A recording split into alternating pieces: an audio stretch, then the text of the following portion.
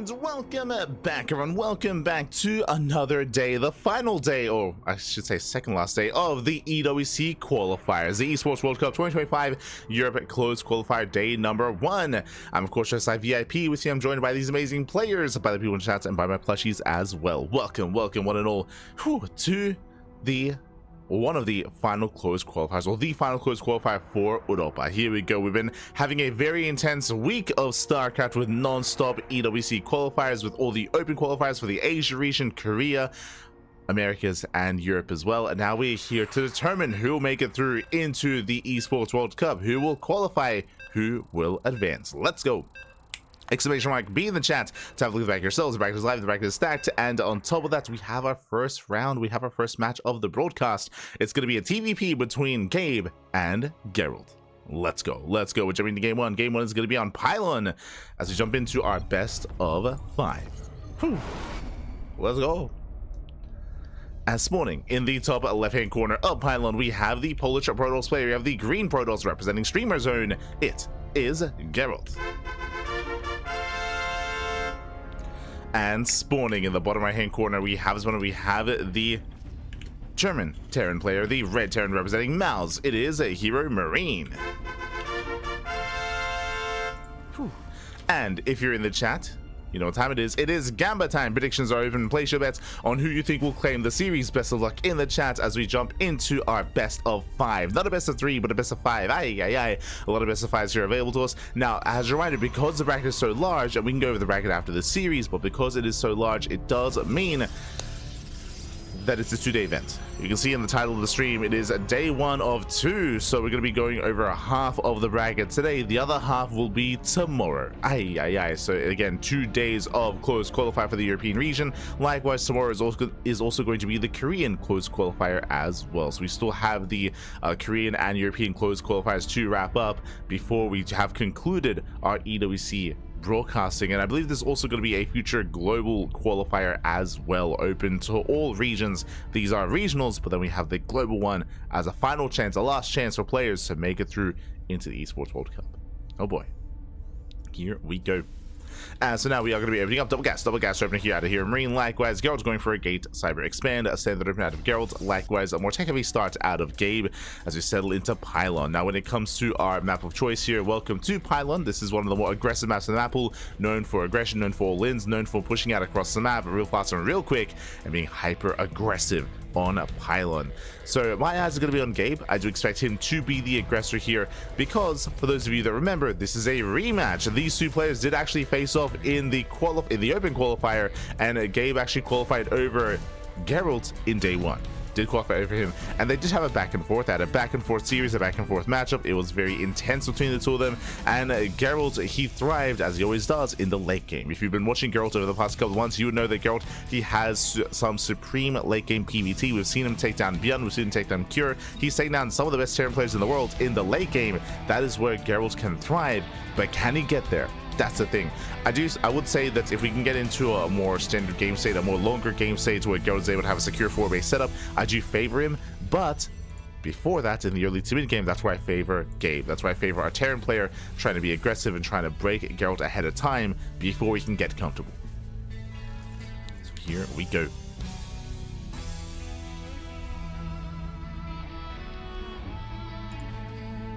So far we have our initial 1-1-1. When it comes to our opener of choice here, not just double gas, going for the, of course, CC before the starport, we open up Widowmine with the factory. So we open up with the Widowmine drop, but I'm curious mostly about the follow-up tech of choice, about that tech lab and how it's thrown down and how it's incorporated into the build here of Gabe.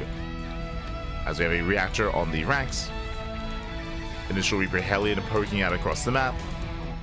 Not committing too hard, but does have a presence. Meanwhile, Reaper Hellion out of position. Adept does sneak by. Yeah, nice movement here by Geralt. He will delay the CC, at least look to. Extra boys are being pulled. The CC will complete. CC will complete here. Reaper Hellion does race back.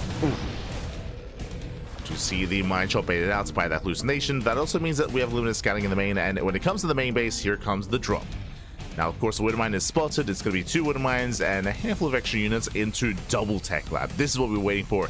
Tech Lab on the factory, Tech Lab on the starport as well. Getting ready for tank production, getting ready for cycling, for Banshee production as well.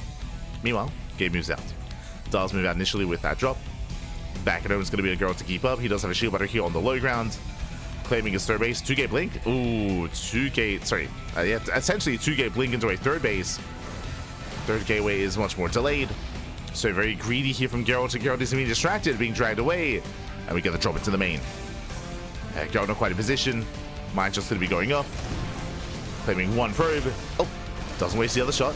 Oh my god, the probe's out. Oh, they're trapped. No, the SimCity. They have to get out of here. They're retargeting. Oh my god, brutal connection. 10 probes go down. There's a full wall here. The probes, they couldn't get out. They couldn't leave. Ay, ay, ay. Some rough movement there. Some rough SimCity working against Geralt. That's going to be 10 probes going down. Ay, ay, ay. And on top of that, the Woodermine survives. The Woodermine does survive. The Marines as well.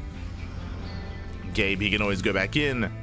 And behind this, remember, we spoke about the tech labs. We do go for an initial tank, but only a single tank. Bam! Into Cloak Banshee. Into Cloak Banshee. The Banshee does avoid the Stalkers, as they only just now take over the Zelnaga and barely don't catch wind of that Banshee. Banshee does sit by. Back at home. Detection. Zero. Zero detection. Do you see what I see? I see no Robo. No Robo, no Stargate, no Forge. Zero detection here for Geralt, and the 1-2 punch is about to arrive. Initially, the Mind Drop wreaking havoc, but it's not about the Mind Drop. It is about the Banshees. As here we go. They are revealed. For the time being, he does reveal Cloak as probes are going down. There's a recall, and there's Cloak. Yeah, Cloak is now revealed, and there is no answer. Now, thankfully, the Banshee's focusing on the shield battery instead of going for probe damage. So Geralt gets time to react and time to respond. Here comes the second Banshee. This is at least denying any kind of mining here at the third. This could have been dealing a little bit more critical damage, but I mean, it's damage nonetheless. As Geralt literally has no answer to this. He has no answer. But Gabe, he's playing it safe. He's like, you must have a Robo. You must. I'll just play calm. I'll just calm down. I mean, here comes the second Banshee. Into the natural, and again, there is no detection. There's a shield battery, thankfully. There is that shield battery, but mining is being denied. Likewise, another Banshee here towards the third, and there's just no economy. We have a one base economy here from Geralt. Trying to get things back up and running.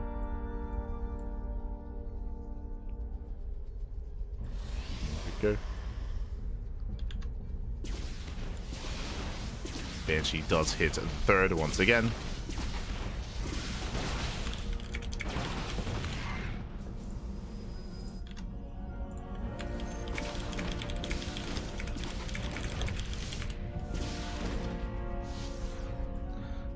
As the Banshee once again just denying any kind of mining here. Geralt, he's getting back up to his saturation, but here comes the push. Here comes the follow-up. And again, Geralt, his economy has been so stifled. It's just been so haphazard.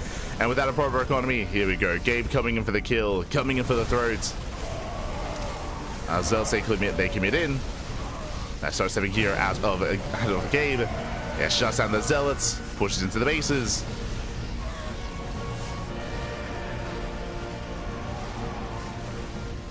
From here, Geralt, I mean, he has nothing. The problem here is that, again, because he was not even mining from his natural third base for so long, he has no army. There is no army, there is no defense.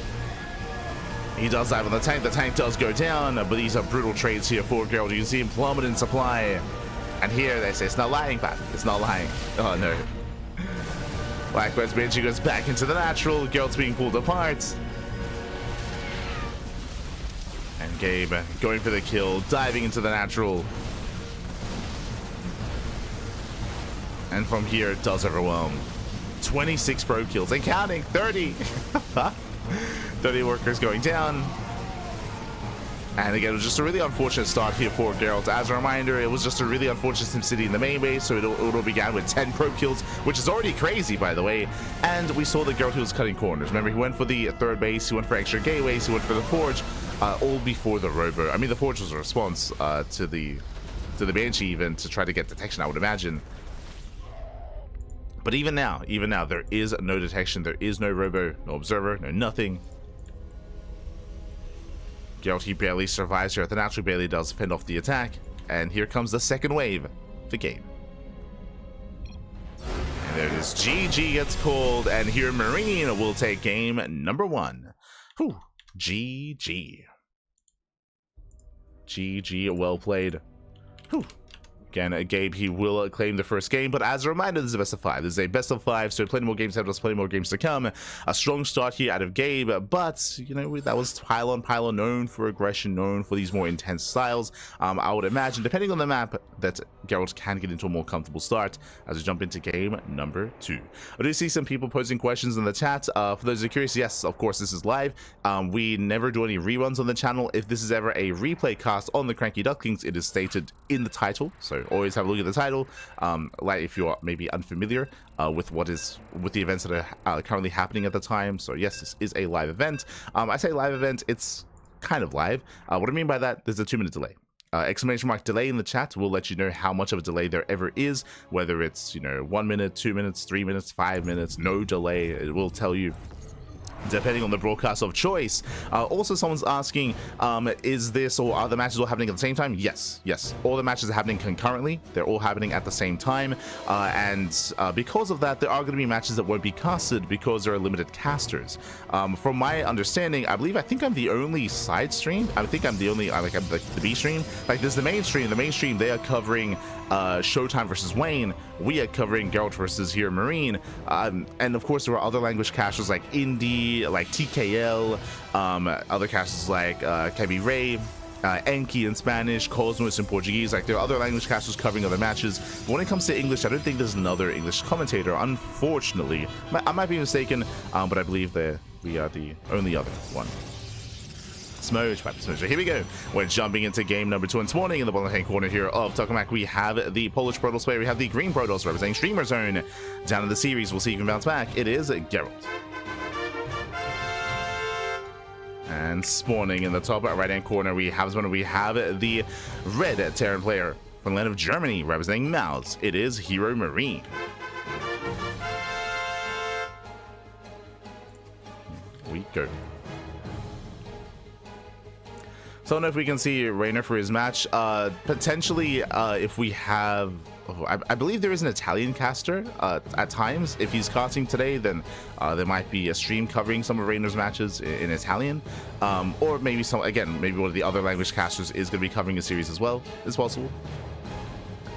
So do check out the other language casters if you're looking for other specific matchups. We're quite limited in what we can follow, and of course we have committed to our PVT here to start off the broadcast. Let's go. Here we go. For now, economic opener. We do have, remember, if you recall, last game we had a double gas opener into a faster factory. It initially started with a Woodermine drop into Cloak Banshee. Here, single gas opener, faster CC, a more economic start. And again, this does make plenty of sense on Tokamak. This is a map where I do favor Geralt more so than on Pylon. We spoke about how Pylon is known for aggression. The rush distance by ground is really short, so you can be hyper aggressive on Pylon. And we saw Gabe just pull his opponent apart, but the map did assist Gabe. Here on Tokamak, larger map, longer rushes by ground, more secure bases. We do expect Geralt to thrive a little bit more here when it comes to defending and saturating on 2, 3, and 4 bases. We spoke at the start of the series, if you weren't here for it, that Geralt, he has taken maps off of Gabe before. He did do so in the qualifiers, and that was off of the late game. Again, we've seen Geralt take series off of Cure, take series off of Björn in recent times, all from that late game, or just thriving in the late game as well, able to slow the game down, able to max out, get into that end game composition. That is where Geralt is at his best. That's where he's going to try to head. We'll see if he can get there. If he can, then hey, he can pop up. So timing, we do have our Twilight Council opener out of Geralt, working towards Blink.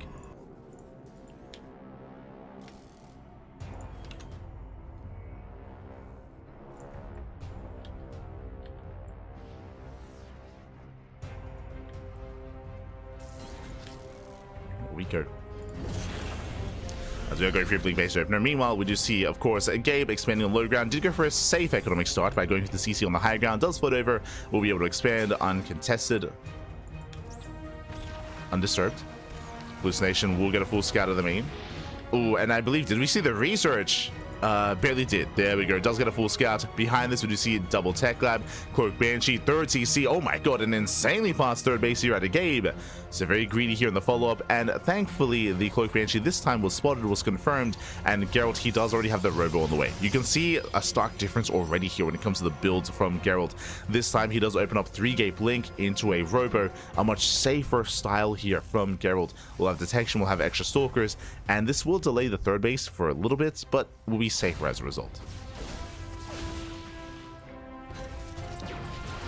So Geralt playing safe, will be going for his expansion. Now what I will say, as we're seeing our more safer and economic build here by Geralt, unfortunately Geralt, he's unaware of how greedy, oh no, my apologies, he did scout how greedy Gabe is being, but with this setup, I don't know if he can really punish it. Again, he's not going for like a prism early on, he's not going for extra stalkers, he's not delaying his third base any further. So Gabe, he should get away with this. He should get away with this. He will be able to embrace that greater economy.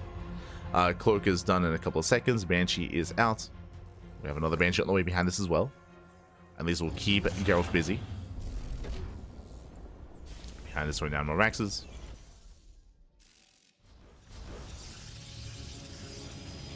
Building up. And shout out Inko in the chats. So again, there are plenty of other language casters out there, and most of them are spreading out and covering their own preferred matches. So you can shop around and find the specific series you're looking for, as there are a lot of matches happening at once. Understandable. Fully understandable. There's a lot of matches.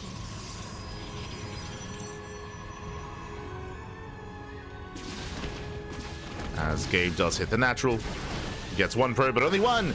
And this time a much cleaner defense here. Banshee goes down. Nice defense so far by Geralt. And again, a lot of this is all because, one, safe build, but two, he scouted. Like, he knew. He knew what was coming his way. He was aware of the Cloak Banshee. Meanwhile, there's a second Banshee that's moving out towards the left-hand side. Towards the main base here of Geralt. Likewise, Gabe breaking out, taking his much faster third. Like, again, because Gabe is getting such a fast third base, it does mean that he's going to have just a really impressive mid-game. Like, he will skyrocket ahead in the mid-game, I should say, when it comes to his supply. It's going to be on Geralt to try to do some economic damage after the initial Banshee defense, as he does find the second Banshee. Second Banshee is found. Geralt, he does respond. He will lose one probe, and once again, only one probe. Up! Oh, can he get it? Ooh, barely can. And so far, a better defense here by Geralt. Again, he will snipe 2 Banshees, 2 Cloak Banshees, for only losing 2 probes. Like 3 in total, but that was to the Reaper earlier. So very nice defense here. I would say a better defense here, and the initial investment into Cloak Banshee was not worth it for Gabe. You could argue that, I mean, at least the Cloak Banshees did force Geralt to stay back at home. That is true, but regular Banshees could have done the same thing. And because of that, Geralt, he's able to hold his own, maintain himself, get a 4th base. But what's important here is, again, that 3rd base timing of Gabe.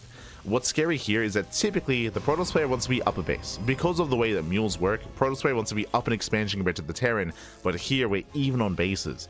And the worker count is even as well. So Gabe is actually ahead. Like, here Marine, he's ahead economically.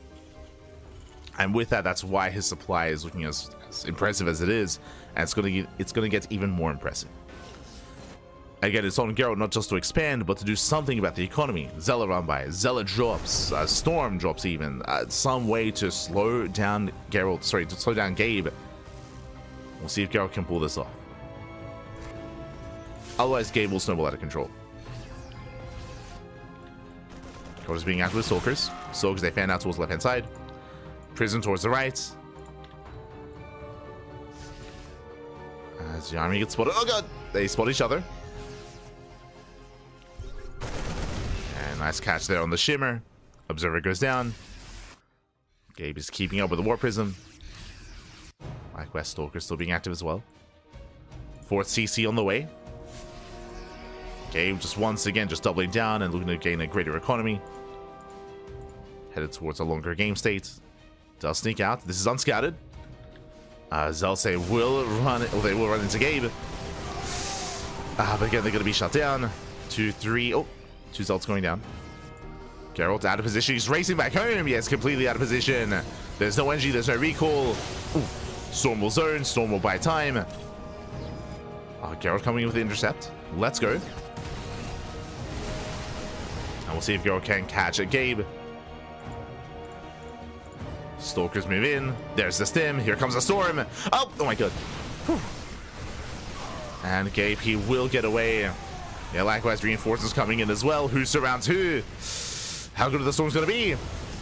We get some okay storms, but the army is already spread. And Gabe, he will hold. He will save his medevacs. He will save his army. This is going to be a messy fight here for Geralt. He wants those tanks, though. Oof. It does storm the tanks. But what about the fire? Likewise, zoning storms. Yeah, more storms for the Marines, but alas, it's just too much of a chaotic fight. In the end, Geralt, he does lose his army. Gabe stimming in, shutting him down. Again, a very chaotic engagement. In the end, Gabe does come out on top. He lost all of his tanks, but the Marines, the bio army, they did survive. Again, we saw storms mainly on mech units, mainly on tanks, mainly on some fringe marauders here and there, but no major connections. Speaking of, another High Templar goes down. And we spoke earlier about the economy and how Gabe was ahead with that, and that was soon going to be reflected in the supplies. You can see that here. You can see Gabe now with a massive supply lead. Again, he's on 4 bases. He has a booming economy and now has a massive army as a result. He's got ghosts, got widow mines. We spoke about how the pressure was on Geralt to try to punish the economy in some way. He didn't do so. He wasn't able to. He wasn't able to get into any mineral lines. He failed to slow Gabe down.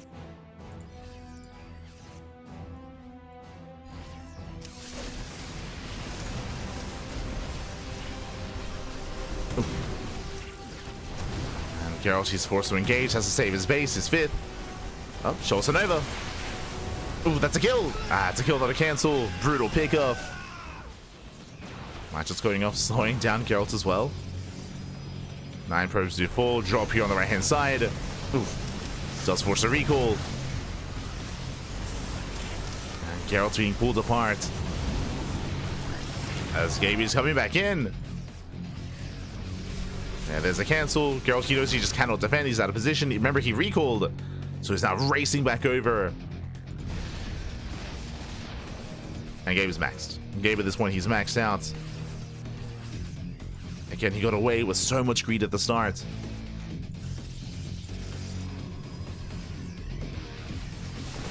And the safe play of Geralt really did hurt him in the end.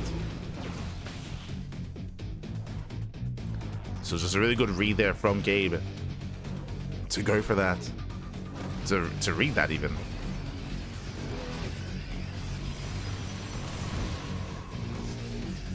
As once again another cancel, once again another denied base. Speaking of, and another, as Geralt, he just cannot expand. He just wants a base, papi. Ay ay ay. And Gabe stims in, shuts down all the charge lots. Just some Colossus running out of storm.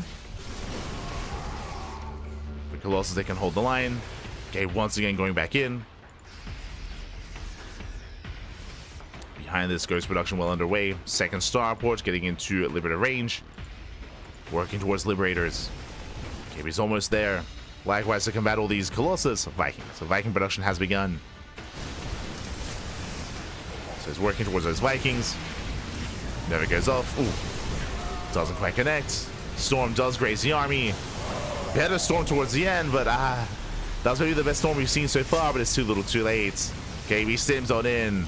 Takes down the Colossus, takes out everything. Brutal EMP here on the Warping and Zealots. And these are still trades that Gabe can afford. He can still afford them back. And cleans up all the charge lots. Brutal positioning there for Geralt. At this point, Gabe has to calm down. A lot of his reinforcements are back at home. Still moving out. So Gabe, he backs off. He's going to consolidate his army. He's going to bring everything together. And Geralt, you can see how well you can defend on 4 bases, right? Like the 4 base setup here of Geralt has been secure. That hasn't been the problem. The problem is no 5th, right? He cannot claim a 5th base, as he does not have map control. The 5th is the issue. Speaking of the 5th base, Gabe, he has his own. His own base is already up. So despite the probe count of Geralt, he's not mining efficiently. He has a lot of workers, but he can't really mine using them. Cannot make use of them. Sniping another High Templar. Ooh. Better Storm. Better Storm towards the end. Likewise collapsing in on those ghosts, getting one.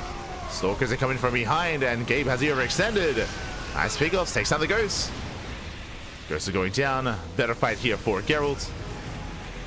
Liberation coming in from behind. As Gabe does reinforce, let's get the hell out of here. Oh, Medevac's gonna be going down, and he will lose almost every single Medevac. Very nice catch. And from here, despite the momentum that Gabe has had, he does pull in supply. Likewise, Liberators are on their own, and every Liberator is going to be falling. Again, Gabe did overextend. He will lose everything. And Geralt, he's back in this. Okay, Geralt, he's back in this. More importantly, he needs the base. he needs an expansion. Take a Nexus, Mappy. Take a Nexus. 5th base on the way. Gabe's his is up and running, so he can just remax. He can remax, he can rebuild. But again, there was a very just chaotic fight there for Gabe. Getting surrounded, Stalkers that came in from behind. Again, the storms were much better this time for Geralt. They were on point. Speaking of storms, do we have any High Templar? 6. Okay, 6 High Templar. They're not with the main army. Planetary is done. Geralt's moving out. And can Geralt stabilize? Oh, as he bleeds out some Stalkers. Oh, God. The Disruptor goes down. As we go here from Gabe, it does catch the Disruptor, does catch an Archon. Geralt, he's not quite there yet. He's got 3 Disruptors, and again, he mainly has High Templar.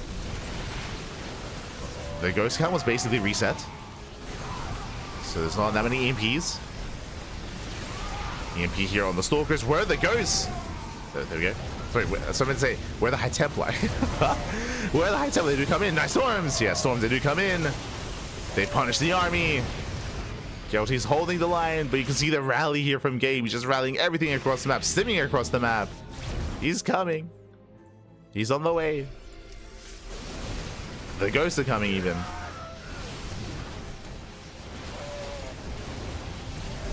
Geralt does move in. Yeah, there are the EMPs. And with those EMPs, Geralt, he just cannot hold his own. Not anymore. Again, Geralt was impressive. He was able to take the fight earlier. But he's still up against a greater economy.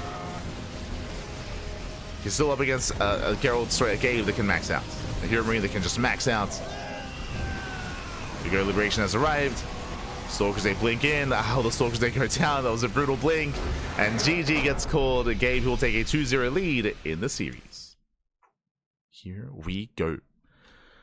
GG, well played. Again, Gabe, he had a very strong start to the game, getting away with a faster 3rd base, a faster 4th base. Because of that, he was able to have a greater army as well. Initially, the opener was better for Geralt. Remember, he shut down the Banshees. He had a really, really good start against a Golic Banshee, but we spoke about it. We spoke about how the more defensive and safe play of Geralt was kind of hurting him in the long run against Gabe, who was being greedy, who was cutting corners, and he got away with it. Gabe, he got away with it. With that, he was able to just deny the 5th base, what, 3, 4, 5 times. It was insane just how much pressure Gabe was able to apply with that greater army. And there was that one moment where Gabe did overextend.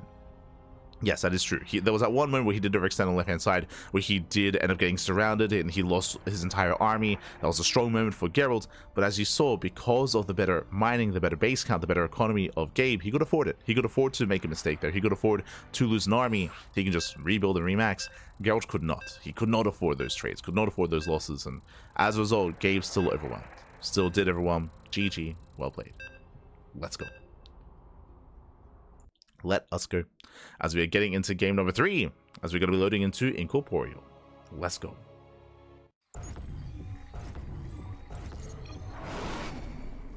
Here we go.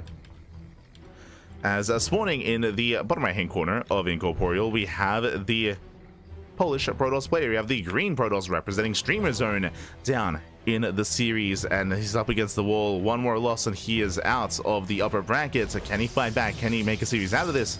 I want to believe he can. It is Geralt.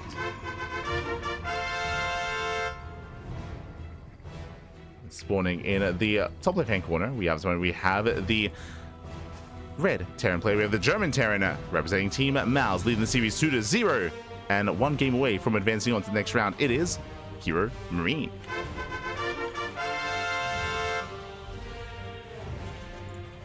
Let's go.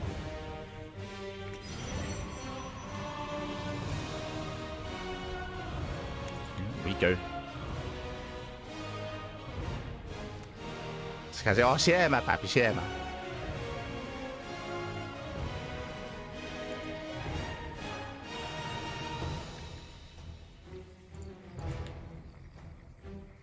Where can I see Serral play? I believe Serral, someone mentioned it earlier, but I believe he's being coached by Enki. Enki, El Hermoso. He's one of our fellow Ducklings. Fellow Duckling. Let's go. So we are moving in.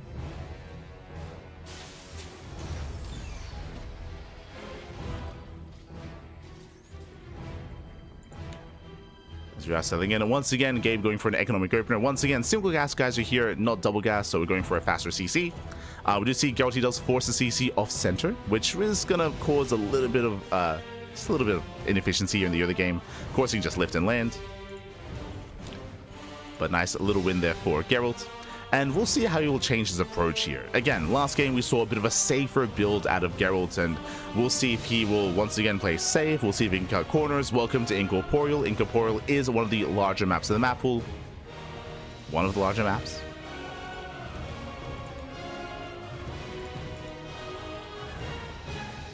So we do expect to see more economic builds. I mean, that's what we're seeing here out of Gabe. And we can once again embrace the mid game here. At least we're looking to do so.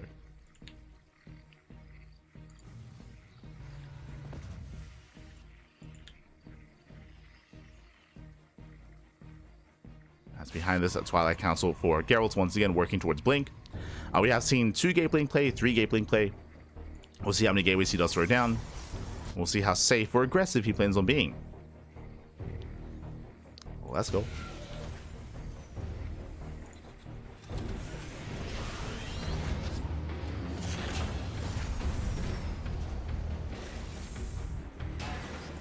So we have that 1-1-1 follow-up.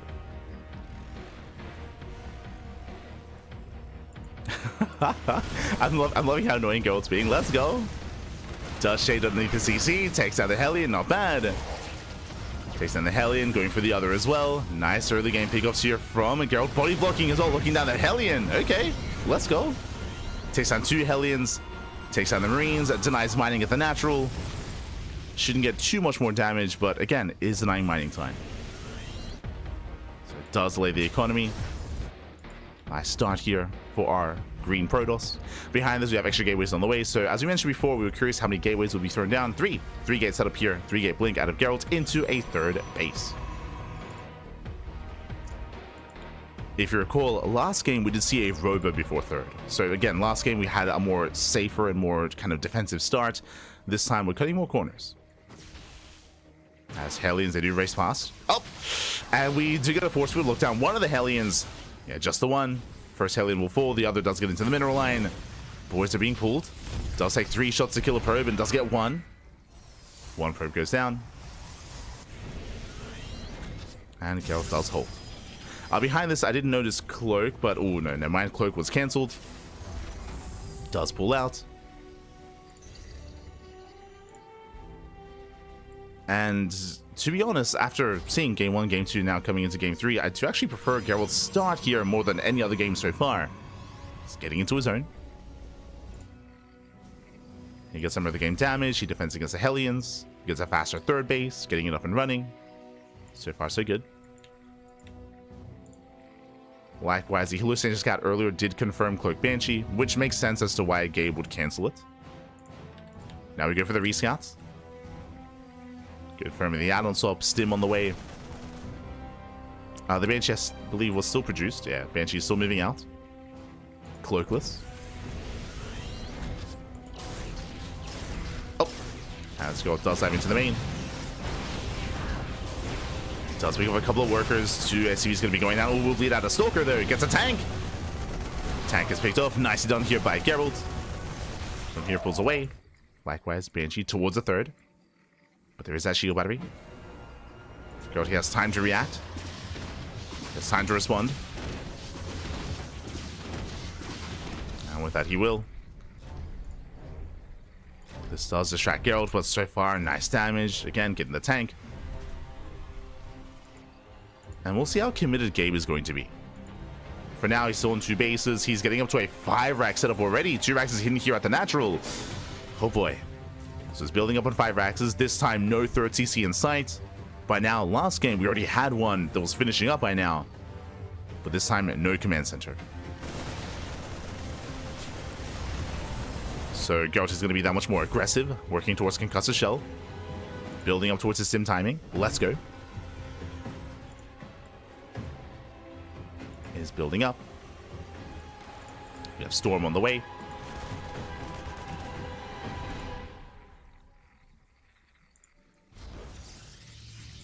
And Storm should be done in time here for the eventual push. But does it get spotted? Hallucination does spot the move out. He's aware. Does have the Zonaga. You can see Geralt responding. He's now moving in. Hoping to slow this down. Or even backstab. As the army is spotted. And Geralt trying to catch reinforcements. Hopefully doesn't get surrounded. Oh, gets a Widowmine. Gets 1, gets 2. 2 Widowmines go down. For a Stalker, he does force out a stim. And again, he's distracting Gabe. The Stalkers are going to go down though, as there's no escaping this. Does recall, and he will escape with 2. Barely 2. 2 Stalkers recall. Storm is now done. How many High Templar? 2. So far, 2 High Templar. Prism is on the way. Geralt is getting ready. Gabe moving in. There's that scan.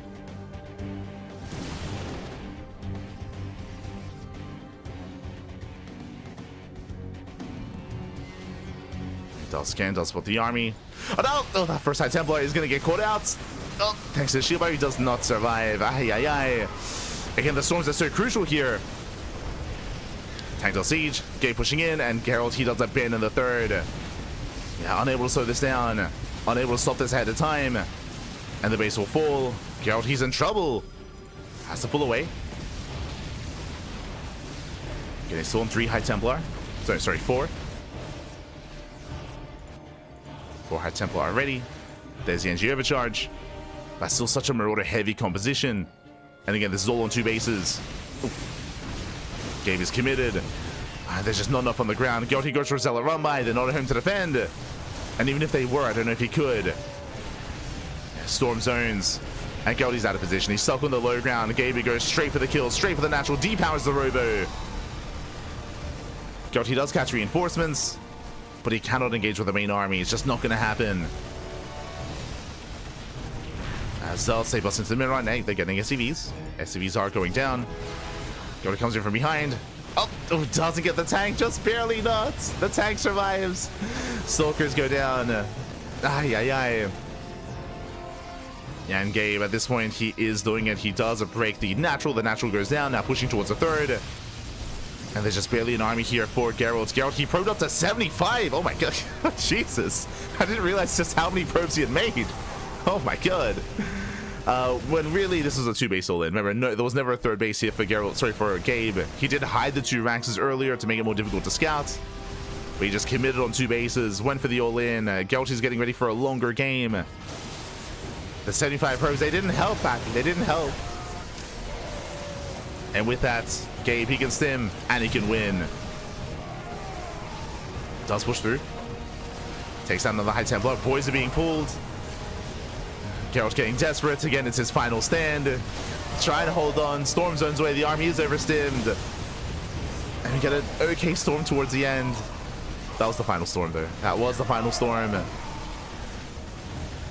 Geralt down to 2 Stalkers, down to 1 Zealot. Base goes down. That's going to be a kill, not a cancel. GG. And Gabe, he will take the series 3-0, advancing on to the next round. GG. Whew.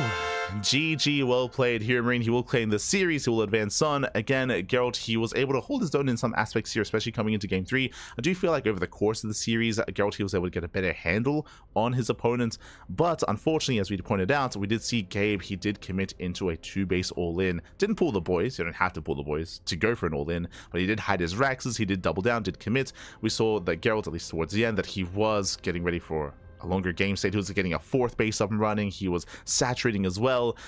And unfortunately, he wasn't able to engage ahead of time and force the army to slow down and force like the early sieges. The Stalkers, they were able to, again, distract for a moment. That is true. But outside of that, Geralt, he was unable to stop the siege, unable to stop the main army. And Gabe did snowball out of control. GG. GG, well played with that here, Marine. He will advance on. And let's catch up on the bracket and figure out where we are and where we are headed.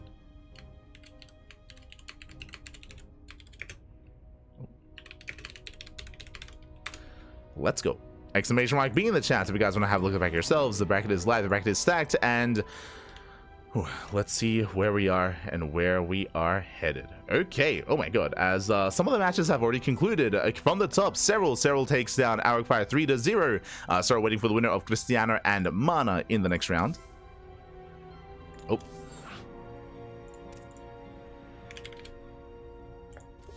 As they come in mid-series. Oh, never mind. Scrolling down, we do have, of course, Gabe. Gabe takes down Geralt 3-0, waiting for the winner of Spirit and Goblin, as they're also currently mid-game. Scrolling down, we have Reynor. Reynor, he is up 3-0 versus Young Yakov, or he does take down Young Yakov 3-0. Reynor waiting for the winner of Lambo and Laser. Again, that is the ZVZ portion of the bracket. They're all facing off as we speak. Scrolling down a little bit further here, ShoWTimE. ShoWTimE takes down Wayne 3-0. That was a mainstream match. ShoWTimE taking down Wayne, and ShoWTimE waiting for the winner of SKillous and Strange. Oh boy. As we do have almost half of the upper bracket wrapping up. As a reminder, we are only covering half of the bracket today. This is a 2-day event. 2-day event here. So we do have so we're going to be covering the upper bracket and of course the lower bracket as well. Here we go. As I'm actually trying to figure out where exactly the mainstream is. So if they wrapped up with ShoWTimE and Wayne, where are they at? They're in Lambo versus a Laser. Okay. They're in Lambo versus a Laser. And they can follow that into Reynor, so they're getting into the ZVZs. Let's go. Meanwhile, we have a bit of downtime here. We have a little bit of downtime. Ideally, we want to try to catch one of these other upper bracket matches. We can maybe jump in mid-series into Spirit versus Goblin or Cristiano versus Mana. Unfortunately, I just missed the lobby of Cristiano versus Mana. Otherwise, we could have gotten into them. So they did just begin. I barely did miss it. But we will steer clear from the mainstream. Again, the mainstream, they have priority. So if the mainstream are on Lambo Laser, then they will most likely follow that into Reynor. So they got you covered there. So we'll stay away from that portion of the bracket. I guess it would make the most sense, especially because we just covered Gabe, to try to jump into Spirit versus Goblin and then follow that into Gabe. That would make the most sense for our stream to stay in this area. Otherwise, of course, it's double elimination, right? So if you're a fan of Geralt, if you're a fan of any of these players, do not worry, no one is out of the tournament yet. We do have the lower bracket also available, so they do have another chance to recover, to make it through. Let's go. Let's go. Is there anyone to watch Mana? I would imagine that Indy's probably casting one of the other Polish players, either Spirits or Cristiano and Mana. I would imagine that Indy's... Oh, actually, never mind. I was gonna say that Indy's gonna be casting them, but if you remember, I believe Indy's observing for the mainstream, right? I think Indy's been observing, so yeah, unfortunately, I don't know if he's if his channel's live. Feels indie, man. Feels indie. Light sleeps in between matches. I did get 2 hours of sleep. For those that are curious, again, we cast all the StarCraft. We just wrapped up with the Korean qualifier earlier, and I did get 2 hours of sleep, and now we're good to go. We have another cast like in another like 10-ish hours, but I should have plenty of time to get a little bit more sleep before then. Should be okay.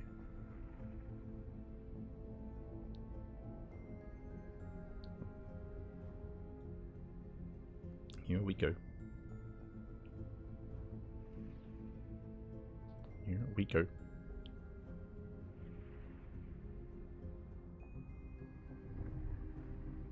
Wait, what did he have 75 pros for? For a macro game. Geralt, he just wants the macro, Pap. He just wants the macro. Smooge. Just wants to play some StarCraft.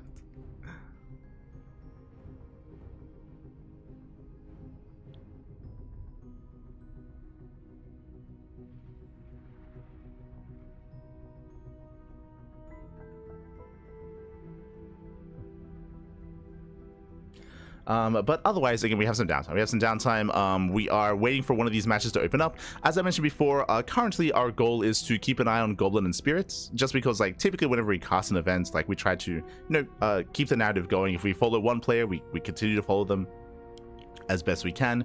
But I wouldn't be too picky either. Like, if Christiana versus Mana becomes available, then we'll jump into that as well. We'll jump into either one, whichever becomes available first. Just as a heads up. And again, if you want to tune into Lambo versus a Laser, the mainstream has you.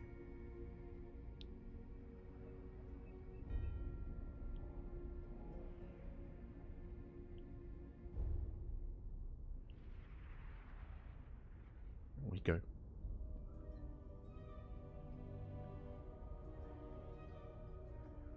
But otherwise, hope you're all enjoying yourselves. When is Spirits game?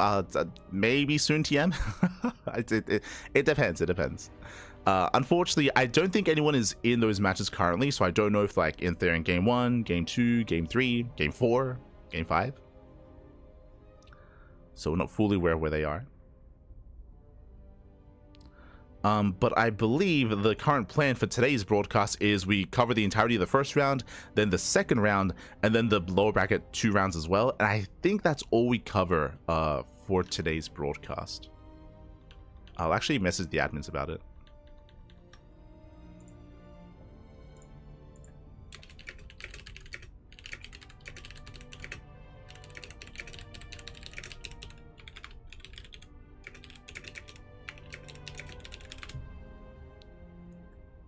So I'm asking the admins, how many rounds are we covering?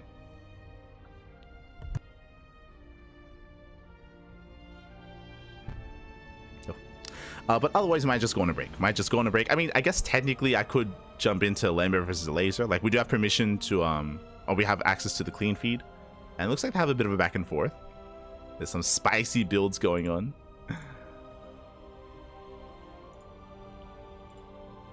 Spicy. All right, and all these are going to be best of 5s. All these matches are best of 5s. It's going to be a best of 7 qualifying matches, I believe. But all these other series, including the lower bracket, best of 5s. So we get the most out of these players. Coffee, no. Andy is observing for Steadfast and State. Yeah. He's observing, so he otherwise he would be following his boys, like Geralt, Christiana, Mana, Spirit, doing his best.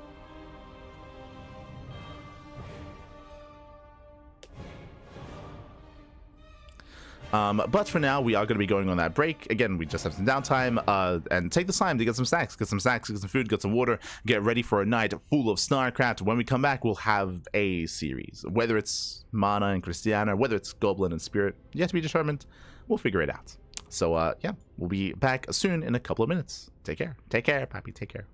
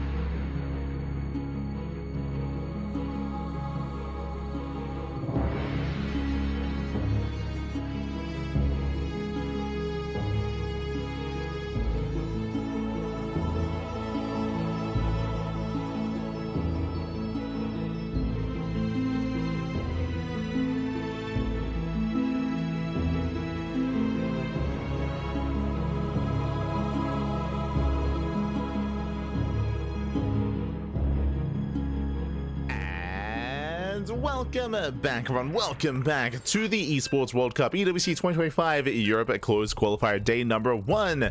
Ooh, I hope you enjoyed that lovely brutal OSC as we returned. We are back. I do apologize for the downtime, but we had to wait for some of the other matches to wrap up and wait for Vetoes to conclude off stream, on another stream, I should say. Shout out to Cabby Ray as they were covering Goblin versus Spirit, and there was a crazy result. I would say an upset here as we have our Protoss player taking down Spirit 3-0, and now that leads into the upper bracket second round. We're jumping into our fresh best of 5 and spawning in the top left hand corner of Pylon. We have the German Terran player. We have the red Terran representing Mouse. It is Hero Marine.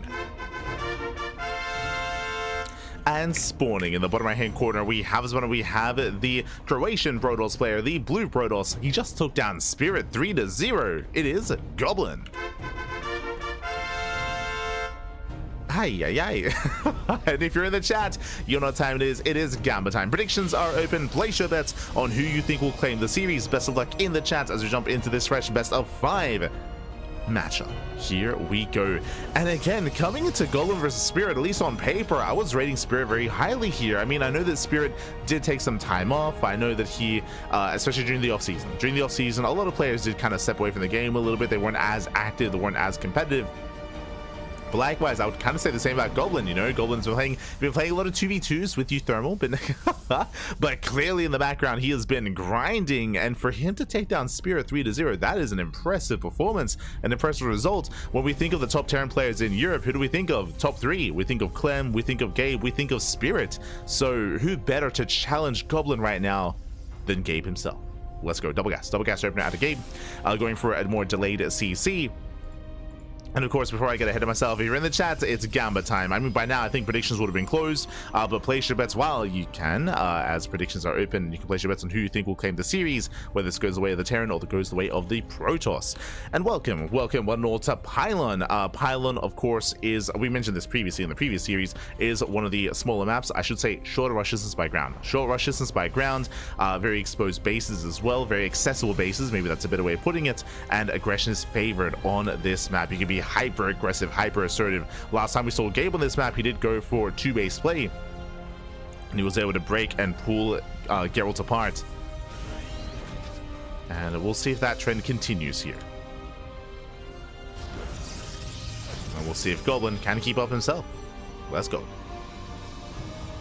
As for now, we are going to be settling in. Reaper will go for the chase. We'll hunt out the initial probe. Likewise, with good movement, the Stalker does get a lot of hits off there on the Reaper. The Reaper will escape, but will get away. Behind this, we have our 1-1-1 setup. Again, that is a CC after the factory, but before the starport. Ooh, and going into the early tech lab. Okay, so unlike in previous games, there's no initial Hellion, there's no initial Widowmine. We're going straight into the tech lab. From here, we can go for early Cyclone into Cyclone Jolt. We can go for early tanks. We can set up for an add-on swap as well. Regardless, very tech heavy here from Hero Marine. And he's going for the initial Cyclone. Going for the initial Cyclone. Again, no Widowmine drop setup, no Hellion run by setup or any of that, any of the sort. Back at home, Goblin opening up at Twilight Council. So Twilight Council opener out of Goblin, working towards Blink. So far, so standard. We'll see if he goes 2-gate Blink, 3-gate Blink, 4-gate Blink Stalker. Hallucination does confirm the setup, does confirm the add-on on the factory. Second rack's on the way. And likewise, Goblin, he wants to ideally see what pops out from said factory. Does spot the Cyclone. Cyclone is spotted. Yep, Goblin confirms. And it is going to be Cyclone into add-on swap. Okay, I was curious if we're going to go for the tank or the add-on swap. And here we go. Add-on swap so far is unscouted. We have a backup hallucination on the way, and the Cyclone will miss it. And with this Goblin, he will confirm that we are getting into Banshee. There we go. Does even confirm Cloak. So nice rescout here by Goblin. He sees everything. I mean, he sees everything in a sense. He doesn't see the drop. The drop does move out. Does hit the right-hand side.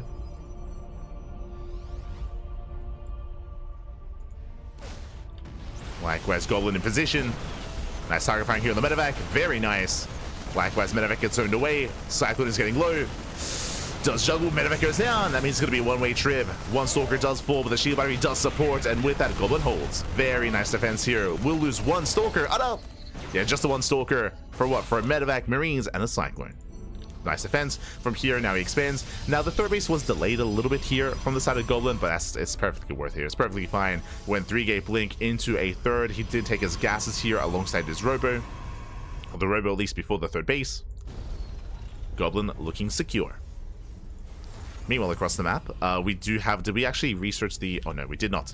So because the scout earlier, what do we see here? We have the rescout. Once again, Goblin on top of everything. But more importantly, does see the Raven. This tells Goblin, you canceled the Banshee. Which is true. Like Gabe, he canceled the Banshee and he canceled Cloak. The tell there was scouting the Raven. Now understanding what the starport was spent on. So Goblin now is aware of what's going on. He's aware that he doesn't have to worry about Banshee harass across the map. He can focus on his own aggression. Ooh, gets a Marine. We'll take another tank volley to the face. Stalkers are getting very low, but doesn't lose anything yet. And the goal here for Goblin should be to contain and also to confirm whether or not Gabe goes for a 2-base all-in. So far, Gabe is still setting up.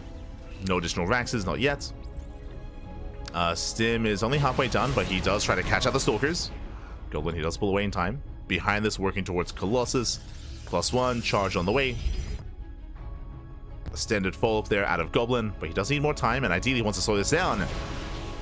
Stalkers are again still so incredible. Gets 1 Marine. Picks off Marine, he does spot the move out. And we need those warp-ins. Zealots are warping in. Likewise rotates over. He has sentries, he has a force field. He can try to force field, but the tanks, they do siege on the ramp. And here Marine trying to get it within range. Does see the setup, does pull back. Whew. And Goblin so far, he's holding. He's holding on. Oh no! Ooh, Observer gets caught. Nice catch here from Gabe. And behind this, third CC. That's what's important here. He's not throwing down 2 more Raxes. He's not going into a 5-rack setup. It's going to be a CC. Gabe is expanding. And he has no intention to commit. He's here in the center, hoping to catch a Goblin straying a little bit too far out into the open. But he doesn't siege. At the wrong... Oh. Doesn't siege. Can we catch the tanks? He can! Yeah, 1 tank going to be going down. He gets 1. Oh no! No, he doesn't get the 1. Does he? Comes back, gets it. Oh my god. Takes down the first tank. Nice catch here by Goblin. And again, very fortunate that Gabe had unsieged at that time.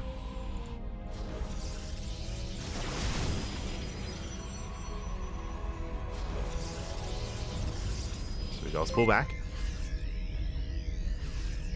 Does pull back, building up his Colossus count.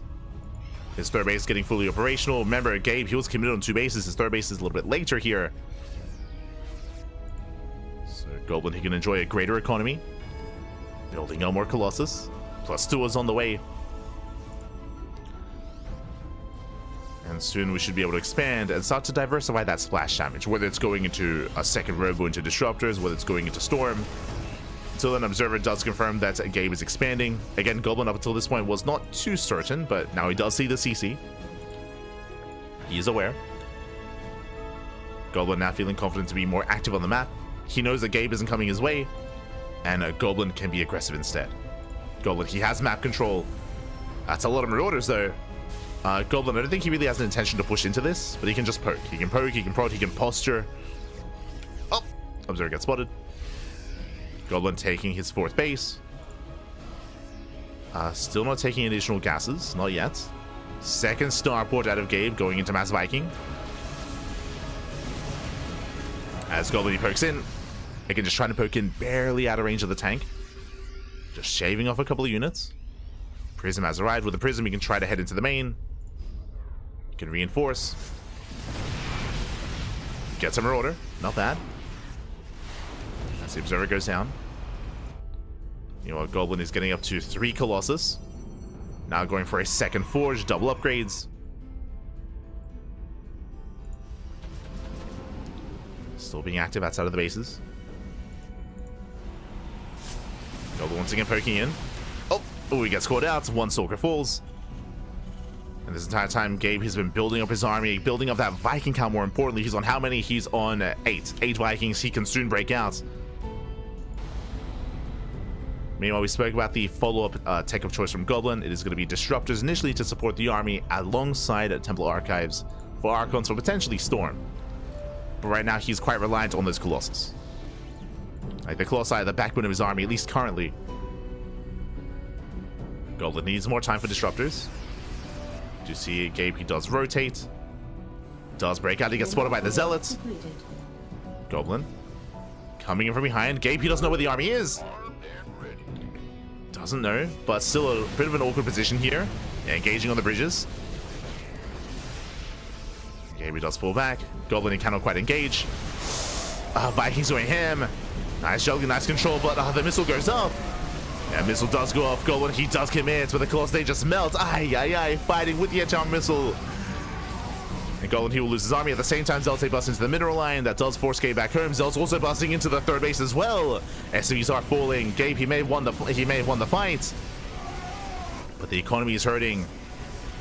Oh, getting a tank as well. Not bad. Tank goes down. 14 SCVs. And Goblin, he has time to lick his wounds. He needs disruptors. Disruptors are on the way. He needs more time. As he lost every Colossus. Like, Gabe's main army is still terrifying. Like, he still has a terrifying main army. Goblin, he has a prism here for a counterattack.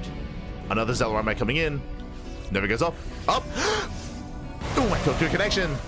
Yeah, nice connection here from Goblin. The fourth base, sorry, the fifth base is going to be forfeit, but the fifth base doesn't matter as much. There's a cancel. Zealots, they do catch reinforcements. And Gabe boosting into the main. That's a lot of Vikings. 13, Jesus, 13 Vikings. They can land, they will. And Gabe is going for the kill, going for the main. How good are the nerves going to be? Ooh, massive connections. Connects with one, and he's got one more. And Nova likewise also connects. And with these connections, with these reinforcements, Goblin, I believe he can defend. He's got shield batteries, he's got war pins. Storm is now done. And Goblin, he will clean this up. Whew. He will clean up the army. I say that Gabe's still rallying across the map. But back at home, where's the economy? There is none. There is no economy here. Gabe, he's all in. He's all, oh god, he's all in. Nice storm. Yeah, Marines are on their own. They're trickling in. Drop back into the main. Goblin that position. Oh, but he does have storm. He does have disruptors. Yeah, Goblin, he's holding. He's holding on. Likewise, Gabe, he does sneak into a mineral line. Not bad. Probes are going down. That's a lot of damage. Gets the entire mineral line. Goblin now plummeting in worker count. And that worker supply. Drop back into the main. Goblin having a hard time keeping up. Where are the storms? Oh my god. Storms not coming in. Storms do come in. Goblin, he's holding on, but we're getting messy here. We're getting messy. 48 probes to 47 SCVs plus mules. No anti-air. Medivacs, they do get away. At the same time, Prism into the natural. We're getting into a chaotic game state. But Goblin, he's going to be able to reinforce. He preserves those disruptors. That's what's important here. Like these high-tech units, the robo units of Goblin, they have been building up over time. The disruptors, now the Colossus. Prism goes down. But Goblin is going for the third. Okay, he's getting in position. He responds. CC getting low. Where are those disruptors? They're not coming in. Zoning back the army. We have plenty of storms. One Liberate holding the line. Storm does zone. Storm zones away.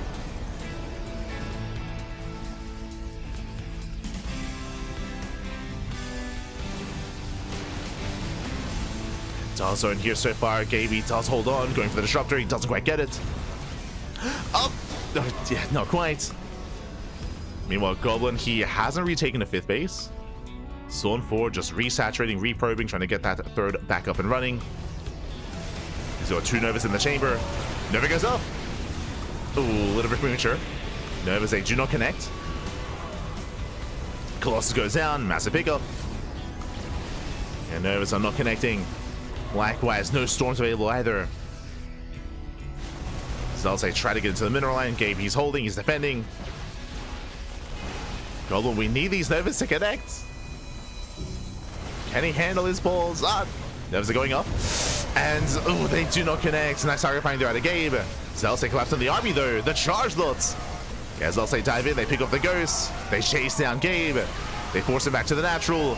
And a better trade here from Goblin. At the same time, he gets into the mineral line. GG gets called, and Goblin takes game number 1. Whew, GG. Oh, my God. GG, well played. Goblin does take lead in the series. Again, a very intense game here. It all began with that first fight, which Gabe took well. Remember, Gabe, he was able to engage with the main army. He killed 3 Colossus. He got an anti-armor missile off from the main army. He shut down the Stalkers. He shut down the Archon. Like, Gabe took a really strong fight in the center of the map. But at the same time, what did Goblin have? Zealot run-bys. He had Zealots in the natural and Zealots at the third base. Cripple the economy, force Gabe back home, force him to respond because there were just so many Zealots, and allowed Goblin to buy time to build up those disruptors to pull for defense. It was very intense, very back and forth. GG, Goblin takes the lead. Whew. GG, well played. Meanwhile, as we're getting into this, a big shout out to 6FFG Alien. Oh my God, thank you so much. Thank you so much for the Twitch Prime. We do appreciate it. Do appreciate the support. Thank you so much for the support. I hope you enjoy the content. Hope you enjoy the casting. Likewise, thank you so much to Scorpling as well. God, thank you so much for the support. Again, we do. I hope you enjoy the casting, the content, and the StarCraft as well. Hope you enjoy as we are jumping into game number 2 and spawning in the top right hand corner of ley lines. We have the German Terran player. We have the red Terran representing Mouse. It is Hero Marine. And spawning in the bottom left-hand corner, we have his opponent. We have the Croatian Protoss player, the Blue Protoss, leading the series 1-0. It is Goblin. Este Goblin. Ay, ay, ay. Again, it was a very intense, very chaotic back and forth there in that last game. Nice. There was some good moments, strong moments for both players, of course. But Goblin does take the lead. Now we're settling into a much more standard map. We spoke earlier how Pylon is known for aggression, is a smaller map in the map pool, and we often see shorter games on Pylon. But now we're loading into ley lines. I would say this is a little bit more middle of the road. Not as large as Maganath or Tokamak, not as small as Torches or Pylon. It's more right down the middle. Double gas opener out of Gabe once again. Double gas into a faster factory, into a delayed CC. So once again, I'm going to be going for a tech-heavy style. Now, as a reminder, what did Gabe go for last game when he did open up double gas? He went double gas into a... He skipped his Hellion, he skipped Widow Mines, he went into a faster tech lab, we went for a Cyclone opener into add-on swap, into Cloak Banshee, but the Banshees got scattered and he had to cancel, he had to kind of readjust. Like, again, it was a bit of a more awkward start there from Gabe, at least initially, just because of the scouting of Goblin. We'll see what Gabe goes for this time. Do we once again try to get into Cloak Banshee? Or do we go into committed Cyclones? Do we go for additional tanks? Like, we have options here. Gabe does have options. You can even go just Reactor Reaper Hellion. Reactor is on the way. As Gabe does move out, we'll expand here on the low ground. Back at home, standard opener out of Goblin.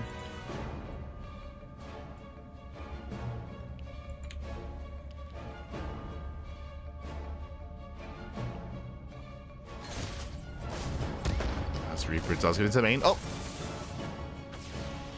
Does get in. He wants the probe! He wants it! Oh, can he get it? Oh no! Jesus. That caused a lot of chaos. Goblin panicking a little bit there. But does save his probe, but did lose extra mining time. Calm down, Goblin. Calm down. Intense moment. As behind this, we have our 1-1-1 follow-up. We spoke about the opener here, and it is going to be Tech Lab in the factory. Okay, so it's going to be, once again, no Widowmine, no Hellion. Does go for the Tech Lab, Reactor Marine production. With this, we could once again go for an add-on swap after the Cyclone. We'll keep an eye on Gabe. Hallucination comes in. Hallucination does confirm the 1-1-1 setup. Does confirm the Tech Lab on the factory. So Goblin is more or less aware. He also sees the Marine production, so he knows there's no like Reactor Reaper setup. Goes back in, and he will spot the Cyclone, and he spots the add-on swap. Okay. So nice. Oh, the fake. Let's go. The fake add-on swap. Okay, Gabe. I see you. I see you. I do appreciate it here. So fake, I mean, it's solid, but fake add-on swap, and the follow-up hallucination confirms that there is no add-on swap. Okay, no Banshee. Meanwhile, Marine Cyclone drop across the map, making his way towards the bases. Yo, meanwhile, a shout out to a dog wearing shades. God, baby God. Thank you so much. Thank you so much for the gifted sub to the community, gifted sub to Ruxin. Thank you. Thank you so much. Do appreciate it. Also to Ruxin alongside to Scorpling, alongside Alien as well. Hope you enjoy not just content, but hope you enjoy the emotes. We do have some lovely duck related emotes in the chat. You can be a DGen, you can have some ramen, you can go to bed. And we also provide replay packs to our subscribers as well via Discord. Via Discord if you want those replay packs. You want nice juggling here as Gabe does push in. He does lay the third base. ShoWTimE putting in a lot of work. The sentry does go down, and we just rally across the map, rallying out a second Cyclone. Gabe being hyper aggressive. The boys are being pulled. Once again, nice control. Saves the Cyclone. Medevac is going to be targeted down. Gets a Medevac, gets the Cyclones, and Goblin, he should hold on, but at a cost. 9 probe kills. Brutal damage. Again, Gabe doesn't end the game. He wasn't meant to, but he does cripple the economy. So a very nice start here by Gabe. Goblin, unfortunately, he wasn't quite able to preserve his workers. And Gabe starts off with a worker lead. So economically, Hero Marine, he's in a better position. Again, very nice economic damage. And now the pressure's on Goblin to bounce back, to get some counter damage done. Blink is almost done. Raven moves out for some harass.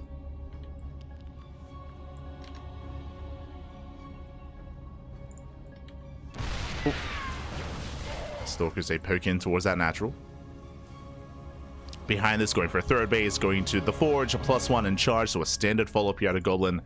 This standard is going to charge +1 into Colossus or Storm, both are viable. Does come down to preference. You know, mining is being denied. Gets a probe kill.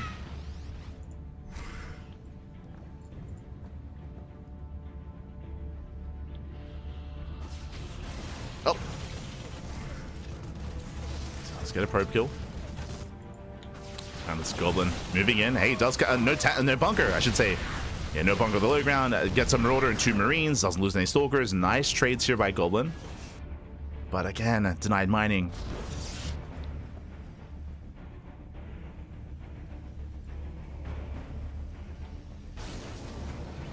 So we have that denied mining. Tanks are setting up. Goblin getting almost caught out. But overall, like, these have been nice pickups here, but Gabe, he's still in a solid position. Behind this, no all-in, expands. Third TC. Third TC's on the way. Gabe is pushing, that is true, but he is going to be expanding behind this.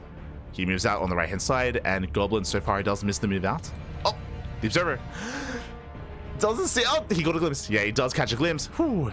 He does spot the Marauder, and he responds. Yeah, he does respond. He does catch the Marauder. Marauder goes down. Setting up back at the third. Gabe trying to sneak out, but he was spotted. Gabe, he does them in. Tanks are siege up quite far behind. The tanks are siege. Goblin, he commits in and going for the tanks. Yeah, nice blink. 1, 2 tanks go down. A nice pickup. Now going for the fire, and Goblin holds. Yeah, Goblin does shut this down. A more efficient trade here by Goblin. Goblin, he bleeds out a couple of Stalkers, but he mainly trades out Zealots for 2 tanks. So a better trade here, better engage. Again, Gabe, who was trying to be cheeky, trying to sneak out, but he did get spotted. And Goblin is still on his road to recovery. Gabe still has that supply lead. Again, because of the early economic damage, Gabe, he does have that supply advantage. Now pushing in. That's a lot of Winter Mines. Oh my god, Winter Mines, they will go up. And there's just not enough here. Yeah, there's no shield battery, no shield batteries, no defensive setup. Gabe, he will overwhelm. He will get into the middle line. Probe's going to be going down. And Goblin, he wasn't quite able to recover. We do have another warp in, though. Another warp in of Zealots. Goblin, he's holding on. Only bleeds out 3 workers, but there's still 2 more mines. Oh. Yeah, still 2 more mines left over. Gabe dusts him in. Yeah, Sims on forward. And he has broken the third. He has done it. As he gets into the middle line once again. Winter Mines, they sword back the army. Oof. Nice avoid here of the mines. And Gabe is overstand, but he gets 10 more probe kills. And now he's up 20. Gabe is up 20 workers. His third base now landing on location. Marauders, they out-trade the Stalkers. And Goblin just cannot keep up. Not like this. Not anymore. As Goblin just... as Gabe just unrelenting. Still just rallying everything across the map. He knows how close he is to breaking Goblin. The boys are being pulled. Nexus goes down. And with that, Goblin stuck on 2 bases. GG gets called. Gabe, he will bounce back. He will tie up the series 1-1. Whew, GG. GG, well played. We are tied up 1-1. Again, a very aggressive start out of Gabe. We saw that Goblin, he was aware of the initial opener. He was aware of the continued cycle production. To be fair, Goblin, he wasn't aware if a second cycle was being made or tank production had begun. But Gabe, he was so aggressive, so assertive, pushing out with those 2 cyclones. And we saw that Goblin did defend. He did survive that aggression, but at a cost of 9 probes. So again, Goblin, he did fall behind early on. Economically, it was on Goblin to recover, and he was able to catch a couple of Marines, get a couple of Marauders. He was able to see the first move out, but overall, like, he wasn't quite able to recover and keep up. And I'm sure that's also why Gabe was so aggressive, because he knew that he had that economic lead, which meant he had that supply lead, and he just knew he could go for the kill and break Goblin. GG. GG, well played. With that, we have a tied up series, and now we're getting into game número 3. Jumping into game 3, and we'll see who takes the lead from here. As a reminder, this is not the ace match. Best of 5. We have plenty more games ahead of us. And I hope we go the distance. Like, regardless of how this goes, give us like an ace match. Just send it all the way to game 5. I'm greedy. As spawning in the top left-hand corner of Persephone, we have the German Terran player. We have the red Terran representing Mouse. It is Hero Marine. And spawning in the bottom left-hand corner, we have his opponent. We have the blue Protoss player, the Croatian Protoss, being forced into a tied series. We'll see if we can bring it back. It is Goblin. Here we go. Did I miss another notification? Now we're good, we're good.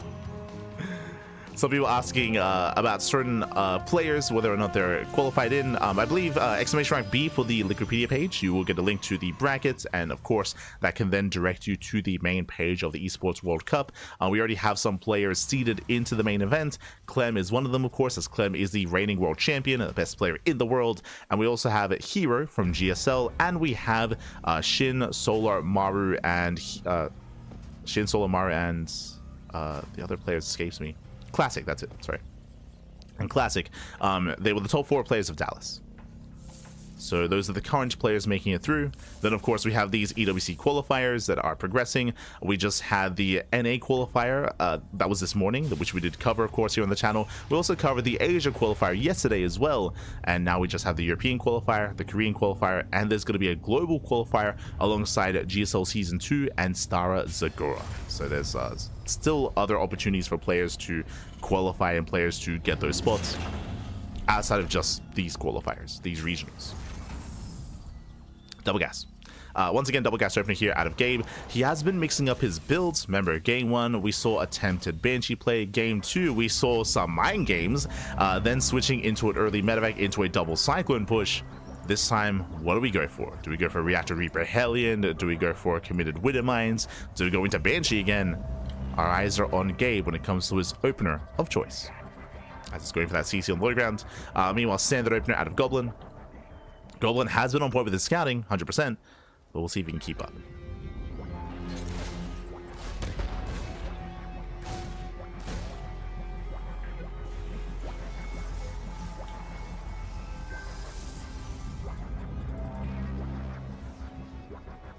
Here we go.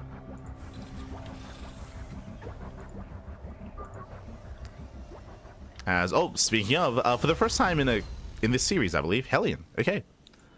So it does open up a Reaper Hellion, not too big of a commitment, so it does go for the Hellion, does go for the Windmine, so no early Tech Lab, no early Cyclone, no early tank production, no early Banshee.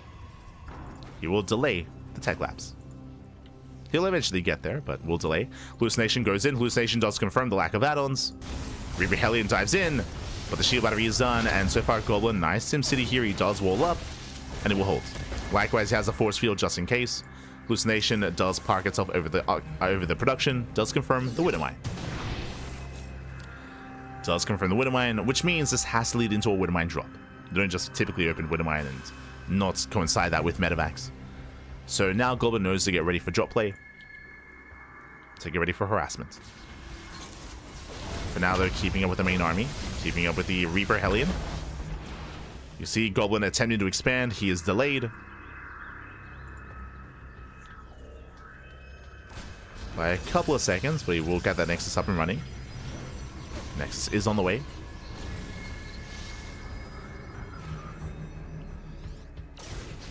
Likewise, here comes that drop in towards the main. We go to Winter Mines and the Marines. Goblin is aware right now. His attention is here, though, at the natural. What about the main? He's ready. Yeah, he has 3 Stalkers in position. Does zone away. Doesn't kill the medevac, but does zone Gabe back. So far, Goblin is keeping up.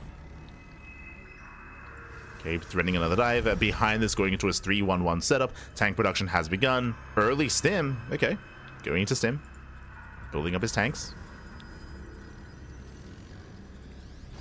And once again, this is what I appreciate out of players like Gabe. I don't know if you noticed, but every game he's done something different. Every game, he's gone double gas opener, right? Every game so far, but the follow-up has been very different, very diverse play here by Hero Marine.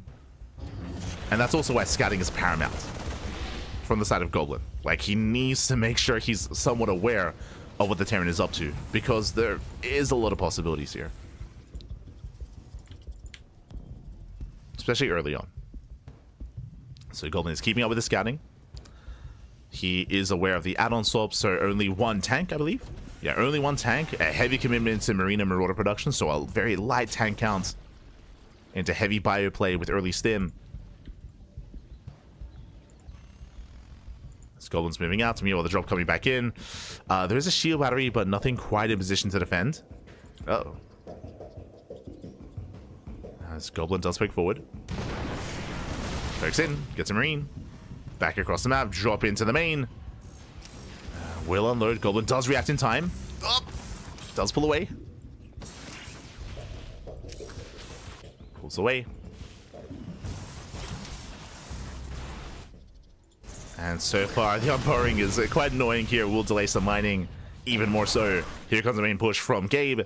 Goblin is aware. Goblin trying to set up. Ooh, Probe's going to be going down. Yeah, Goblin is being spread thin. That's going to be a lot of economic damage. 6 probes falling, 6, 7, 8 probe kills. Ay, ay, ay. And Goblin trying to catch out the main army. He wants a tank. Gets it down to half HP. But nice save there from Gabe. Ooh, the Hellion still going ham. 10 probes. 10 workers going down. Ay, ay, ay. Gabe, he does strike the main. Does take down the Cybercore. And there's no saving this. Cybercore does go down. Goblin setting up the flank and collapsing on the army. He's going to get the tank. Takes down the tank. There's only 1 medevac. Medevac gets started down. And it's going to be a one-way trip. Gabe, he will lose everything here. Very nice force fields. And was this worth it? Because this was a very efficient pickup here from Goblin. Very efficient fight. What did he lose? He lost 5 Zealots and 1 Stalker. Like, the efficiency. Traded Zealots in for the entire army. Did lose a Cybercore. Oh! Mine shots once again on Zealots. Stalkers are preserved. Very nice control. Does blink away. Doesn't lose any Stalkers. But Gabe, he's still just rallying. Oh my god. Still just rallying, consolidating his army. Goblin rebuilding that Cybercore. Panicking a little bit. Throwing down 2 bays. Oof. Goblin, calm down. Calm down, but. And hopefully he does notice in time to cancel at least 1 of them. Gabe is rotating out. Goblin taking a 4th. Does get a 4th base. Gabe also claiming a 3rd CC. He's not all in, but this is a bit of a later 3rd base, so Gabe has been quite committed, quite aggressive. He's hoping for more damage. He rotates over to the right-hand side. Scouting Zealot will spot this. Does spot. Stalkers, they will intercept. They get a medevac. Ooh, medevac goes down. Likewise, forces back the army. There's that recall. Nice read out of Goblin, knowing that he could not escape. Goblin does recall over. Colossus production has begun. Goblin massing up. And Gabe is still looking for damage.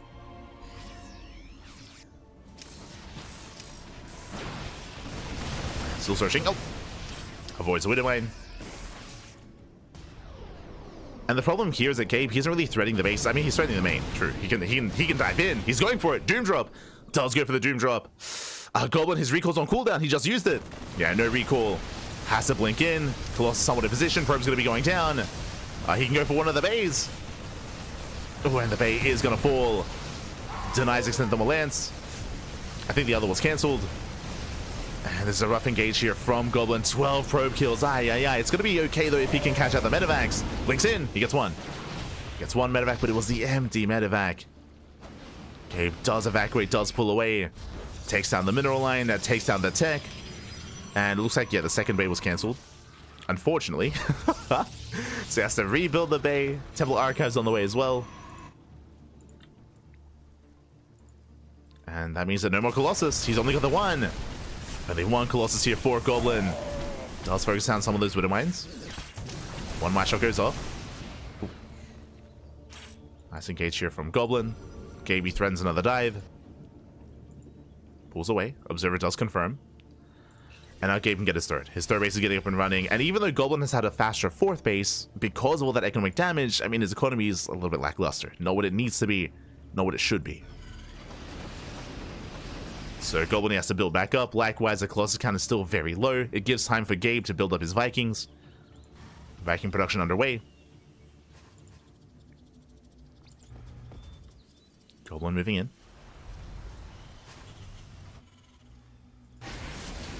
Oh. So let's move in. Picks off a couple of SCVs. That's something. 2 SCVs. 2 SCVs go down. No War Prism. Just keeping that in any kind of counterattack potential. Goblin could try to go for the gold. True. He could attempt to. Storm is on the horizon as well. No second Robo, not yet. Going to Storm. Alas, Gabe already has the EMP. He already has Ghost. He already has a terrifying army. Oh, as the pylon is blocking the base. And he's not going for the gold, going for a more reserved expansion.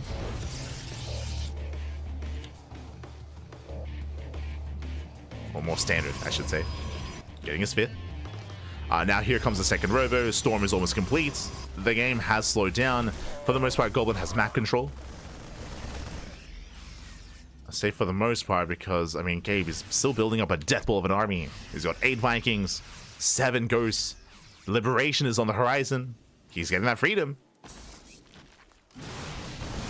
Oh, and the EMPs are brutal. Yeah, Goblin, he cannot fight this. He cannot fight this head on. It's not going to happen. Gabe snowballing out of control. Takes down the Colossus. He sims in. And Goblin can't stop this outside of Storms. Like, Storms can slow this down. That's really the only way. Like, there are just so many Vikings. The 5th base is denied. Gabe, he's maxed out. And Goblin just cannot keep up. Not after all the early game damage. Not after all the economic losses. And of course the delay on the Bay, the delay on the Colossus, delay on the splash damage. Like, it all just plays into itself. Nice storm! Oh my god! Nice storm though. Can we do that again? The army's quite low. Oh no! Oh, as the high tempo in the War Prism. Colossus goes down. Down to 1 Colossus. The 4th base is going to fall as well. Brutal pickoffs here. Takes down the expansion. Takes down the mineral line. There's no escaping. 19, 20 probe kills. And Goblin is on his last legs here. He has 2 Eye Templar, but because of the Vikings, he cannot go in with the Prism. He cannot dive. Oh, nice zoning Storm. But the Liberation is here. He has the freedom. Likewise, Vikings, they zone. Reinforcements are getting caught out. Another Colossus falls. There's 1 Colossus left. Oh my god. Storms are brutal. And Gabe, he will overwhelm. His army is heavily overstimmed. But nice EMPs. Takes out the 3rd. Gabe forced to pick up. Forced to pull out. And Goblin's 2 base all in. Like, the Goblin, he has no base. He has no economy. But he does have a lot of Zealots. He's moving out. Oh, Gabe going back in. Does pivot back around. But medevacs are keeping up. Oh. Gabe, this is a lot of supply, by the way. And he will lose a medevac. Ooh, he will lose 2 medevacs. 2 medevacs go down. Gabe back at home. He doesn't really have that much to work with. Goblin, he can take this fight. Again, Gabe is out on the map. He's not at home. Goblin, can he pull this off? See Gabe race back towards the healing pad. That's a good way to top up his army, true. Does heal up. But the army's still not at home. Goblin, he's going for the 3rd. Let's go. Going for the 3rd base. catching out the main army. And Goblin, he might be all in, but he does deny the third base of Gabe. But there's a fourth, has a backup fourth as well. Goblin, he does take the smite though, does break through. The main army still racing back home, and Goblin, he can go for the kill. Send it, baby, send it. He denies the third base, but he can't waste his time with this. He has to go for it. He's going for the fourth. Yeah, he's going for secure damage. Planetary does complete. Colossus is exposed. Does pull away in time. But Goblin, he's got that army. Let's go. And what does he go for? The planetary, the army. As Gabe, he just needs a little bit more time to get his production up and running, to get his economy up and running. Needs a little bit more time. Oh, oh, he does miss the EMP. Jeez. 3 EMP, so he's over. Base gets sniped. Takes down the third. Main base is floating. Main base is floating over. Ay, ay, ay.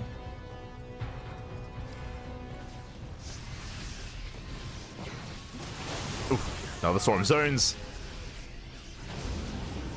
And you can see Goblin, he wants that planetary, but he also doesn't want to get sandwiched. Nice positioning with the Stalkers. They pick away the SCVs. Storms are coming in. Goblin, he can take this fight. He can do this. He can send it. Let's go. Keep going. Oh my god. But now going to be zoned away. We attempt this around. Army gets cleaned up. Nice storm once again.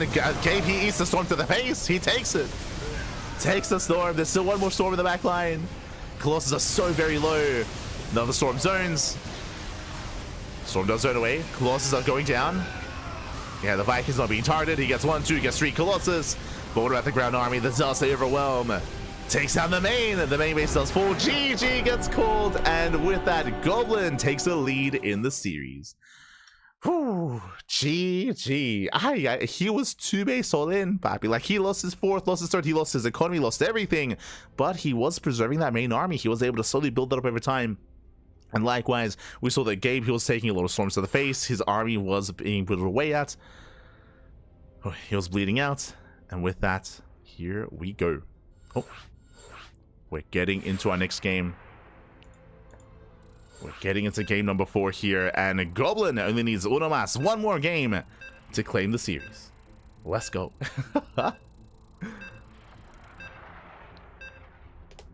Let us go. Ay, ay, ay.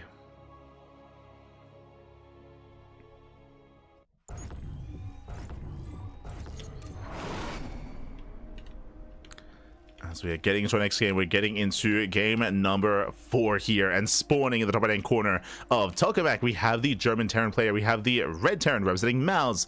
Down in the series, can he bounce back? Can he force the ace match? It is Hero Marine. And spawning in the bottom left-hand corner, we have his opponent. We have the Croatian Protoss player, the Blue Protoss, leading the series 2-1, 1 game away from claiming the series and advancing on to the next round. It is Goblin.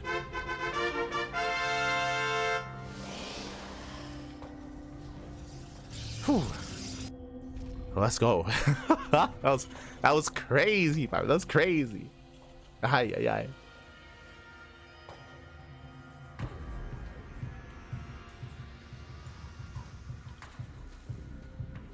Go.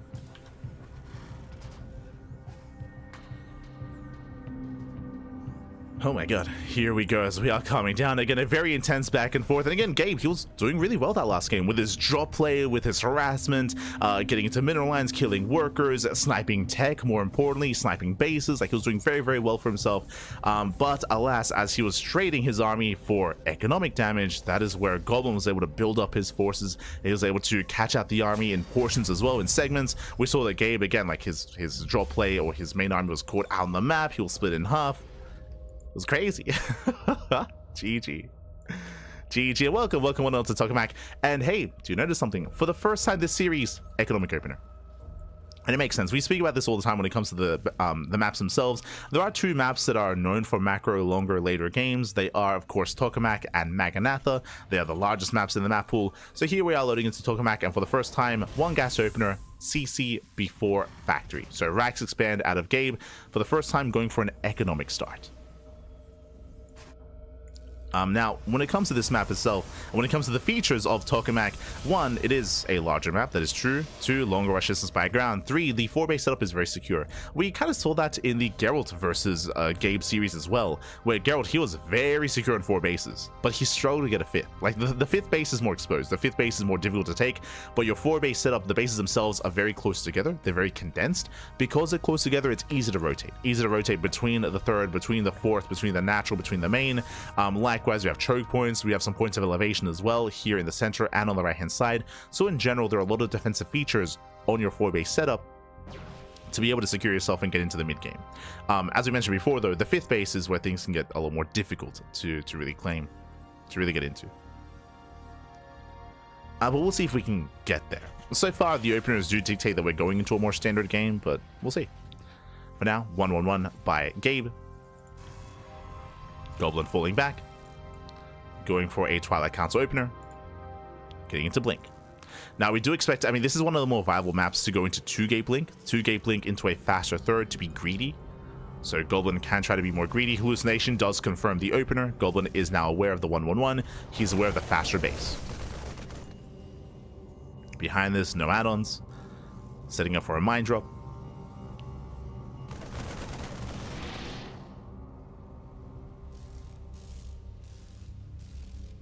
We go.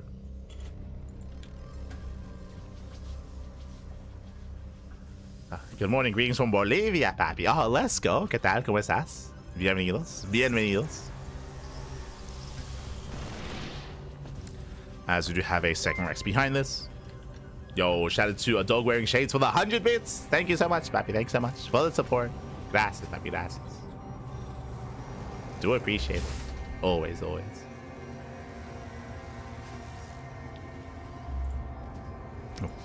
As we spoke about 2-gate Blink, yep, 2-gate Blink. 2-gate Blink into a faster 3rd, so this is a greedy build here by Goblin.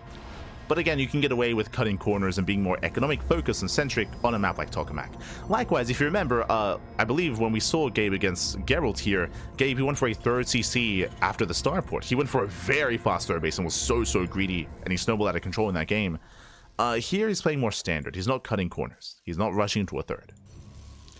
What I drop here is going to be zoned away. Remember, Goblin needed scat earlier. So he's in position, he's aware. And behind this, throwing down his extra gateway is now getting into his robo. Building up into the mid game. Likewise, Hallucination does confirm the add-ons. Is aware that there's no additional Cloak Banshee follow-up. Stim is on the way, tank production has begun. You can see Gabe, he's a little bit further out, hoping to catch any stray stalkers. Oh, Widowmine comes in. Goblin does react. Oh, does pull away in time. As Widowmine does reposition. Likewise, Goblin, oh, does run into the tank. Does run in. A lot of lost mine time. Likewise, Alien Harass here in towards the 3rd, but there's a shield battery. Goblin does defend. Gabe once again trying to sneak up on the stalkers. He is sneaking up, sieges up on the high ground. Oh, tank blow is going up, gets one stalker, gets the observer. Oh my god. Yeah, Goblin slipping up. Really nice catches here. It doesn't look like a lot, but a stalker here and there, an observer here and there, this early on in the game, I mean, that's huge. We only have 5 stalkers. And Gabe is pushing. Gabe, he breaks out. It does siege forward. Boosting in with the tanks. Going for the 3rd base. There's a shield battery. But charge is not ready. Yeah, charge is not done. Gabe, he does siege up within range of the Nexus. And Goblin, how can he engage here? Without Zealots, without charge lots, he cannot. And the base is going to go down. Massive pickoff. Takes down the 3rd. Oh, even catching out some probes. Oh no! The SimCity working against him. 8 probe kills. And now Gabe expands. Now he takes a 3rd. 3rd base now on the way. Gabe pushing further in. Goblin trying to engage with the army. I mean, now it's charge. True. But the auto turrets, yeah, they slow down the charge lots. And Gabe, he's snowballing out of control. He's pushing in. He's going for the tech. Going for the main. Yeah, Pylon goes down. The Cyber Core, the Gateway, the Twilight Council, all is exposed. And Goblin, he's going to try to collapse in the army. He will take down the tank at least. Getting one. Tank goes down. Raven as well. But there's a second tank behind this. And Gabe, he can still take this fight. It's close. Yeah, it takes down all the charge loads. We'll lose the tank. But this is still a worthwhile trade for Gabe. Still rallying across the map. Still rallying in. Oh. Widowman's going to be going down. And Goblin, he does hold, he does survive, but he's down a base. He's down a base compared to the Terran. I mean, in PvT, that is brutal. Again, typically the Pro player wants to be up in expansion. They want to be up a base compared to the Terran player, but here, we're equivalent, if not behind on bases. Gabe has that massive economic lead. Now, we have seen Goblin have some crazy comebacks here in this series already. It has happened before. Can he do it again?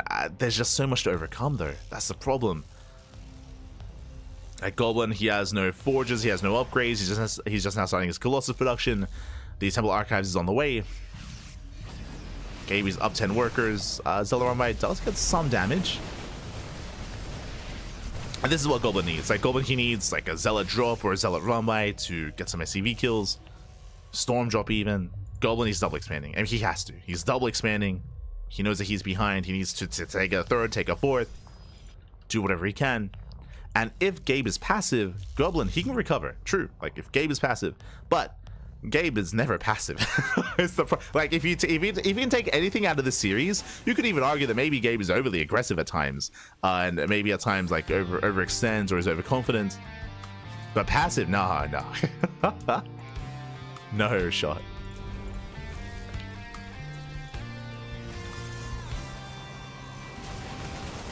As we do have the triple drop into the main. Likewise, Gabe pushing on the right hand side towards the would-be third. Gabe was depowered. Goblin trying to keep up. Storm's going to be coming in. Does feedback. Storm is outdone. Does Storm at the same time, though, out of position. Yeah, I mean, the army not where it needs to be. Third base is going to go down. Once again, another massive pickup. Drop into Natural, just delaying the army. Buying time. Medevac say get away, and Goblin is down to 3 bases.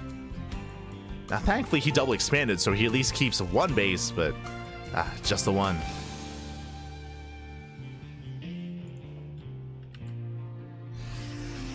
And this is where we hit that. This is where we say this is where the soup does not lie.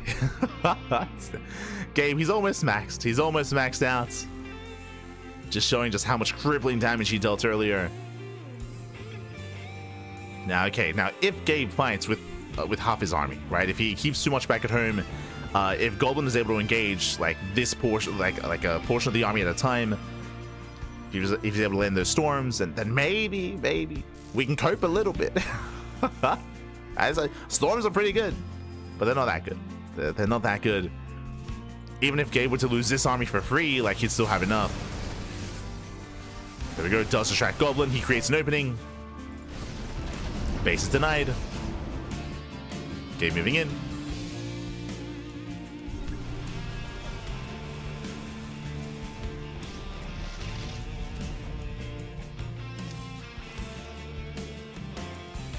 As here come the ghosts, here come the EPs. And catching one at Templar. Storm doesn't quite connect. More storms coming in. Storms aren't too bad, not at all. Oh my god, the storms are brutal. Colossus, they go ham, and Gabe, he will lose the initial army. But here comes a second army. And again, Gabe only fighting with half his army at a time. So Goblin, he can hold his own. Again, if Gabe only fights with half the army or a third of the army at a time, then Goblin, he can hold. He's consolidating. There we go. He brings everything together. Getting a 4th base. Pushing forward. Sims in. Yeah, and he will overrun this army. Takes out 1, 2 Colossus. Does split against the storms. Very nice splits. And with that, we are going to the ace match. GG gets called, and here in Marine, he will take game number 4, tying up the series 2-2. We're going to game 5. Let's go. We're going all the way to game 5. Vámonos, papi, vámonos. Whew. And again, a much more aggressive start here by Gabe, delaying his third base, going and committing with his first double tank push. We did mention at the time that Goblin, he was a little bit distracted at the time. As he was trying to keep up with the drop play, keep up with the Hellion harass, keep up with other distractions, of course, allowing Gabe to get across the map. Likewise, if you remember, Goblin, he was a couple of seconds off from charge. Remember, charge was done like 10 seconds too late. It meant that he could not engage with the army to save his third base. By the time charge finished, he already lost the third. Like, he wasn't quite ready for it. He wasn't able to slow it down either. He wasn't able to buy time with his stalkers. A part of that also, as well, if you recall, was also Gabe catching the stalkers. He was able to pick off like 1, 2, 3 stalkers in the center of the map by being sneaky, by sneaking up with those tanks. And with that GG. Oh, that GG, well played.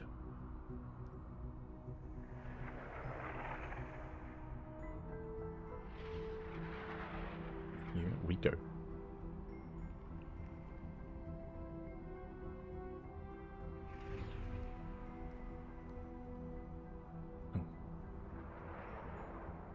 As we're getting into our next game.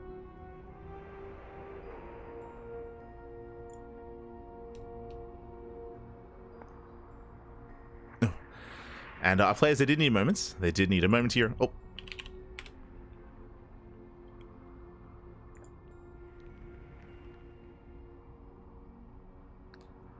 They did need a moment here to kind of gather their thoughts, to take a breath and get ready. I mean, hey, it's the ace match, right? There's a lot of pressure here on our players. A lot of pressure on both Gabe and on Goblin. Especially Goblin, who's maybe a little bit less experienced than Gabe. Like, we did see him making some slip-ups here and there earlier in the series. But here we go. Yeah, just take a breath. Centralize. Focus. We got this. Let's go.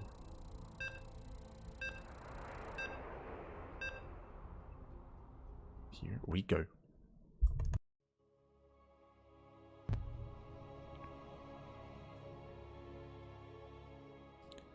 As a game 5 is going to be on Incorporeal. And spawning in the bottom right hand corner of Incorporeal, we have the German Terran player himself, the Red Terran representing Mouse, tying up the series 2-2, forcing the ace match. Momentum is on his side. It is a hero Marine. And spawning in the top left-hand corner, we have his opponent. We have the Croatian Protoss player, the Blue Protoss, being forced into the ace match. Can he bring it back? Can he bring it home? Can he cause another big upset? It is Goblin. Here we go. Whew. So we are getting to that ace match. And again, regardless of how this series unfolds, I mean, again, shout out to Goblin. Like, Goblin, he already 3-0'd Spirit, which so many, myself included, were surprised by. Like, that's a crazy result already to begin with. Spirit, he's top 3 Terran in Europe. And again, Gabe, likewise as well. Gabe at the top of the Terrans when it comes to Europe. We have Clem, we have Spirit, we have Gabe, all 3 of them. And for Goblin to take Gabe to the ace match, also very impressive. Double gas, by the way. We're going back to double gas. So Goblin has had an amazing performance regardless, and I'm sure he's definitely leveled up in the eyes of many, myself included, at least when it comes to PvT, where Goblin has been looking crazy.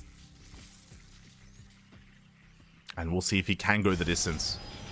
Also, as a reminder, regardless of if you're a fan of Gabe, if you're a fan of Goblin, remember one thing: this is a double elimination qualifier. So there is a safety net. There is a safety net. They do have a second life themselves, so they will have another chance, another opportunity to play more games and to recover from the lower bracket.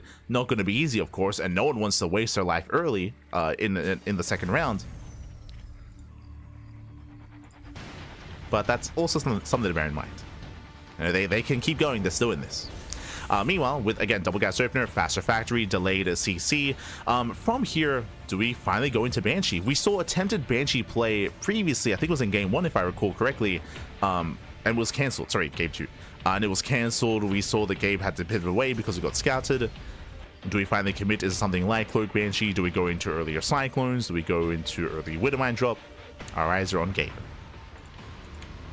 Meanwhile, welcome to Incorporeal. Incorporeal is another one of these larger maps of the map pool. Not as large as Maganatha, not as defensive as Tokamak, but larger nonetheless, longer rush distance by ground. What I will say, one of the big features though, is how spread out the bases are. You can see, compare this map to Tokamak, where we have the third base here on the left hand side, and you have to traverse all the way here towards the fourth base. Likewise, a lot of angles of attack, a lot of attack paths. There is a lot of elevated locations here, a lot of high ground that you can use to your advantage, but the bases are more spread out here. So it can be more difficult to defend your fringe bases in a longer game. Meanwhile, Tech Lab on the factory. Meanwhile, oh right, before I forget, big shout to Flipper Flatjack in the chat for the 100 bits. Papi, thank you so much. Thanks so much for the 100 bits. And likewise, thank you so much as well to Nosra Beeps for resubscribing for 4 months as well. Papi, thank you so much. Thank you so much for resubscribing. We do appreciate the support. We do appreciate all of the support in the chat. Thank you. Thank you so much. As the Reaper does zip in. Oh, gets a road.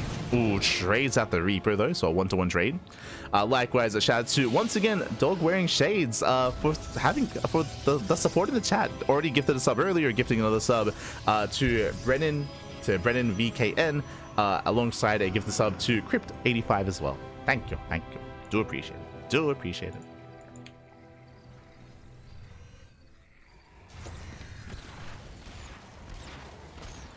As the hallucinant scout is denied. Oh, the scout is denied. And what do we have? A second cyclone. We've seen this before. Second cyclone's on the way.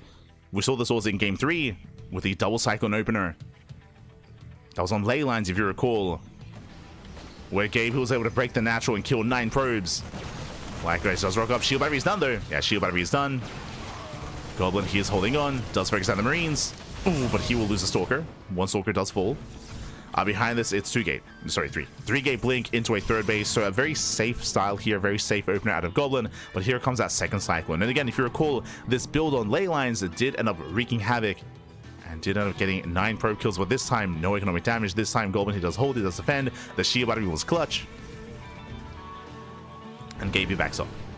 Gabe, he does back off. Behind this, getting to tank production, does go for the Raven. No Banshee play. We're building up. Whew, and the game does continue. So again, Goblin, he does avert disaster here. Likewise, able to claim his third. Bit of a later third than a greedier build like 2 gate blink, but a third nonetheless. He will claim it. Behind this, going to charge. So blink into charge, typically with +1 in a forge, but there is no forge yet. Stalker does poke in.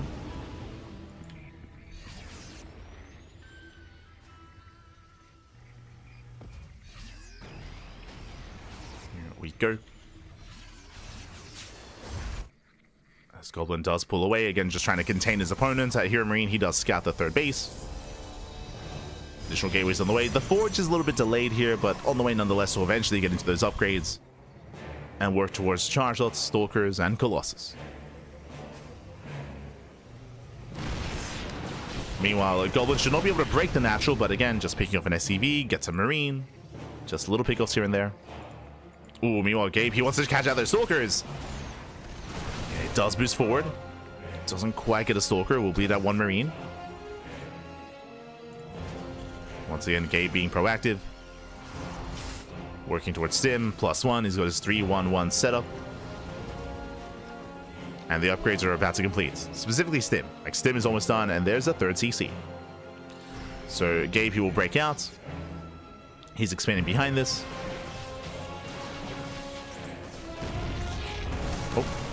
Losing both. A very nice big Goblin. Calm down. Snipes both Cyclones. Very nice control. Does blink away as well. Preserves our Stalkers. Again, the blink control is on point for Goblin. Likewise, again, he's aware of the army. Does move out. Charge is done. He wants that tank, and he's going to get it. Yeah, the tank is going to go down. He does collapse on this army. Bearing in mind, though, at the same time, Gabe, he's across the map. Dropping into the main. Ooh. Might just debate it out. No major connections. Nice control once again from Goblin. Drop into the main base. We do have a warp in. We have a shield battery. And Goblin, he's holding. He holds, he defends, he takes down the medevac. Medevac is going to fall. Nice target find though out of Gabe. He does focus on as many probes as he can. 8 probes. Getting it to 9. 9 workers go down. But remember, Goblin, he may have lost workers, but he did win the main fight. Did catch a tank. Did clean up the medevac. Did clean up the Marines. The fight going the way of Goblin. But the economy here did take a blow. Goblin now working towards Colossus. Yo, as we're settling in, shout out to C Grail in the chat. C Grail. Gah, papi, gah. Thank you so much. Thank you so much for the gifted sub. Gives us up to Akedon. Likewise, Gabe trading with the army. Mind shot going up. Once again, only on one Zealot. Escape, he does expand. But Goblin, he maintains map control. That's what's important here, especially with catching out the tank. Goblin, he has map control, which means he's safe to expand, safe to get a 4th base.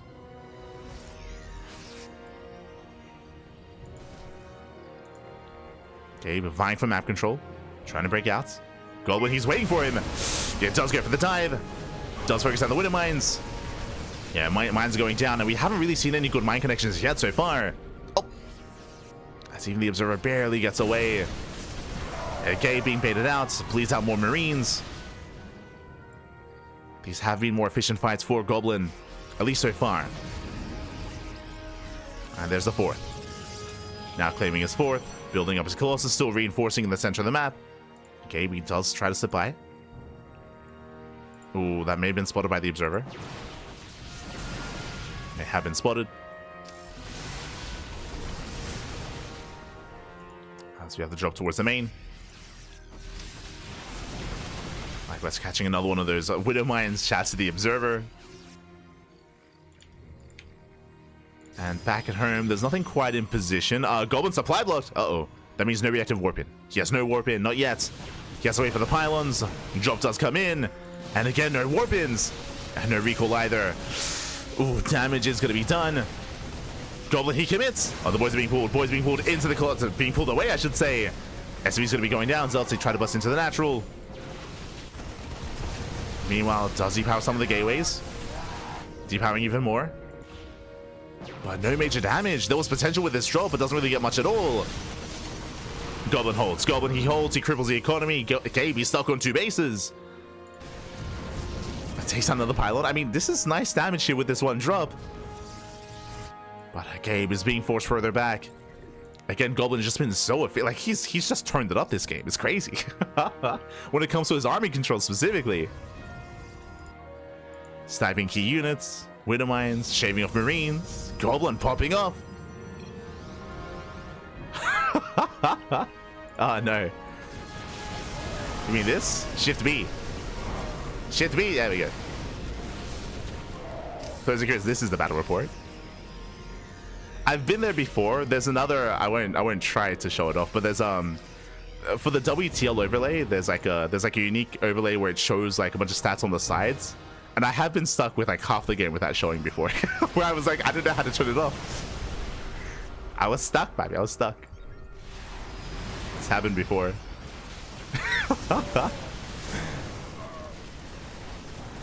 But here we go. So far, Gabe does break out. He's got plenty of Vikings. Yeah, the Viking count is built up. Gets 1, gets 2 Colossus. Going for the final Colossus as well. Zealots, they do collapse on the army though, and the Marauders are heavily overstimmed. It's almost pure Marauder. Almost pure Marauder at this point. The Colossus do go down, but alas, Goblin, he's done. He's overwhelming. Gabe cannot keep up. Zealots, they peel off into the mineral line.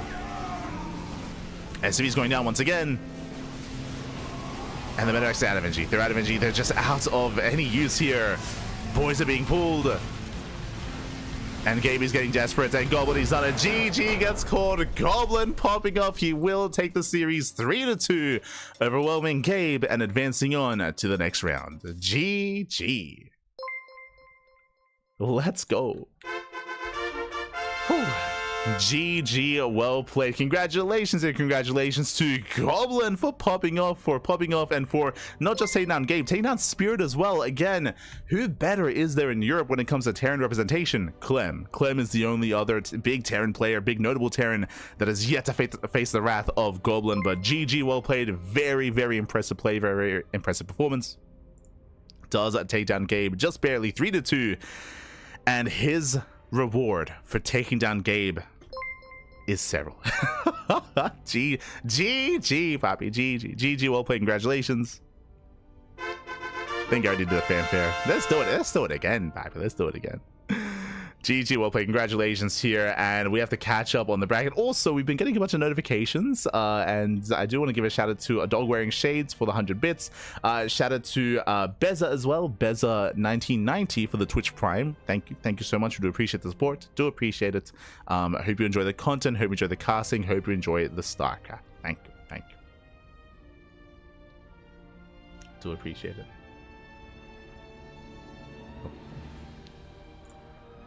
Yes, GG, well played. And let's catch up with let's figure out what's been going on, because that was a long series. That was a long, intense series here, and so much has been progressing. Let's refresh.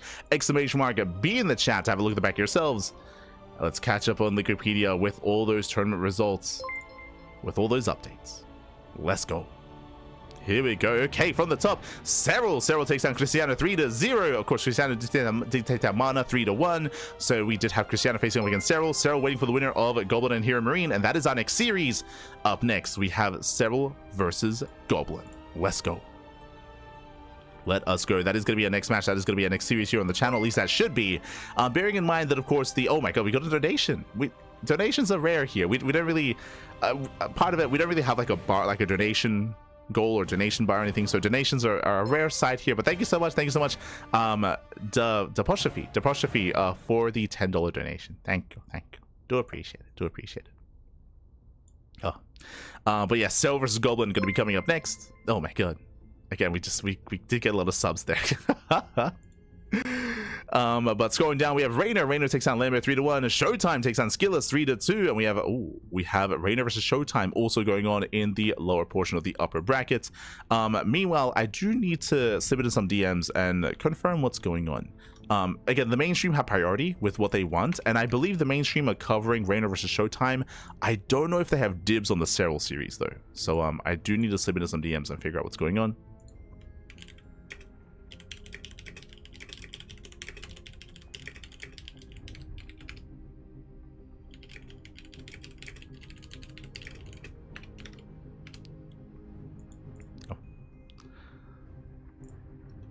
But yes, we have to figure out where the mainstream is. Let's have a look here. What is the mainstream covering? The mainstream, they are in Reynor versus ShoWTimE. Yeah, they're in Reynor versus ShoWTimE. They're in game 1. So they're covering that PVZ. Meanwhile, scrolling down, we have some more updates. We have some more matches. We do have SKillous. Mana. Mana takes down Qualifier 3-1. Now advancing on face against SKillous in another PvP. Likewise, we have Spirit. We have Spirit taking down Geralt 3-0. Now up against Lambo in the lower portion of the bracket. We have Yang Yakov mid-series against the Laser. We have Strange. Strange takes down Wayne. We've seen that before in the Fire Grow Cups. But Strange does take down Wayne 3-0. Strange now up against Cristiano, also in the lower portion of the bracket.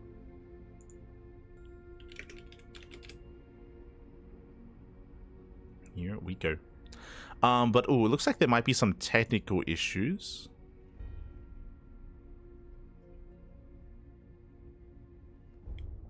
On the mainstream, I mean. So they're trying to resolve some things.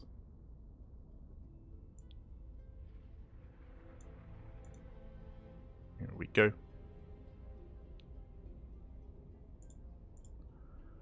Trying to resolve. But for the time being, we should be following Goblin into Serral. Thank you so much, Dialcon for the resub. All the notifications. But yes, we should be following Serral versus Goblin, but again, it looks like there may be something happening with the mainstream, so we're gonna hold off for now. Gonna hold off for the time being.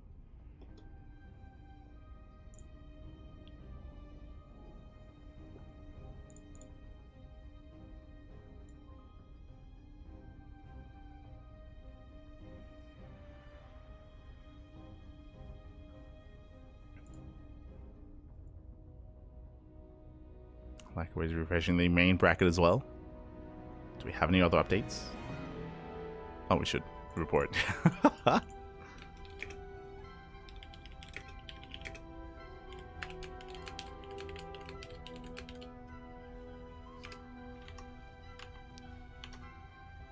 Letting them know. Catching up in the chat. Where can we see Lambo versus Spirits? That's a good question. There are some other language casters out there. There are other language casters out there that are covering some of the other series, like CranKy, like Fuser, like Cabby Ray. So it's possible that one of the other casters are covering some of the other lower bracket matches. But the problem is that we have limited casters, right? We have limited casters. So there are some matches that are going by uncasted. Unfortunately, there's just so much going on. There's only so much that we can cover, Pappy. Only so much.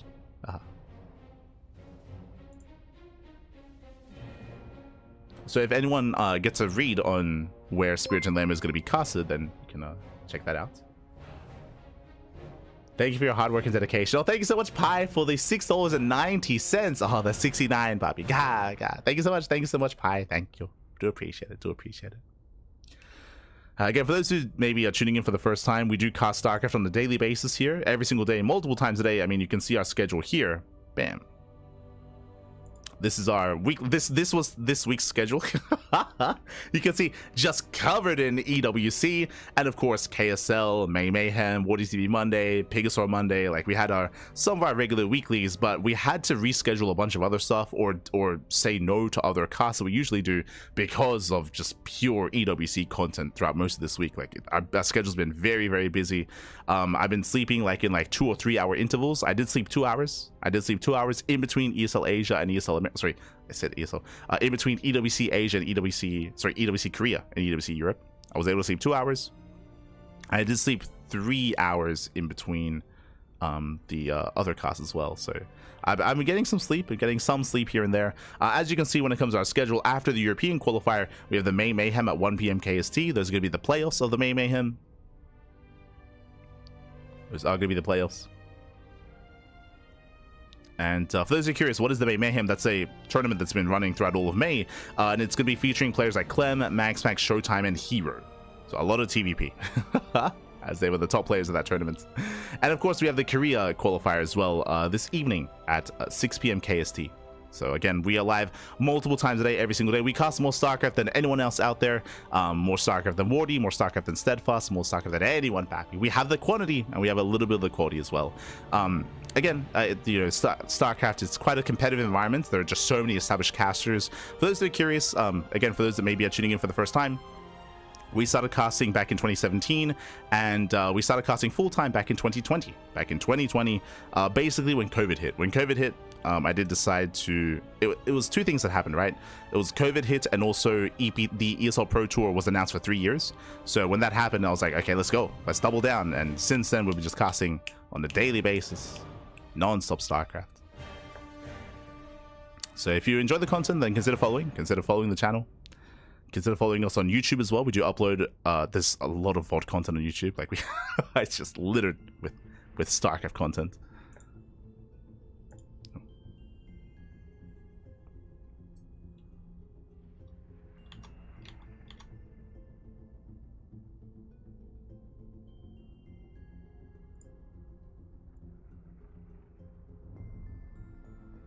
But I'm just waiting to see any updates.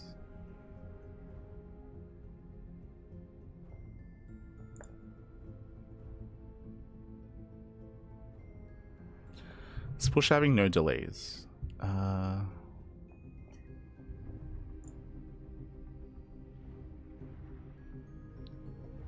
So basically, for those who are curious, right now we Serral and Goblin are good to start, but we are waiting for an announcement from the admins. I think they're going to let us know what the plan is for the mainstream for the schedule.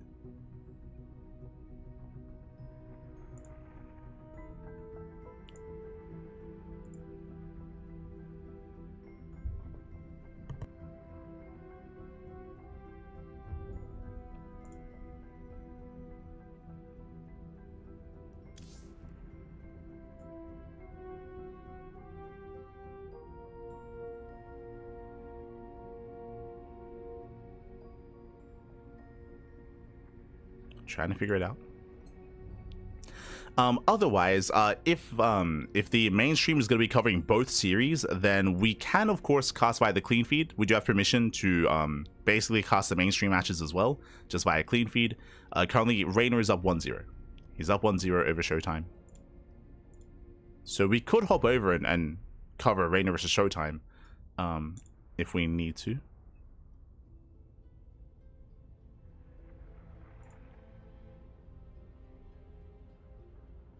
All the games being played today, 2-day events.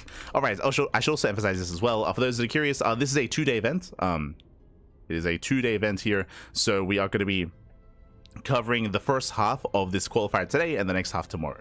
So 2-day event. So we're actually nearing the end of the broadcast. We're almost there. So we're not going further than the upper bracket semifinals. Like, that's going to be the end of the coverage of the upper brackets for today. Is the upper bracket semis.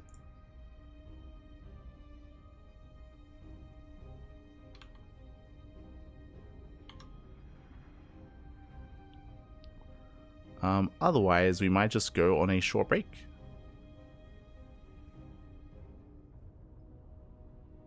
Because I have no idea what's happening.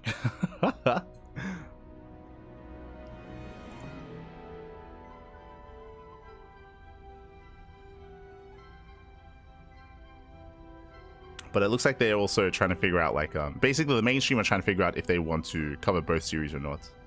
I think that's what's happening at the moment. So for now, we're going to be going on a short break, and when we come back, we'll either be just following the mainstream, or we'll try to find another series. Because currently all the other matches are on hold. So we'll see you soon. See you soon. After the break.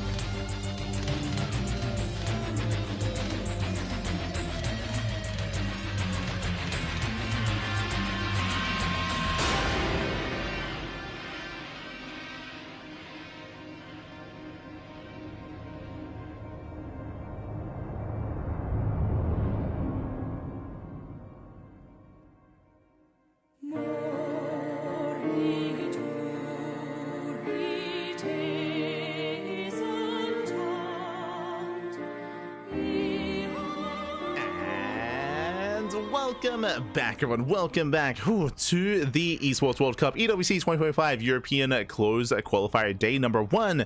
I do apologize for the downtime, but there was a good reason for it. Apparently, there was a mistake on the bracket. Apparently, there was a big slip up, and basically, and I'm sure Wikipedia admins are going to be, or editors are going to be all over it.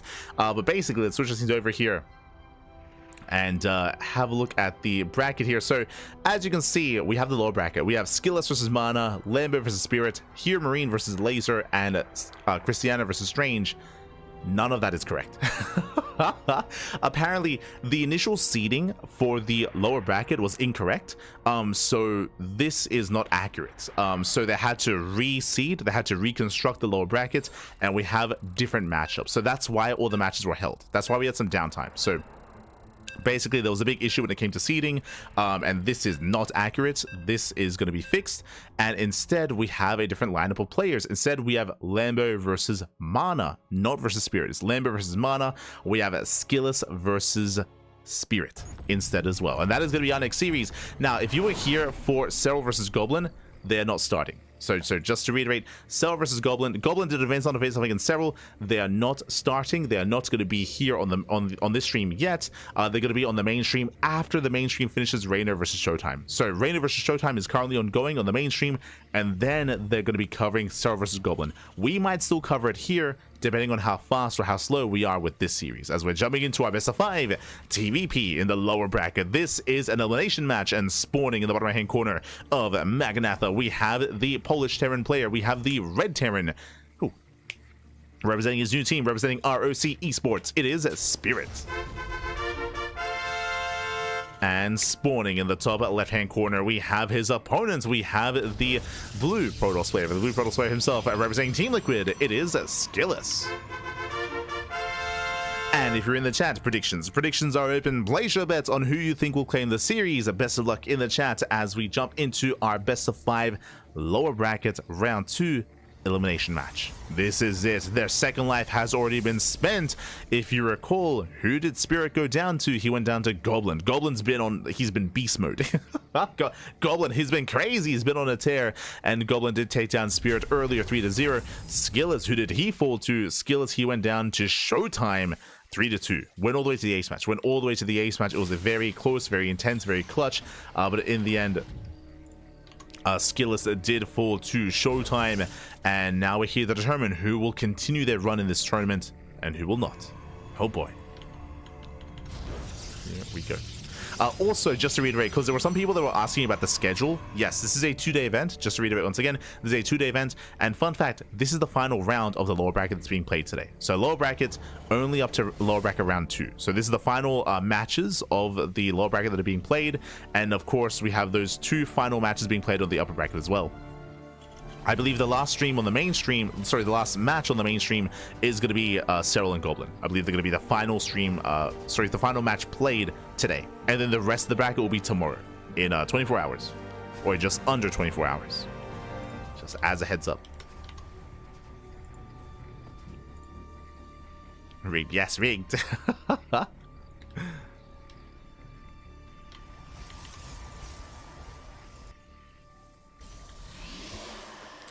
So here we go. We're going to be settling in. We did have our economic opener here out of Spirit. So settling into a faster CC, so ranks expand out of our Terran player. Meanwhile, SKillous back at home going for his own Twilight Council opener. Here we go. So yeah, just catching up on what's been happening in the tournaments, what's been happening in the matches. And now we can focus on our series ahead of us here. And again, ideally, by the time we wrap up this series, Reynor versus ShoWTimE would be done, and then we can catch up with Serral and Goblin. Like, we might be able to catch or cover that match as well. Ideally, I'd like to, because, you know, we covered Goblin's run already. So hopefully we can cover him versus Serral later on. Until then, though, we have our initial series here. We have our final lower bracket match, at least on our stream. So far, we have our 1-1-1 setup going for a Widowmine drop. So far, this is a very standard setup, which is a bit of a change of pace. If you were here for the Gabe versus Goblin series, we saw so much aggression. We saw so many double gas openers. I think in that series, only once did Gabe open up like this, open up economically. I think that was on Tokamak, if I recall correctly. I think that was the only game. Outside of that, we just saw non-stop aggression. Meanwhile, welcome to Maganatha. Maganatha is the largest map in the map pool. You do not get bigger than Maganatha. The map is huge. There are a lot of bases. They're all very spread out. True, they're very spread out, but the rush distance by ground is very long. That's why we're seeing economic builds here by both Spirit and by SKillous. 2-gate blink, 2-gate opener into a third base from SKillous, and again, economic start out of Spirit as well. Following this up with a mine drop. Speaking of, mine drop is moving out. And this is just designed to scout. Just designed to scout, harass a little bit, maybe get like 2 probes at most, but this isn't really about damage. This is about scouting more than anything, to get a read on what's happening, to figure out what's going on. As Spirit, he has yet to really determine the build of choice. He can assume it's 2-gate blink, but has to confirm.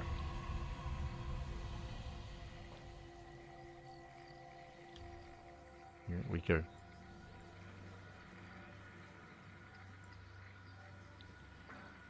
Thank you for the stream time. You're welcome. You're welcome. We're doing our best. Doing our best to keep up. Likewise, do have the follow-up scouts into the main, confirming the continued tank production, confirming the continued marine production as well. Ooh, 2-on-1. Oh my god, sorry, I missed this. I missed this. SKillous did not. SKillous would get further back into the main, but this is a 2-on-1 setup here.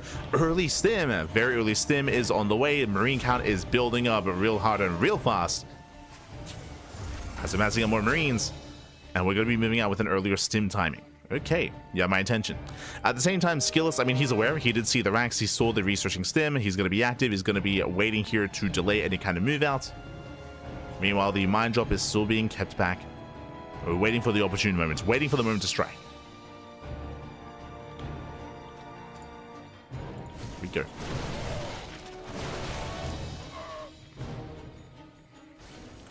Meanwhile, here comes the drop. SKillous is distracted. Drop into the main. So far, we do see Spirit is going to be deflected. Doesn't get any damage yet. Gets 1 probe. 1 probe so far. Liberated into the third base. Drop into the natural. Tri-pronged attack here from Spirit. At the same time, he breaks out as well. Trying to catch out the Stalkers. And so far, 10 probes. 10 probes are going to be going down. We just see Spirit catching out the Stalkers. They do blink away. And Spirit is committed. He does break out. He does push. A stim is not yet done. But takes out another Stalker. And almost another. Almost another Stalker. So far, solid damage. And Spirit making his way towards the third. Does scan, does see the charge lots. Ooh, can he push into this? That is 3 tanks. Does siege. But nice blink. He does blink forward. Takes out 1, 2, 3 tanks are all going to go down. Yeah, nice clean up here from SKillous. He shuts down the tanks. He shuts down the army.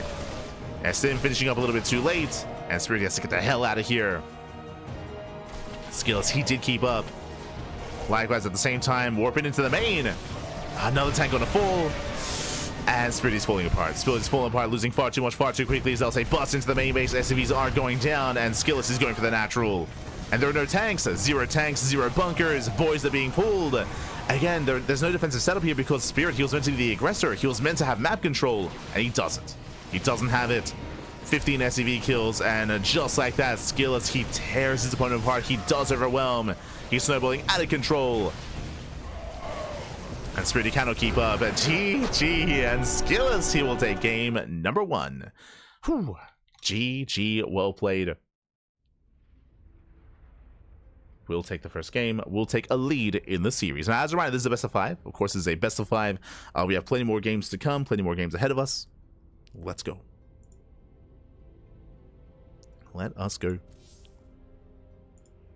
So we're loading into that second game. I'm not actually certain as to what every matchup is in the lower bracket outside of 2. Like, I know it's Mana versus Lambo and SKillous versus Spirit. Not too familiar with the other combination of players, but I'm sure the computer will be updated soon.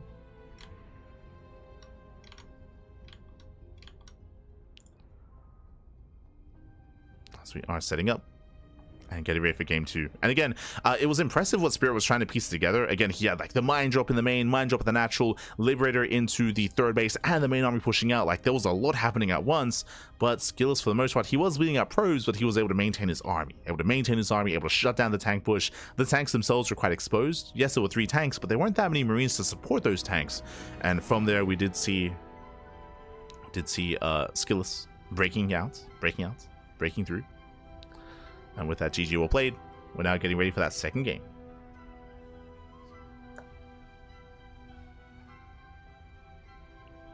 go. Oh, as game 2 is going to be on ley lines. Now, depending on how fast the series is, I'm hoping for a back and forth. I'm hoping for a game 4. I'm hoping for a game 5. But we might be able to catch the tail end of another one of these lower bracket matches as well before Serral versus Goblin. Might be able to. We'll see. So here we go. You can hear the beeps. We are loading in.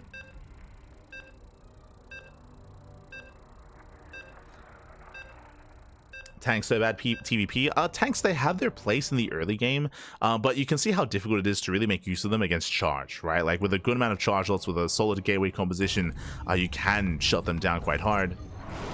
Like tanks, they're more of a supportive unit than like a core unit in a sense.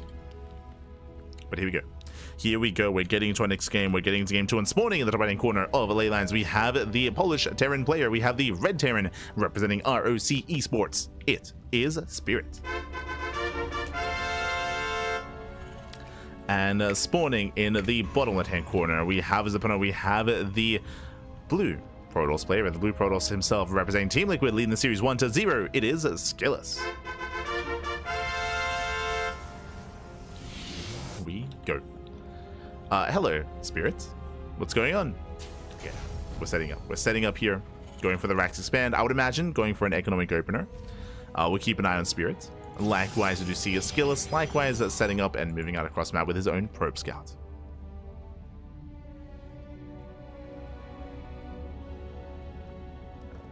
Here we go.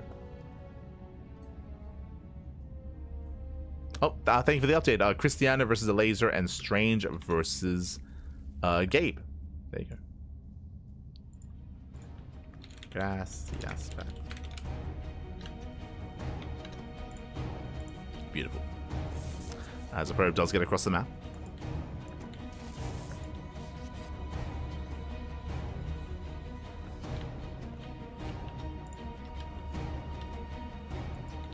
To get across. And likewise, going to be delaying the CC. Spirit, who was hoping for a more economic start here, but the CC is going to be delayed by a couple of seconds, getting up to 470, 480, and almost 500 minerals before throwing down the CC. So a nice delay here from SKillous. Didn't commit to a pylon block or anything like that, but nice delay nonetheless. Behind this, again, just an economic opener out of Spirit, once again going for a Rax Expand. And again, this is just a different approach and a different change of pace compared to Gabe, right? Gabe, he was so aggressive. As we mentioned before, just non-stop double gas openers. I understand going for an economic start on Maganatha because how large it is. Here doing so again as well. Doing so once again. Safety bunker on the low grounds, and we'll see what SKillous goes for this time. Last game he went 2 gate blink into a third base. We'll see if he's as greedy here or if he's a little bit safer, if he goes for an extra gateway, if he goes for a robo as well before expanding, if he takes his gases. For now, Twilight Council, which is standard. Twilight Council opener. It is a little bit more rarer to see Stargate play nowadays. I do think that there's a place for Stargate play on some of the larger maps, but it is very difficult to get away with that. In general, Stargate openers used to be the meta, right? A couple of years ago. Not even that, like 2023. Even early 2024, like Stargate openers and Stargate play was still prevalent, especially Phoenix Colossus, of course, the infamous composition, which was meta for many, many years. But again, that's kind of fallen by the wayside nowadays. Nowadays, Terran players have gotten much more better and stronger at punishing that play. Oh, as we have rushed, Jesus, 363 racks. Oh my, Björn, is that you? To finish that thought, Terran players have gotten a lot better at punishing it. So, I mean, that's why we've seen a prevalence and a rise in even 2-base all-ins and 2-base play in general from Terran, especially Korean Terran players as well. So Stargate openers have fallen by the wayside as they can be quite risky to get away with.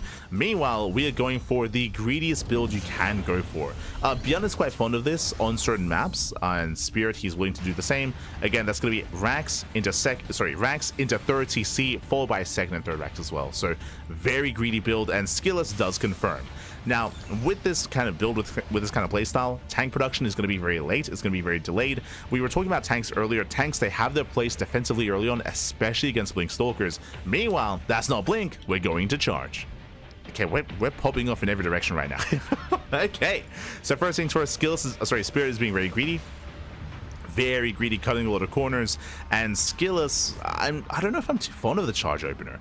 Like, if you commit into 4-gate blink, you can punish. You can punish this because there are no tanks to defend. Like, you can shut down a Terran player hard with committed blink stalker play. Going into charge typically is designed to hard counter tank pushes. We spoke earlier about, I mean, we even saw that previous tank push. Like, these early charge-based openers, they can completely shut down tank-based play early on. We'll see how SKillous will approach this, as he's getting a third. He's getting his own third base. Hallucination goes in, does rescout. Spirit likewise being active across the map. I'm loving this move out. Again, he can try to slip into that mineral line with Stim. Stim is almost done. We'll see what he can accomplish. We shall see.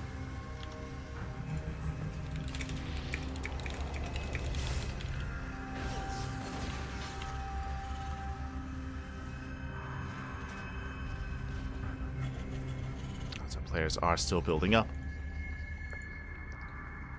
Likewise, charge ults are amassing. You can see SKillous getting ready for a drop across the map.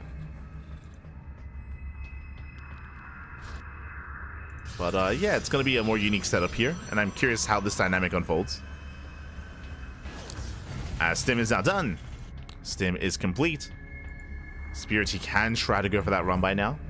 At the same time, drop into the main. Meanwhile, we're just going mass racks, mass bio. 2 more Raxes. Reactored Widowmine production. Spirit just doubling down. Meanwhile, Dark Shrine on the way. Okay. With this, we have access to Archons, DTs, of course. I mean, it's triple CC, so there's going to be plenty of energy for scans. Plenty of energy.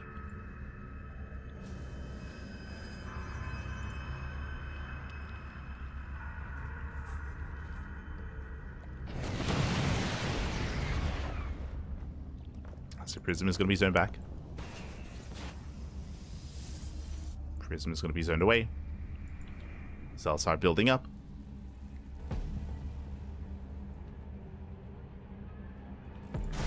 Oh! And the Prism does fall. Brutal pickoff.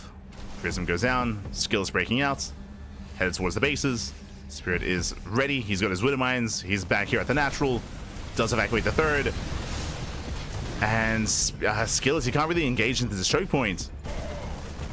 Cannot engage me. Well, there's that run by. Yeah, the Marines, they do go in. A very patient play at a Spirit. He does pull the trigger. Takes down 8 probes. 8 workers do go down. SKillous on the chase. He will clean this up as we target down as many probes as possible. Getting up to 9.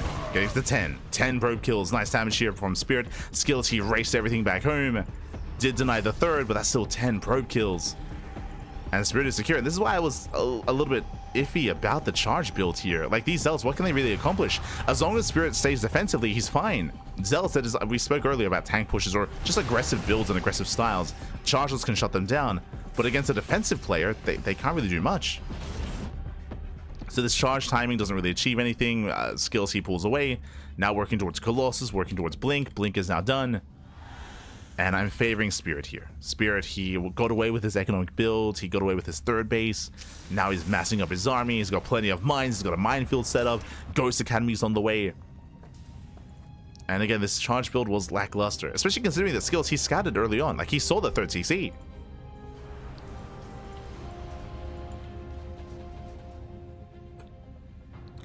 Meanwhile, SKillous claiming another base. Going for the fourth. Fourth base is on the way. Now, finally, Spirit, he does move out. Behind this, bunkers are ready. Army gets spotted. And SKillous, can he engage here? I mean, it's going to come down to the mine shots. How good are they going to be? Oh, my God. Widow Mines, nice on Burrow. One shot goes off. There's still 5 shots left. Yeah, there's no saving this fourth base. Spirit, he will just snowball out of control. Drop into the natural. Fourth base goes down. Skills being pulled apart. At the same time, they also drop into the natural base of Spirit. How about this being dealt with? Spirit, he does defend, and now dropping into the main. It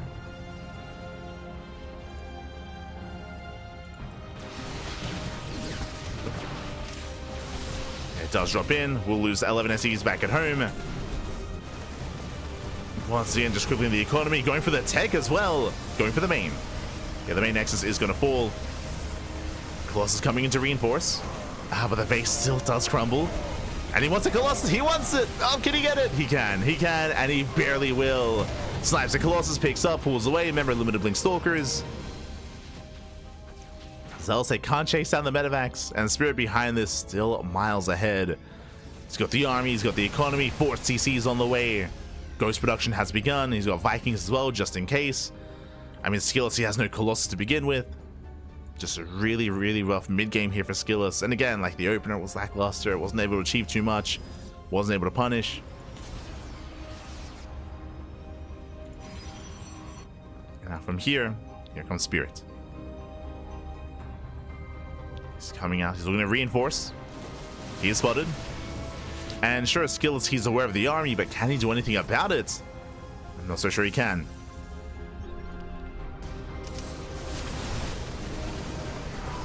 Yeah, again, the charges, they just cannot engage. Not into EMPs. The ghosts have arrived. EMPs are ready. Nice EMP here on the Archon. Base goes down once again. SKillous just cannot expand.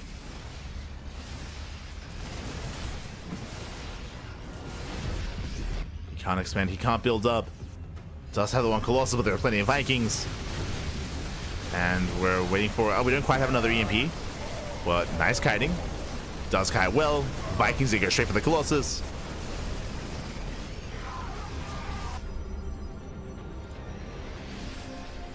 They go straight in. Yeah, and alas, without a Colossus. I mean, there's still plenty of charge lots that I guess we can try to make use of, but nice start stepping here from a Spirit. He pulls back, makes use of the choke point. Zelce don't get the surround they're looking for. With the help of the Stalkers though. SKillous, he's holding. He's holding on. Cleans this up. But we're still rallying, Papi. There's still just so much Terran. There's too much Terran.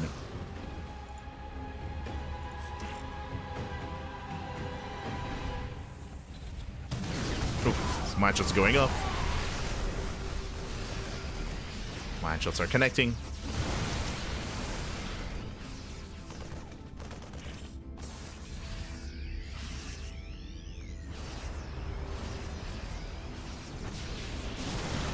And SKillous is on his last legs here. He has no splash. He has a Colossus. He has one Colossus. That's all his splash damage. No Storm, no Disruptors, no nothing else.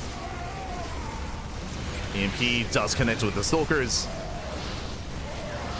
And once again, nice, very nice force fields looking down the army, but GG gets caught. It's just too much to handle. And Spirit, he will snowball out of control. He will tie the series 1-1. We have a back and forth. GG.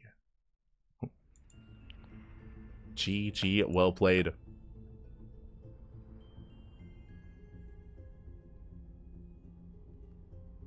Here we go. We are setting up. We are settling in. Whew. But again, a really solid game there by Spirit. Again, being quite greedy when it came to his build, going 3 CC, 3 ranks. Very greedy build there by Spirit. And again, SKillous, he wasn't quite able to punish it. Going into charge was also an interesting decision, which didn't really bear fruit, right? We saw that the initial charge timing didn't really accomplish anything. We saw that Spirit, he was being very defensive to begin with his army, with his Marines, with his Widow Mines more importantly. So yeah, with that, SKillous, he couldn't really touch the economy of Spirit. Couldn't really do much about it. And with that Spirit, he just snowballed out of control, just pulling skills apart. GG. GG, well played. With that, we have a back and forth. We have a series. Let's go. We have a back and forth. We're now getting into game number 3. Game 3 is going to be on Tokamak. Oh boy. Catching up with the chat. Here we go.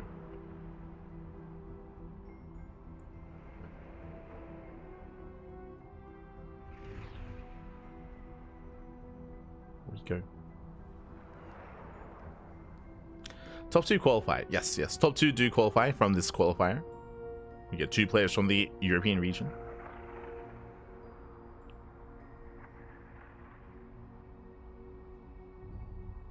I'm sure Serral and Reynor will take the top 2 spots. I mean, I would say that Serral and Reynor are favored, but I can definitely see some of these other players, of course, threatening them 100%.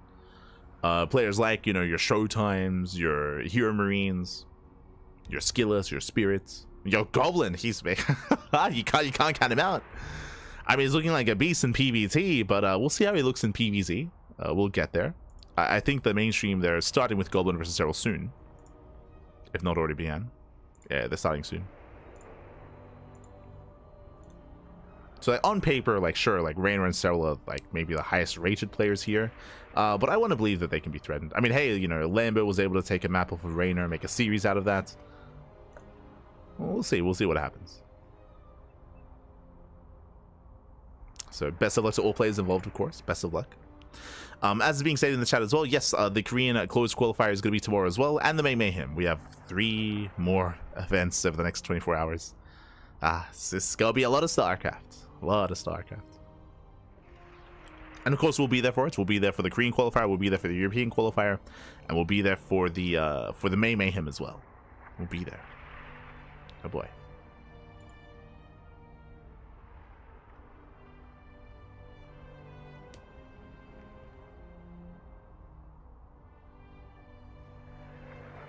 It's big game. True, true.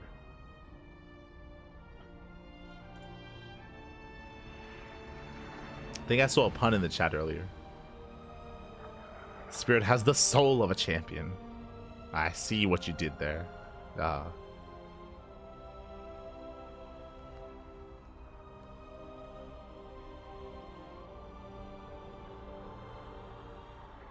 Beginning the upset. Exactly.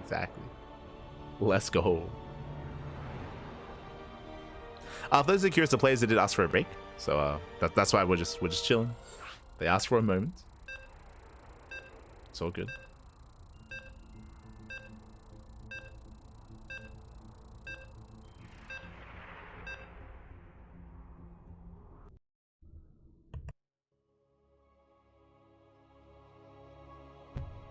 Wonder who's observing these games. It does say on our overlays. It does say on our overlays. Sometimes Kuro's observing, sometimes I'm observing. Like, just does depend. But we do list it there whenever we have. Or sometimes if we have the clean feed of Indies observing, we do list it there as well. But here we go. We're getting into our next game. We are tied up 1-1, and we're here to determine who will take a lead in the series. As spawning in the bottom left-hand corner of Tokamak, we have the Polish Terran player. We have the Red Terran representing ROC Esports. It is Spirit. And spawning in the top right-hand corner, we have his opponent. We have the blue Protoss player representing Team Liquid, being forced into a tied series. We'll see if he can bring it back. It is SKillous. Here we go. The year of Goblin, exactly. Let's go. Hello, Spirit. As he does skirt around the edge of the map. Interesting. For the first time this series, does move out with the SCV, and he's setting up for the eBay block. Let's go. So cheeky start here from Spirit. I do like this just because it's something that hasn't revealed so far in the series, so it's something that I'm sure is not in the back of Skills or in the forefront of Skills' mind. EB gets thrown down, but despite that, Skills does scout, does check, and he can respond. Boys are being pulled. Now, the purpose of this opener, the purpose of this start out of Spirit is to delay the expansion to get enough progression on the eBay to force the unnatural natural. But as we can see, because of the early scout from Skillous, he pulls down 5 probes, he will focus us down, and Skills will expand. He will not be forced to make a Zealot, he will not be forced to expand at the 3rd location. So, nice setup here from Skillous, nice scout, nice reaction, nice defense. Here we go. Meanwhile, back at home, of course, Spirit, his own CC is going to be delayed. Skills is here to be in position to block. So it does punish Spirit up to 440 minerals before throwing down the CC. So it does delay by a couple of seconds. Again, Skills just being as annoying as possible. And now we're settling in. And welcome one all to Tokamak. Tokamak is one of the larger maps and more defensive maps in the map pool. Despite that, we have seen some quirky builds so far, and we'll see the direction that Spirit takes us in. I wouldn't be opposed to... I was going to say I wouldn't be opposed to seeing another 3cc build, but you don't want to do that 2 games in a row, right? Like, that's something they do once in the series. Remember, last game it was 3cc, 3 racks. This time it is a racks expand into a factory, not going 3cc this time. So much more standard follow-up out of Spirit. Much more standard.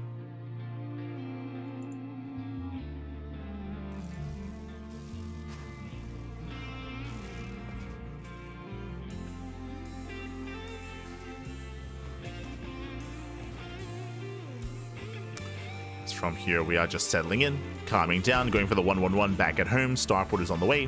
We'll keep an eye on the add-ons to see if we do something cheeky like head into Cyclone production, tank production, or Banshee production. We'll see the direction that Spirit does take us in. Back at home, once again, we do have charge on the way. Now, what I will say is that this should be a little bit better this time. As a reminder, the reason why charge went so poorly last game for SKillous is partly because Spirit went 363 racks. Like, he was not going for a tank heavy style, he was being more defensive, more greedy, and SKillous, he wasn't really able to get much damage done. Here, coming into Tokamak, we should be seeing a much more standard setup out of Spirit, and now there's going to be a higher chance for this charge timing to actually deal damage. The downside, of course, lay Blink against Cloak Banshee. That's terrifying. Now, we do see Hallucination Scout does confirm the research on the Tech Lab, does confirm the Cloak Banshee on the way. So SKillous, he's aware. And even though he won't have Blink to defend, he will still have Vanilla Stalkers, and they can still hold their own. Likewise, Spirit, he knows who got scouted. He knows that he has been seen. We'll see if he cancels Cloak, or if he just commits anyway. As the Reaper does go down. Once again, another scout.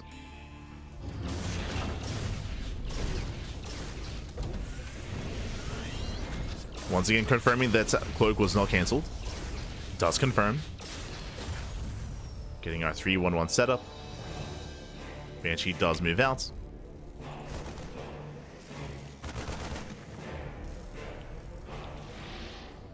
And SKillous, he should just be getting ready. Just getting ready back at home.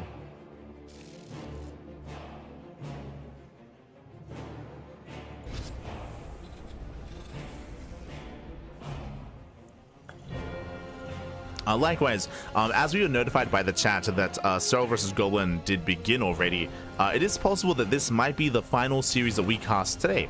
Again, depending on how long and how short things are, we might be able to catch one more, but we're kind of nearing the end of the broadcast already here. And it's a nice change of pace. For those that are curious, for those that were here yesterday, we casted the, we casted everything, but we casted the Americas qualifier. Wait, that was like I think that lasted almost 8 hours. I think we called it like just under 7 hours because I had to sleep to wake up for this. I had to sleep to wake up for the Korean qualifier. So we weren't able to cast the grand finals, but that was a long broadcast. Like that was insane. This is like half that length. I mean, they are cutting they're cutting this into 2 days, to be fair. So it makes sense that this would be half the length of the America's broadcast.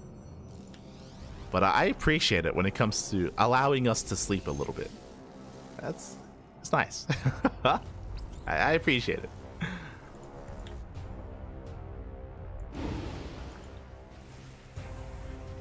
Meanwhile, the Banshees are deflected.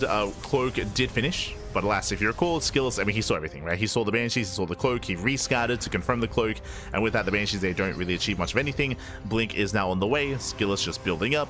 The initial charge timing, once again, didn't really achieve too much. As we mentioned before, the early charge timing can really do well against 2-base all-ins and 2-base play, but that's really not what Spirit has been going for. So the early charge hasn't really accomplished much, either in Game 2 or Game 3. You know what? Double drop into the main. Observer does confirm. Stalker's in position. Drops are deflected. Same time, Banshees into the third base, and the probes are going down. They can one-shot. Yeah, 1, 2, 3, 4, 5 probe kills. Ay, ay, ay. Stalker's not quite in position. Blink did just finish.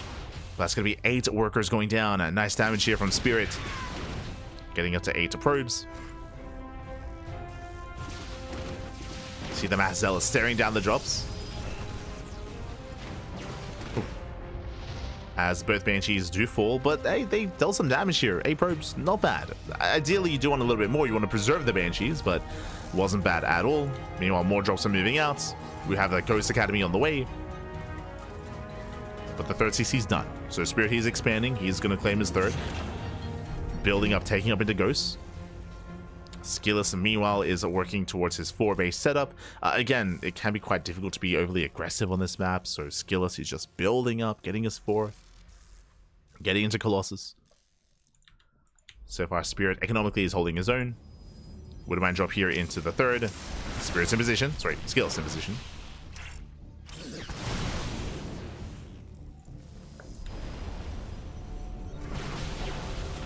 As we committed to the drop. He does commit. Oh, 2 medivacs go down. A couple units did fail to unload in time. And this is quite committed, and this is not going to work out. He has to get the hell out of here. There's not enough room. Does abandon some Marines. Does abandon some Marauders. This was not it. Yeah, the drop does fail. Does hold in space. Skillous shuts it down. Meanwhile, mine drop once again. Oh, mining damage. 4 probes. Not bad. Gets 4 workers, but Skillous he defends. He defends against the main drop and the main army. Spirit, he did overextend. Just overly aggressive. Skillous now getting map control. He's hunting down those medevacs. Oh no! And he finds them! Oh, does he have a blink? Soon he will.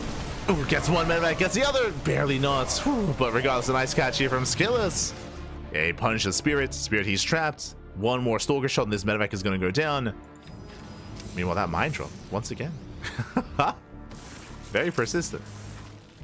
Very persistent. Oh, the retargeting. Let's go. Does retarget. Gets 1 more probe. But Skillous, the main army, does not back off. Okay, what do we have to work with? We have 2 Colossus, a solid amount of charge lots, decent amount of Stalkers as well. He's got a +1. He's moving in. And Spirit, he's on siege. He's unburrowed. So I'll say dive in. The mine shots. Oh my god, brutal connections. Zealots are going to be melting. Marauders are coming from behind. And oh my god, Skillous is being shot down here. The Marauders, they trade well, but we have more Zealots coming in. And it looks like Skillous, he does have enough. The Zealots are coming in time to save the Stalkers at least, but he cannot break this position. That's not going to happen. Spirit holds. And again, those mine shots were brutal. He shut down so many Zealots there. 20 Zealots went down. The Colossus and 11 Stalkers. So you can see they're a much more efficient fight for Spirit. And Skillous, he has to back off. Has to calm down, has to back off. Does pull away.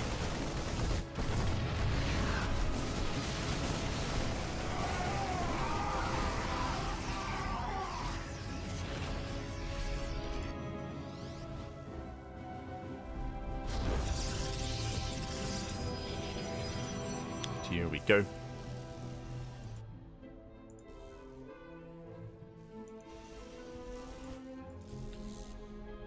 Skillous does pull away.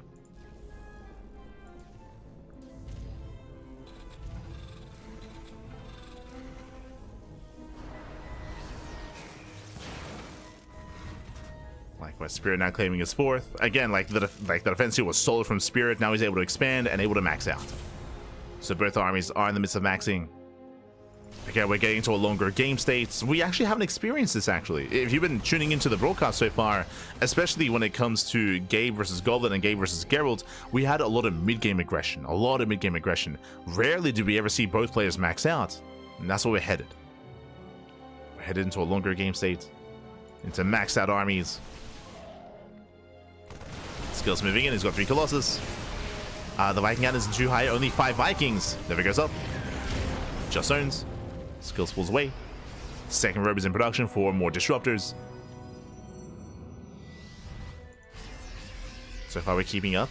Now, if you recall earlier, we spoke about some of the features of this map and how you can be very secure on 4 bases. That is true. We are secure on 4 bases, but Skillous has map control. So he gets a 5th, 6th, and 7th. He's mass expanding with map control. Meanwhile, Spirit, he will have a hard time at taking a 5th base because he's lacking that map control. The win condition for Skillous here is deny the 5th. Just contain the Terran, pick up some key units, and rotate and just perpetually keep the Terran on 4 bases. Just keep them contained. Never goes up. Ooh, it does pick away the army. And we do see Skillous going for the dive. Oof. Has to respect the minefield though. Yeah, respects the minefield. Skillous pulls away. And this kind of game state, like you can see what Protoss players can get away with if they do have map control. They just mass expand. This is also why Terrans have been more aggressive recently, because this game state, it's not the most appealing, is maybe the best way of putting it.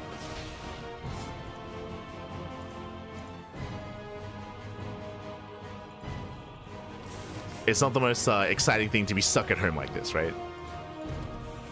So that's why we've seen a rise of all-ins and a rise of like aggression from the side of Terran, and they've had a lot of success with it. To be fair, a lot of success with 2 base all-ins and 3 base all-ins.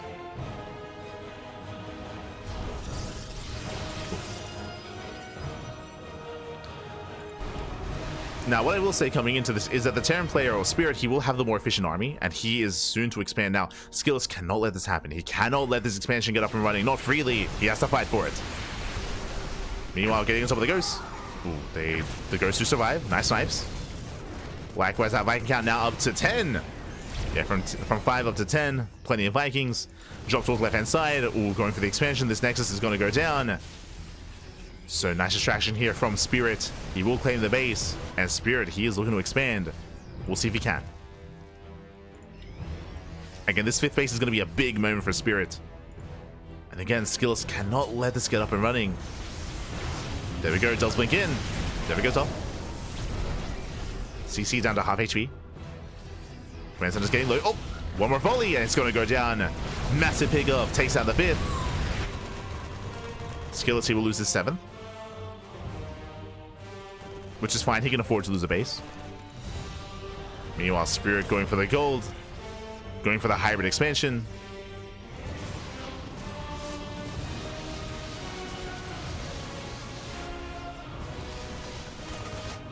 Does recall to defend. SKillous rotating over. Blink, oh, he blinks in! Oh my god! Blinks into the minefield. Mine shots they go up, the Colossus they go down. Vikings they have their way with the air army. Novas they do not connect. And SKillous who will lose every single Colossus. Vikings they land. SKillous he will zone away.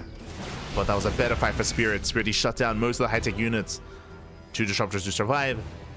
Oh no!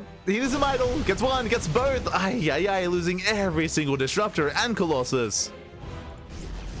So better engage your Spirit. He does claim the 5th, or at least he's trying to get it up and running. Ooh. SKillous panicking a little bit. Does get full medevac. Oh, gets both. Both medics go down. Nice force field. Spirit overextending. He's overstimmed. Yeah, he's overstimmed. He has to get the hell out of here. SKillous gaining some momentum.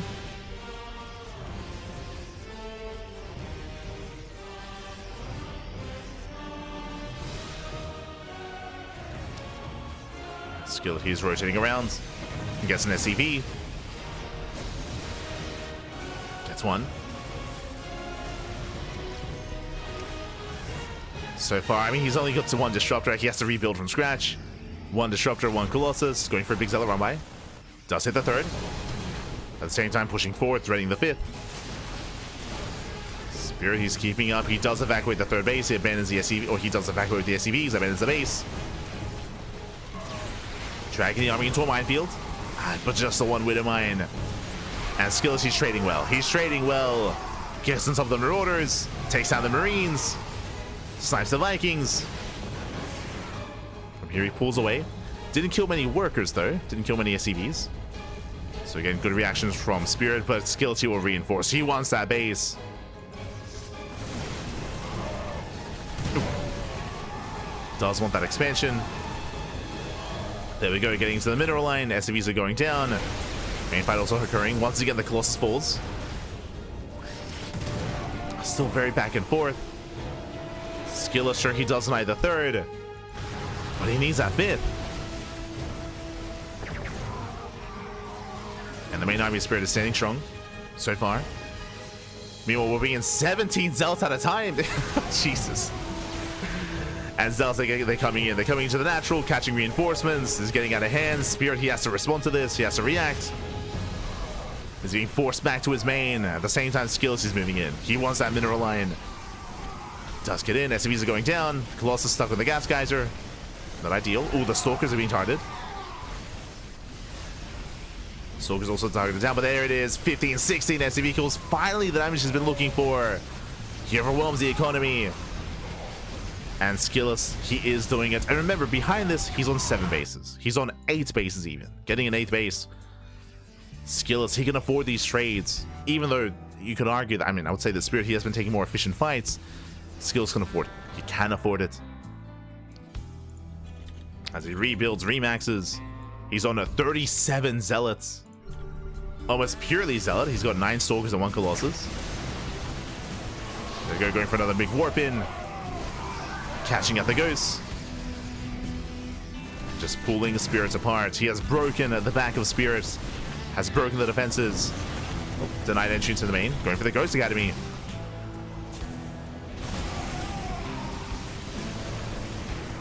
the academy. Spirit, he will break through all those zealots, but he doesn't quite get on top of the stalkers, barely not. And Zealots, they come in from behind. He comes in for a surround. And SKillous, he's collapsing on the main army. Let's go. Gets into the mineral line. And he overruns. He overwhelms. Spirit just barely not enough here. Again, he was just pulled apart between his bases. Eventually, the Zealot army is here at the third base. They did overrun.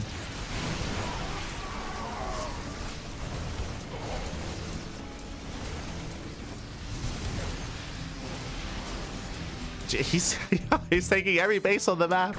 Ay. Getting up to 10 bases. He's crazy.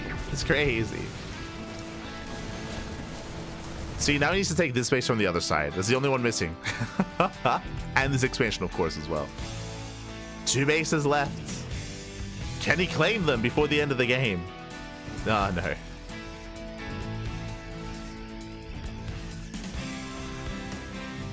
And again, it's just so difficult as a Terran player to break out from this contain. We saw the drop earlier, which killed a base, that's true, but it's not like Spirit has the spare supply to go for drop play.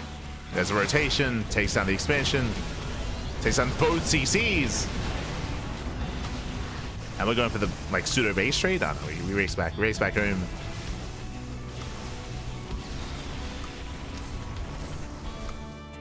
Takes down another expansion. Heading into the natural.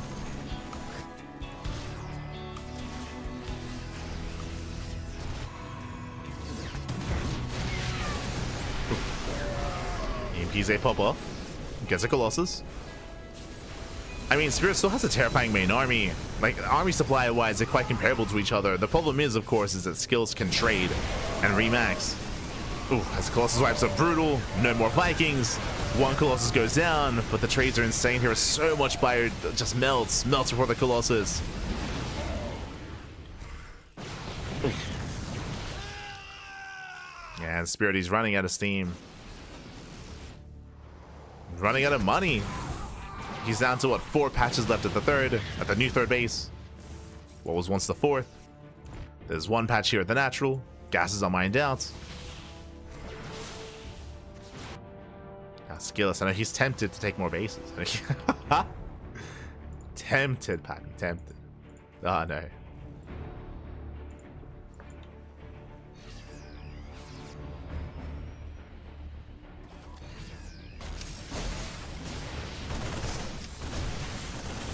And here we go. Likewise, Spirit, he does a strike here at bottom right. Meanwhile, SKillous just going for the kill, going for the main.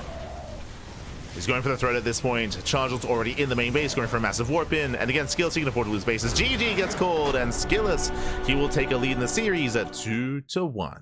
GG. Whew. GG, well played. And again, this shows kind of the potential of what a Protoss player can get away with on some of these larger, more macro maps. As SKillous, he was able to gain map control and just overwhelm them there.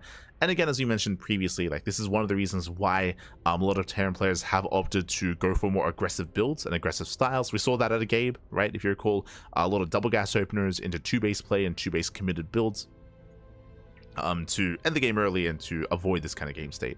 Not saying that Terran players can't fight back in this game state. They totally can, but again, it's not the not the most fun to be stuck defending at home and stuck fortifying yourself before breaking out.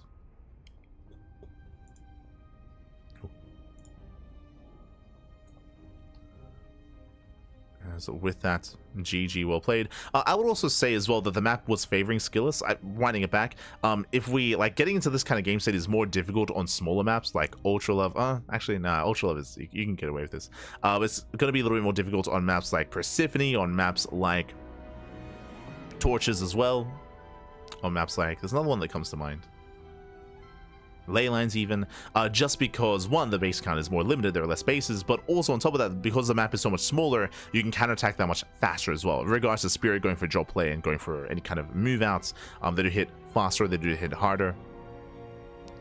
It's on these larger maps like Tokamak, Maganatha comes to mind as well, and even Incorporeal, those stream maps come to mind, where if you gain map control, you can just mass expand and just take all the bases. And it's just crazy. But again, that kind of style is stronger on a map like Tokamak. But here we go, GG. With that, GG well played. With that, we are now getting ready here for our next game. And SKillous, he's up 2-1. And Onomas, one more game is all he needs. All he needs to claim the series to wrap up the lower brackets.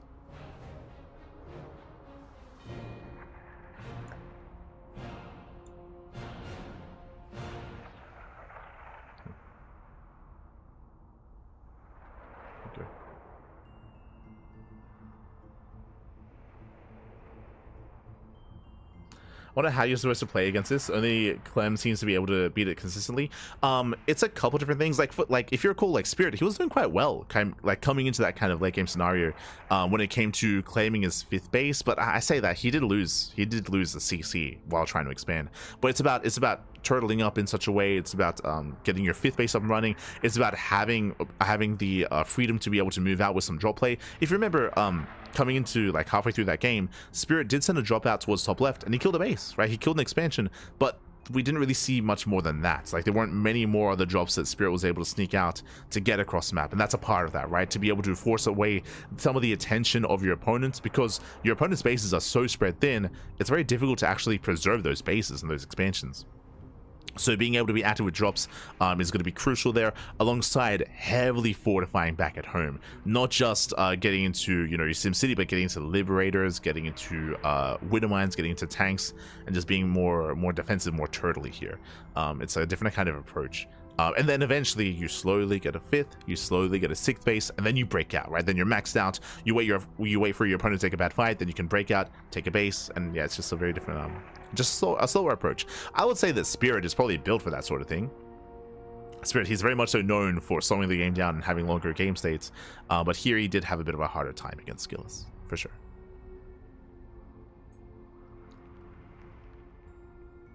For sure. I would say that Cure was also decent at it as well. I say was, and I emphasize was, because again, if you've been watching Cure as of late, during GSL and during DreamHack, and basically for the past maybe over like month and a half, Cure, he has fallen to the dark side, and Cure, he does nothing but 2-base all in now. Like at GSL, during the entirety of the season of GSL, he did nothing but 2-base all in TVP. Like Cure, he's had enough. He's like, I'm done. I'm good, baby. I'm good. I'm gonna just embrace the ape. But players like Claire, players like Bjorn, he's also not as aggressive as Cure and Maru nowadays. Like Bjorn, he's more willing to play at a longer game. I would say more so than Cure now, which is kind of weird to say, but true.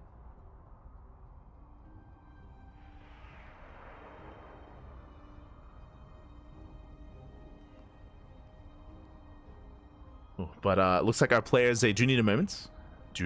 Here, which I don't blame them. Again, we're on match points, so whew, we're just taking a breath, just calming down.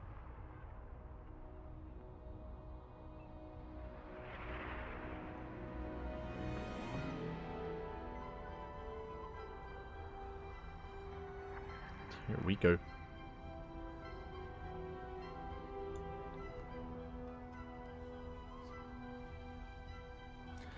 Lib range and +2. Yeah, we did mention like Liberators, right? Like we mentioned like being very turtley, you know, with your Sim City, with your Liberators, with your tank lines. Like it's a different approach. And then slowly, like breaking out and expanding. Oh, but here we go. Looks like we still need a couple more minutes here. Meanwhile, I guess because we have some downtime, we may as well catch up a little bit here on the brackets. I'm assuming that Wikipedia has since been fixed. Let's catch up. As do we have any updates here? Nope.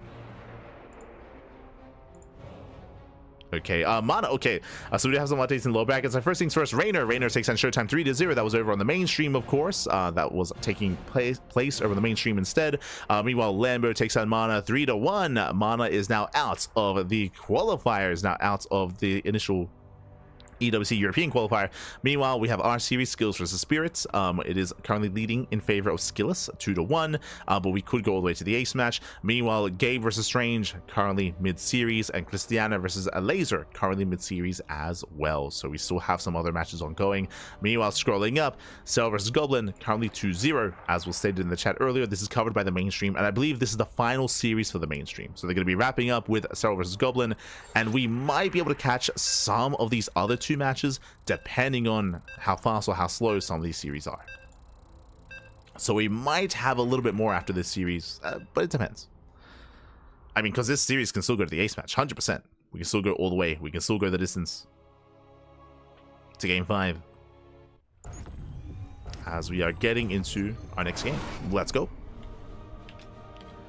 Let's go. And spawning in the bottom left hand corner of Ultra Love, we have the red Protoss player. We have the Team Liquid Protoss leading the series 2-1, one game away from advancing on into the next round. It is SKillous. And spawning in the top right hand corner, we have his opponent. We have the Polish Terran player. We have the blue Terran down in the series. He has to fight back here and now to force the ace match and to bring us all the way to game 5. The pressure is on. It is Spirit. Here we go. As once again, just like last game, he's moving out with the first SCV, most likely to set up for the eBay block. Yeah, you can see the rally. He will avoid the initial probe scouts and sneak up on the natural. Here we go. Now, last game we saw that Skillous was able to shut this down. He had a really strong, really swift reaction to this to be able to deny the eBay. Block does come in. As Skillous, he does move down to low ground. He will scout this and he can react in time. Okay, getting of the SCV. Boys are being pulled. Again, 5 SCVs in total. But the progression this time is going to be, I mean, there's going to be a lot more progression this time, a lot more HP on the eBay. Up to half HP. Oh, he wants more. Oh, SCV does come in. Gets a little bit more HP, a little bit more progression. Oh, he goes back in. Spirit, you're an animal. Oh, God. Up, up. Whatever you can get. Behind this opening up, Reaper setting up his own CC on the low ground. There's a cancellation, and Skillous, he can now expand. And again, there was a nice delay here. Lost mining time for the probes. Some damage was dealt. CC has been thrown down. Skillous confirms. And the game will continue from here. And welcome one and all to Ultra Love. Ultra Love is a map of extremes. It's a bit of a weird one, where the rush distance by ground is quite short. So because of that, we often see a lot of all-ins. We see a lot of all-ins on Ultra Love, just because the rush distance by ground is short. Likewise, there is the same plane of elevation here pushing in towards the third base, so there's no like high ground advantage. Likewise, no high ground advantage here at the linear third. Likewise, you can also push in between the bases straight into the natural as well, and kind of wedge yourself in between the bases and make it awkward for your opponent to engage. So we see a lot of all-ins on 2 bases and like 2.5 and 3 bases as well. But if we can get past that kind of game state, if we can get up to a 4-base setup, we often see a lot of late game on Ultra Love. And the reason for this is because then the other aspects of the map come into play, specifically the features in the center. We have these very narrow bridges, and because of that, imagine 2 armies facing off. How do you get past the bridge onto the other side without taking a brutal fight? Without going through this choke point? Same here as well. We have a lot of choke points. We have a lot of high ground or elevated areas here on the left, here on the right as well. So if you're able to keep up with the movement of your opponents, referring to like the mid game when we have like substantial armies, then it's really hard to break through. It's really hard to get past, and because of that, we often do see split map scenarios where you just cut the map in half and we have maxed out armies. So we often see like 2 sides of the extremes, like all-ins or like more late game play.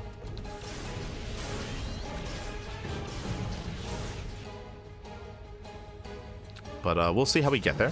Once again, charge. Like Skillous, he's been very fond of this for the past 3 games, except for game 1. He has been going for charge-based openers. And again, this feels like almost like a ladder build. At least from what I can tell. Maybe someone else can maybe bring something else up. But we spoke earlier, like the strength of a charge-based opener. We saw this a lot from Hero in his series against Cure. Is that this is designed to hard counter, I want to say like 2 base all-ins. If Spirit were to go for a heavy committed tank push, then with the early charge, you just shut it down. But if your opponent is being more macro, if they're being more passive, more defensive, if they're just building up and securing themselves, like we have seen for the past 2 games out of Spirit, then the early charge timing doesn't really do anything. And you forego Blink, where with Blink you can harass, you can poke in, you can contain, you can pick off some medevacs, or pick off some Marines, pick off some SCVs, and keep the Terran player busy at home. With Charge, especially if they aren't being aggressive, then you don't really accomplish much with it. So it feels kind of weird. Specifically to play this against Spirit, who's known for being more macro, right? Spirit's not known for his aggression. So I say ladder build. This feels just really safe more than anything. Now we're taking up into the bay, getting the 3rd base, of course, working up towards Colossus.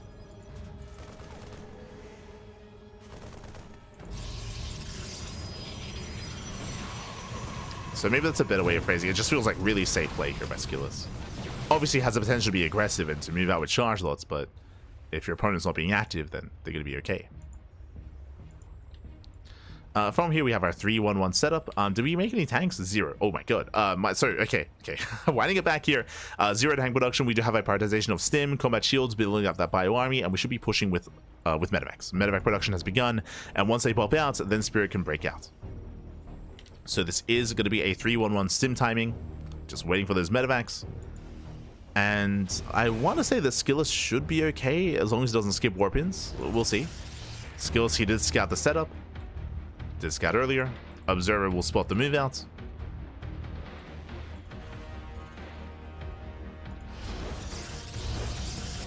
And SKillous behind this.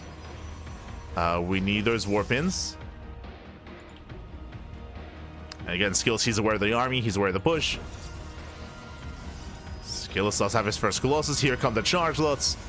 And hey, this is going to work out well for him. I mentioned before that going for a really early charge would be more ideal if your opponent's being aggressive. And hey, Spirit, he's being aggressive. So, okay. The safe opener here is going to pay off. As Spirit, he's moving out. He's got 2 domains behind this. He has stim, he has combat shields. Oh. SKillous pulling away. Yeah, he does pull away. Oh, but again, we do dive into the middle, or do dive into the natural. Shield battery goes down. The Marauders are tanking the Colossus. Marines, they trade well. They pick up the Zealots. Stimming on in. And they go for the pylon. They depower the Robo. So far, nice damage here by Spirit. He hasn't lost too much yet. Yeah, the Raven gets broken out. It drops further back into the main. So far, pretty efficient trades. So far, it's been efficient, and he's not done. Jumping into the 3rd. And just looking to pull SKillous apart. Pro's going to be going down. Winter Mines in between the bases. And SKillous, he can't quite keep up. Not like this. Oh, brutal mine shots. Yeah, brutal mine shots going off. SKillous, he defends the main. But again, a messy defense here.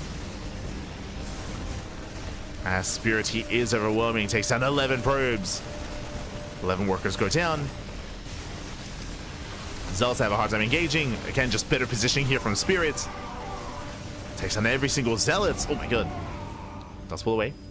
Does pull away. Does pull back. Drop into the main. Oh, once again, it's deflected. Army's in position. And SKillous, he will hold. He will hold on, but behind the Spirit is expanding. And as the dust settles, where exactly are we? She's not done. Okay. As the dust settles, we have killed 17 Zealots, 11 probes. Really, that's it. He didn't really kill too many gas workers or gas units. But again, didn't lose much either. Here, bleeding out 4 Marines, 6 Marauders. And with this, Spirit, he does have that economic lead, that economic edge. He's up in workers, he's up in supply. Again, just really efficient fights out of Spirit. And I just loved his movement here as well. Like, it was really cool to see him tank the Colossus shots with Marauders and move in with the Marines to get into the base.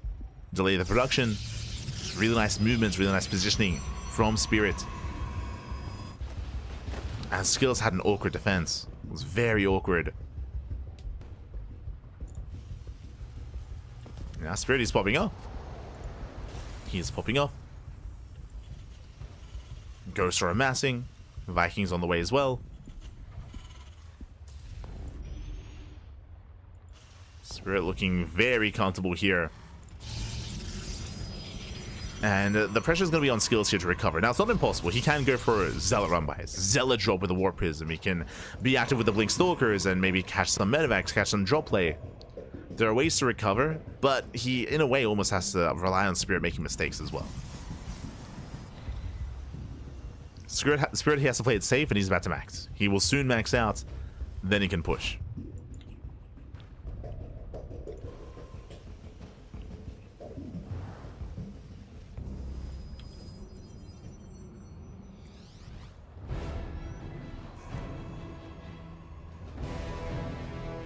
Can push. Spirit, he's just building up his forces and massing up more ghosts. He's got his EMPs ready. How many Vikings? 7. 7 Vikings, 4 Spirit. How many Widow Mines? 4. Not too many, but the Viking count is solid. Second Starport on the way for more Vikings. We go Prism into the main. But it might be too late. The Prism is on the way. There's so far one Nova. Never goes off. Raises the army. The anti-missile goes off. A massive connection. The army gets dusted. And SKillous is, sorry, Spirit is pushing in. Takes down the Colossus one after the other. There's no saving them. Does pull away. At the same time, Prism into the main, going for the warp in. But the base does fall. Spirit, he takes down the 4th. Meanwhile, Zealots has no additional warp in. Spirit, he will defend. And takes down the Prism. Actually dropping into the main. From here, it drops into the main base. Pushing in between. Another missile turret. Sorry, another anti-arm missile. God damn, every time. Gets a Colossus. And Colossus goes down. There's 2 Novas left. Oh! Doesn't quite connect. And SKillous is just being torn apart. She's just being pulled apart here. Disruptor falls. And SKillous just doesn't really have much left. There's not really much left over. Losing out on all the Zealots. More reinforcements coming in. SKillous, he's holding. Does hold on, but behind this, again, Spirit, he's on 4 bases. So 4 bases, he has more efficient mining. He's still rallying across the map. And SKillous, he has been struggling ever since the initial defense, the attempted defense. Just traded far too poorly. And Vikings, they land over the Disruptors. We have the Concave coming in, almost a full seat 360 surround. Spirit, he collapses on the army, and SKillous, he crumbles. He has almost nothing left. He's down to a handful of Zealots, a handful of Stalkers. Spirit, he has enough.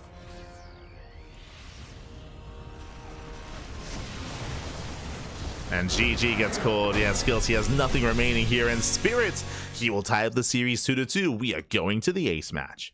Whew, GG. Oh my god, we're going all the way to game 5. Again, Spirit with something that did catch SKillous off guard, going for really fast stim, really early bioproduction. Didn't make a single tank. The factory was only reactoring out Widow Mines.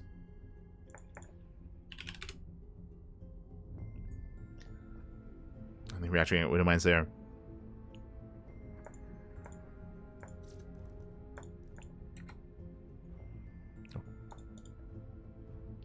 And like just hyperfixated on that mass Marine Marauder army, and with that he was just able to overwhelm. Again, just had really nice positioning against the army of SKillous. You could also argue that the SimCity of SKillous was working against him. Like with a Zealot heavy composition, he had a really hard time pushing in between his gateways, his robo, his pylons. Like the SimCity was definitely working against the defending Protoss, as he was heavily reliant on those Zealots. And with that GG, well played. With that Spirit, he was able to tear him apart and snowball from there. Was looking very solid there in that follow-up, of course, not losing too much at all to the Warp Prism. And now we're going to the ace match. We're going all the way to game number 5. Let's go.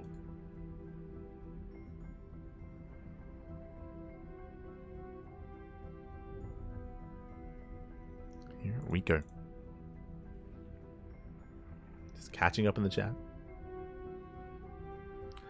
Everyone knows Serral versus Reynor is today. Tomorrow. We're wrapping up. I believe the mainstream, they just wrapped up with Serral versus Goblin. So I do apologize. We were hoping that we could maybe catch the tail end of Serral versus Goblin, but I mean, to be fair, we've had a banger of a series here, very back and forth, all the way to game 5. So we know what we want. I mean, in general, I think we've been quite fortunate today. I mean, there were definitely matchups that we were looking at and looking to follow, but Goblin versus Hero Marine, even here, Spirit versus SKillous, like very fortunate with the matches that we found ourselves in. Nothing but ace matches. We know what we want. We know what we want.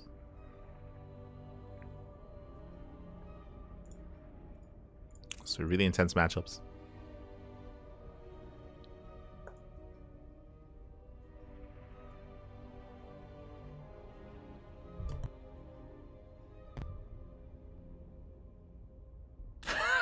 Don't call a for Jimmy build a ladder build. He's been Cure after all. Cap. I mean, I mentioned that we've seen that opener from Hero. Like Hero's done it against Cure. Like there's as I was saying before, there's rationale, there's reasoning, there's an ideal against what that's up against.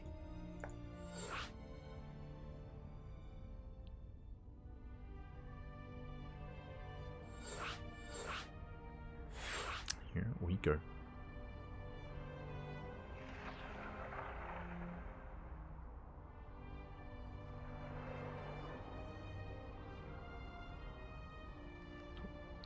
As here we go, we have our ace match. It looks like the mainstream is going to be joining us. Looks like they wrapped up with Serral versus Goblin, and they're going to be joining us here for the ace match of SKillous and Spirit. Let's go.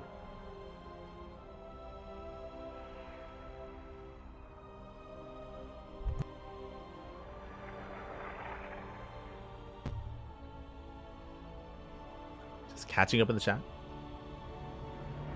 Here Marine versus Strange 3-1, and Laser versus Cristiano 3-2. Went to the ace match. Let's go. Let's go. Next up, Gabe versus Laser. That's also going to be played tomorrow. This is the final series.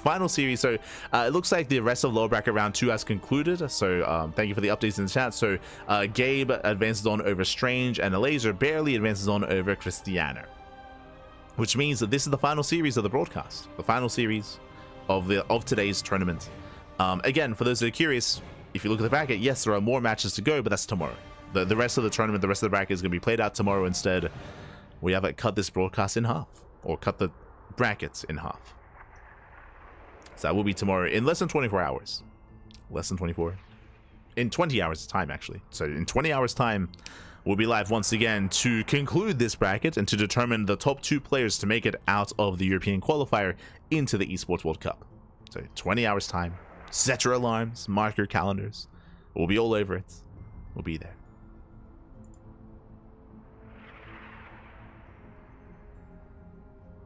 The stream has the best games again. Yeah, we know what to pick. We know what to pick. We get a little bit fortunate. For those who are curious when it comes to what games we are able to jump on, basically every one of these qualifier days, I hold my breath and I'm like, yo, let's hope the mainstream don't pick the good series.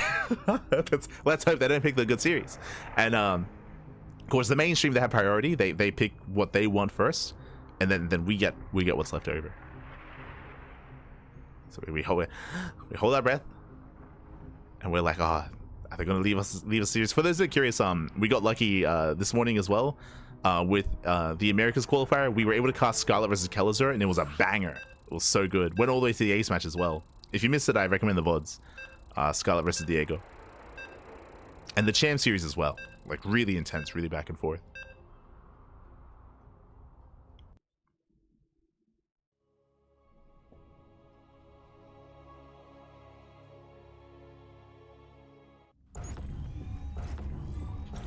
You can drop the link from the bot command. Oh, okay.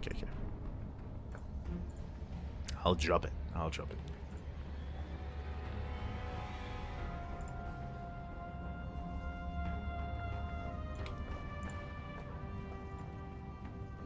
There we go.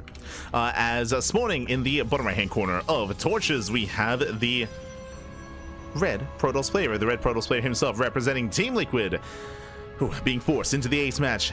Can he bring it back? It is SKillous. And spawning in at the top right-hand corner, we have his opponent. We have the blue Terran player, the Polish Terran, representing ROC Esports, bringing us to the ace match. It is Spirit.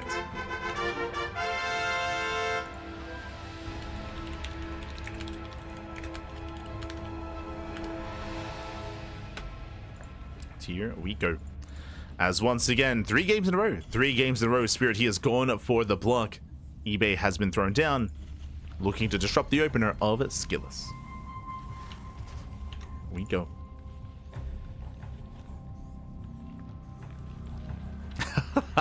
Sparkling Protoss cap. True. All the Protoss. Hey, look, EVA doesn't help with that, okay? Half the time, no, majority of the time EVA plays an STC, plays Protoss, okay? EVA is a part of the problem. Part of the problem. Este EVA.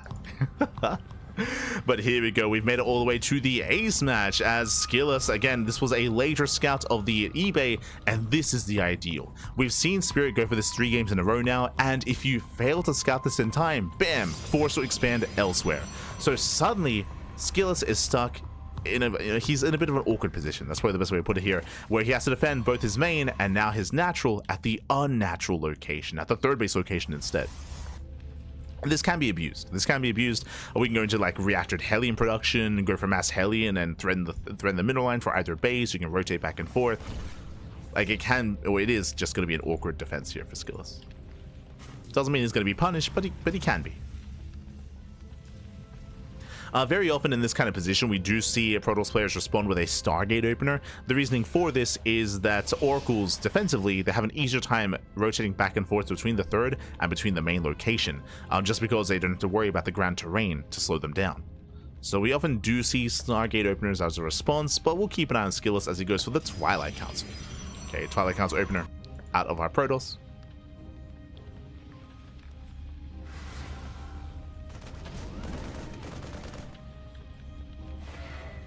Skylar vs. SKillous was a 2-hour long series. It was. it was a banger, and that's part of why the Americas qualifier was like twice the length of this qualifier. Twice the length. Which again, it makes sense. Makes sense because the Americas qualifier was only 1 day instead of 2, so it was twice the length. Big. Once again charged every game, Jesus, except for game 1. For the past 4 games in a row, SKillous opening up charge. Meanwhile, Spirit back across the map, 3 CC, 3 racks, very greedy build on torches of all. He's crazy. Oh my god, I apologize for not noticing this earlier, but this is the build that we saw on, was it on Tokamak? We've seen this once before already in this matchup. I believe it wasn't Tokamak, but yes, we're going for a very greedy build here. That might not have been actually, but one of the previous maps. Basically, we are going to be skipping any kind of tank production. We're going to be delaying the factory, of course, going into mass marine, mass stim, into Widowmine with a very fast 3rd TC and a boosted economy coming into the mid game. Now, SKillous, he will scout this, he will confirm this, but we've been in this kind of situation before where SKillous opening up charge can't really punish this. It's going to be difficult, I should say. You can do so with Blink Stalkers, of course. You can try to poke in and try to pull apart the attention of your opponents and contain them and try to punish the greed, but with charge it's going to be a little bit more difficult. So on the one hand, I do like this decision here by Spirit as he does delay the factory, but something that's going to be a little bit awkward here is being greedy on torches sounds crazy. Welcome to one of the most vetoed maps of the map pool. I say one of, Last Fantasy is the most vetoed map, but torches is not too far behind it. It is very aggressive, it is a smaller map, short rush distance by air, short rush distance by ground, the bases are more exposed, like this is the potential third, like this? It's out in the open, like it's so accessible to try to break down this third base. Otherwise you can expand towards your opponent, which is also a lot more accessible as well, especially once the tumors expire. These tumors, they expire at like 5:57 or something, just before 8 minutes. So we'll see if Spirit can get away with the greed. Meanwhile, SKillous pushing out early on, but the bunker is done. Yeah, the bunker is complete. Does get 1, does get 2 SCVs. As Spirit, we've seen this before, going for the Marine run by. And it wasn't on Tokamak, it was on one of the other maps.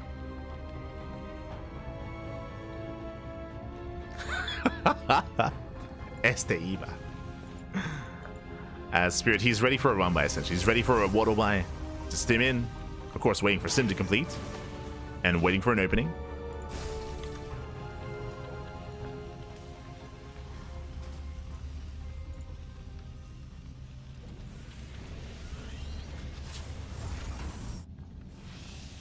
SKillous is building up towards Colossus, securing his 3-base setup,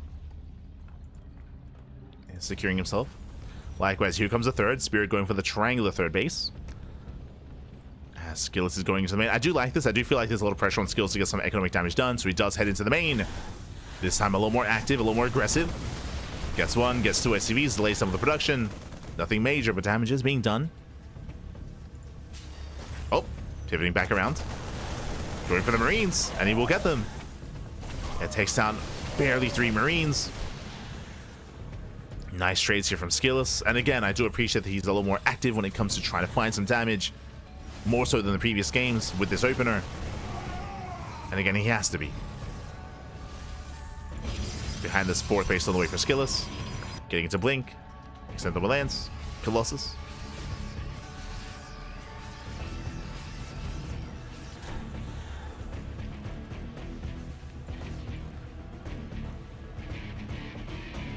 So the wrong guy was spotted. Yeah. SKillous, he's aware. He's aware of the Marines.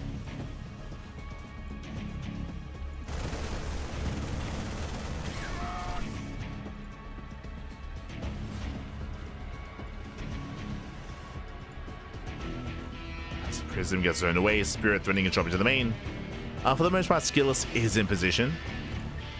The army's at the natural.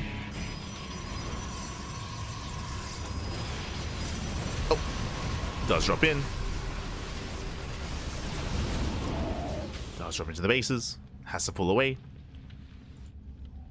And we're still just building up. I mean, again, Spirit, he is now able to embrace this third. Remember, this is a much faster third base than normal in a TVP. So with that, Spirit, he has that boosted economy. Did bleed out a couple of SCVs. And SKillous, he is pushing. Can he break that third? Now forcing him back. The tumors have expired. They have expired. The map is opening up, becoming more accessible, and you can also see just how open this area is as well. SKillous still gearing up. Oh, he's looking after his boy. Tops up the Zealot. There is that healing pad, which might factor into this game. We'll see. Likewise, SKillous taking another expansion. We're waiting for Spirit to start moving out. He's just securing his third for the time being. SKillous being greedy behind this, double expanding. There are these gold bases in the center as well. Typically, the Terran would expand forward towards the gold and towards their opponent.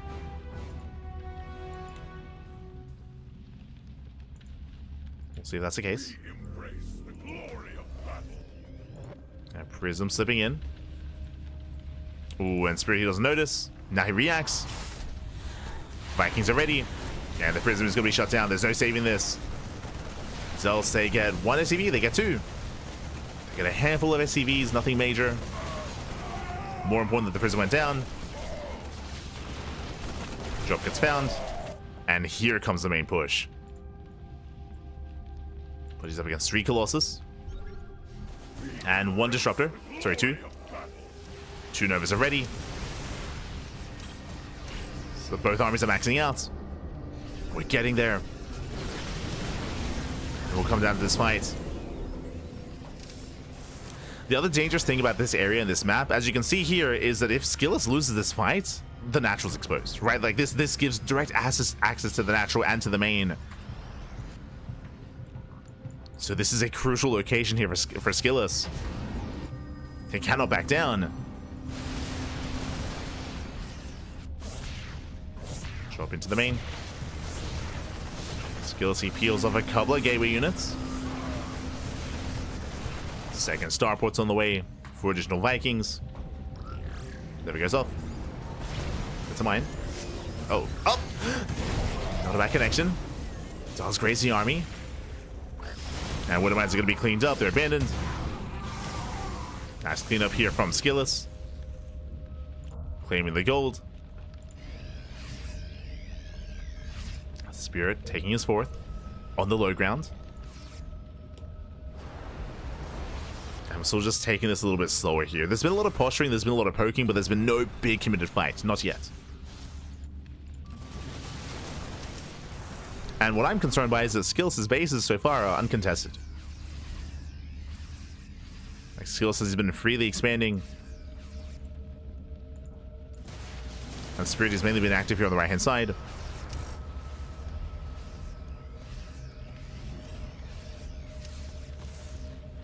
Now moving in. SKillous attempting to surround. You're never going up. No imagination. Vikings, they shut down the Colossus. Oh! Yeah, nice dodge. Spirit does pull away, takes out 2 Colossi. There's 1 Colossus left. 1 Colossus remaining. That's still a lot of Novas though. Spirit being zoned away. Again, can he avoid those Novas? So far, so good. Does him forward, does zone back Spirit. Sorry, SKillous even. Does zone him back. SKillous, he has to back up, has to pull away, setting up a proxy. Scan does reveal the bases. Spirit now aware. Again, that was a tense moment. No major engage, outside of the fact that SKillous did lose all the Colossus. There's 1 left. 1 Colossus remaining. So it's not going to be too much of a factor in the next fight. It's mainly about the Disruptors, and of course the Gateway Army. Likewise, we'll see how solid the EMPs are going to be from Spirit. Prism once again moving out towards the natural. SKillous rotating over towards the 3rd. Spirit trying to keep up. SKillous is going for it. Spirit out of position. Yeah, he's out of position. The bunker is going to go down. Takes down the bunker. Spirit trying to respond. Nova on the ramp. Novas, they pop up. He gets 1. Ooh, the Novas do connect. Yeah, Ghosts are going down. Takes down the Colossus. Vikings have to land. And Spirit, does he have enough? We commit to the fight. Still Zealots left over. Takes down every single Disruptor.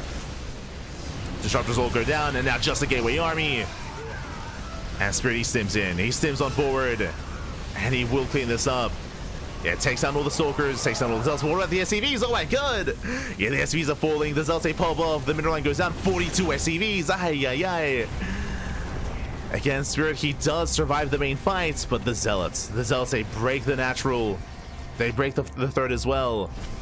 43 SCV kills. Ay, ay, ay. And that's what matters. That's what matters here. Again, Spirit, he handled himself well when it came to that main engagement. But now he's down to 28 SCVs. Not like this. Not like this. And unfortunately, he just wasn't able to shut down the Prism in time. Wasn't able to deny the warp in. And Spirit, he's still up in army supply, by the way. He still has a massive army. But he's got to make use of it. He's got to go. Like, at this point, like, backing up and making SCVs, like, that's not going to work out well here for Spirit. SKillous is remaxing. SKillous, he has a booming economy. 75 probes. SKillous, he's already maxed. He's already remaxed.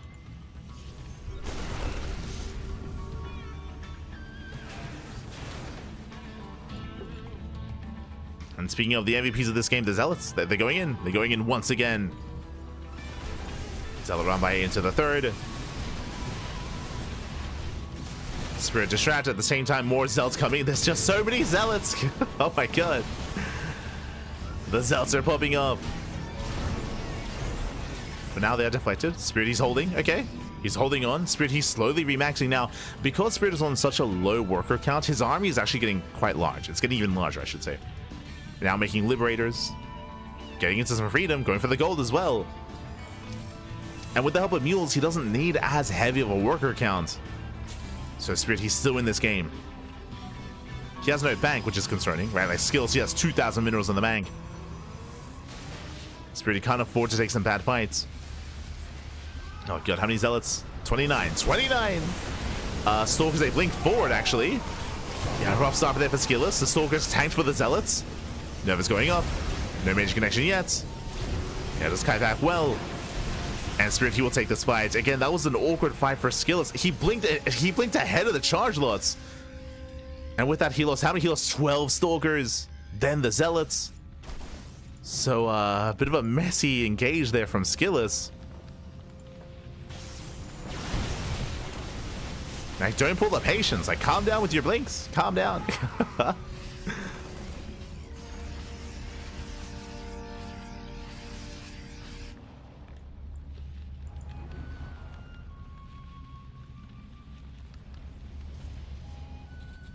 SKillous does pull back.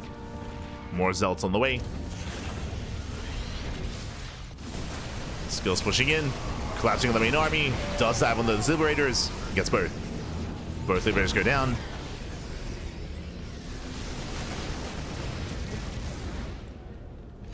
SKillous does pull away. Again, he can still afford these trades. Like poking in, pulling back, resetting that Liberty count. But Spirit, he's still holding his own. Again, Spirit, he has been taking some better fights since then. I think in general, actually, like the main fights have been going the way of Spirit.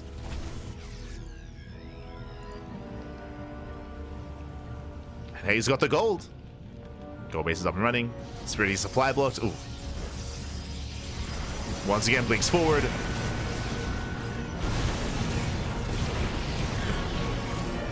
As he does an eye mining. More Zealot Ramites coming in.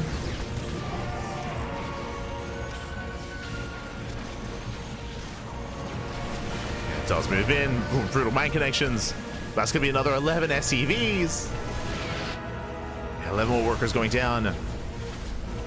Spirit, he's being spread thin. Trying to hold on. Liberation has arrived. He's got a solid lib count now. Oh, but the low ground is exposed. Novas, they go up. Bit of friendly fire. But the planetary goes down. Yeah, Spirit who lose another expansion. 24 more SCV kills.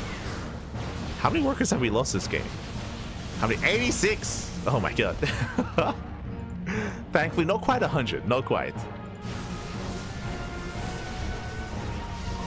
As we see Spirit forcing Skills to engage into him. Does pull back around. The Liberators are exposed. Getting both.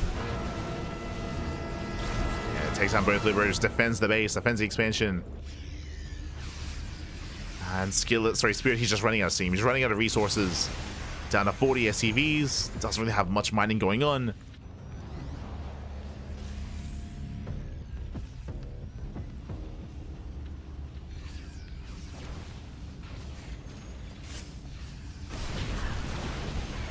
As the armies, they pass by each other.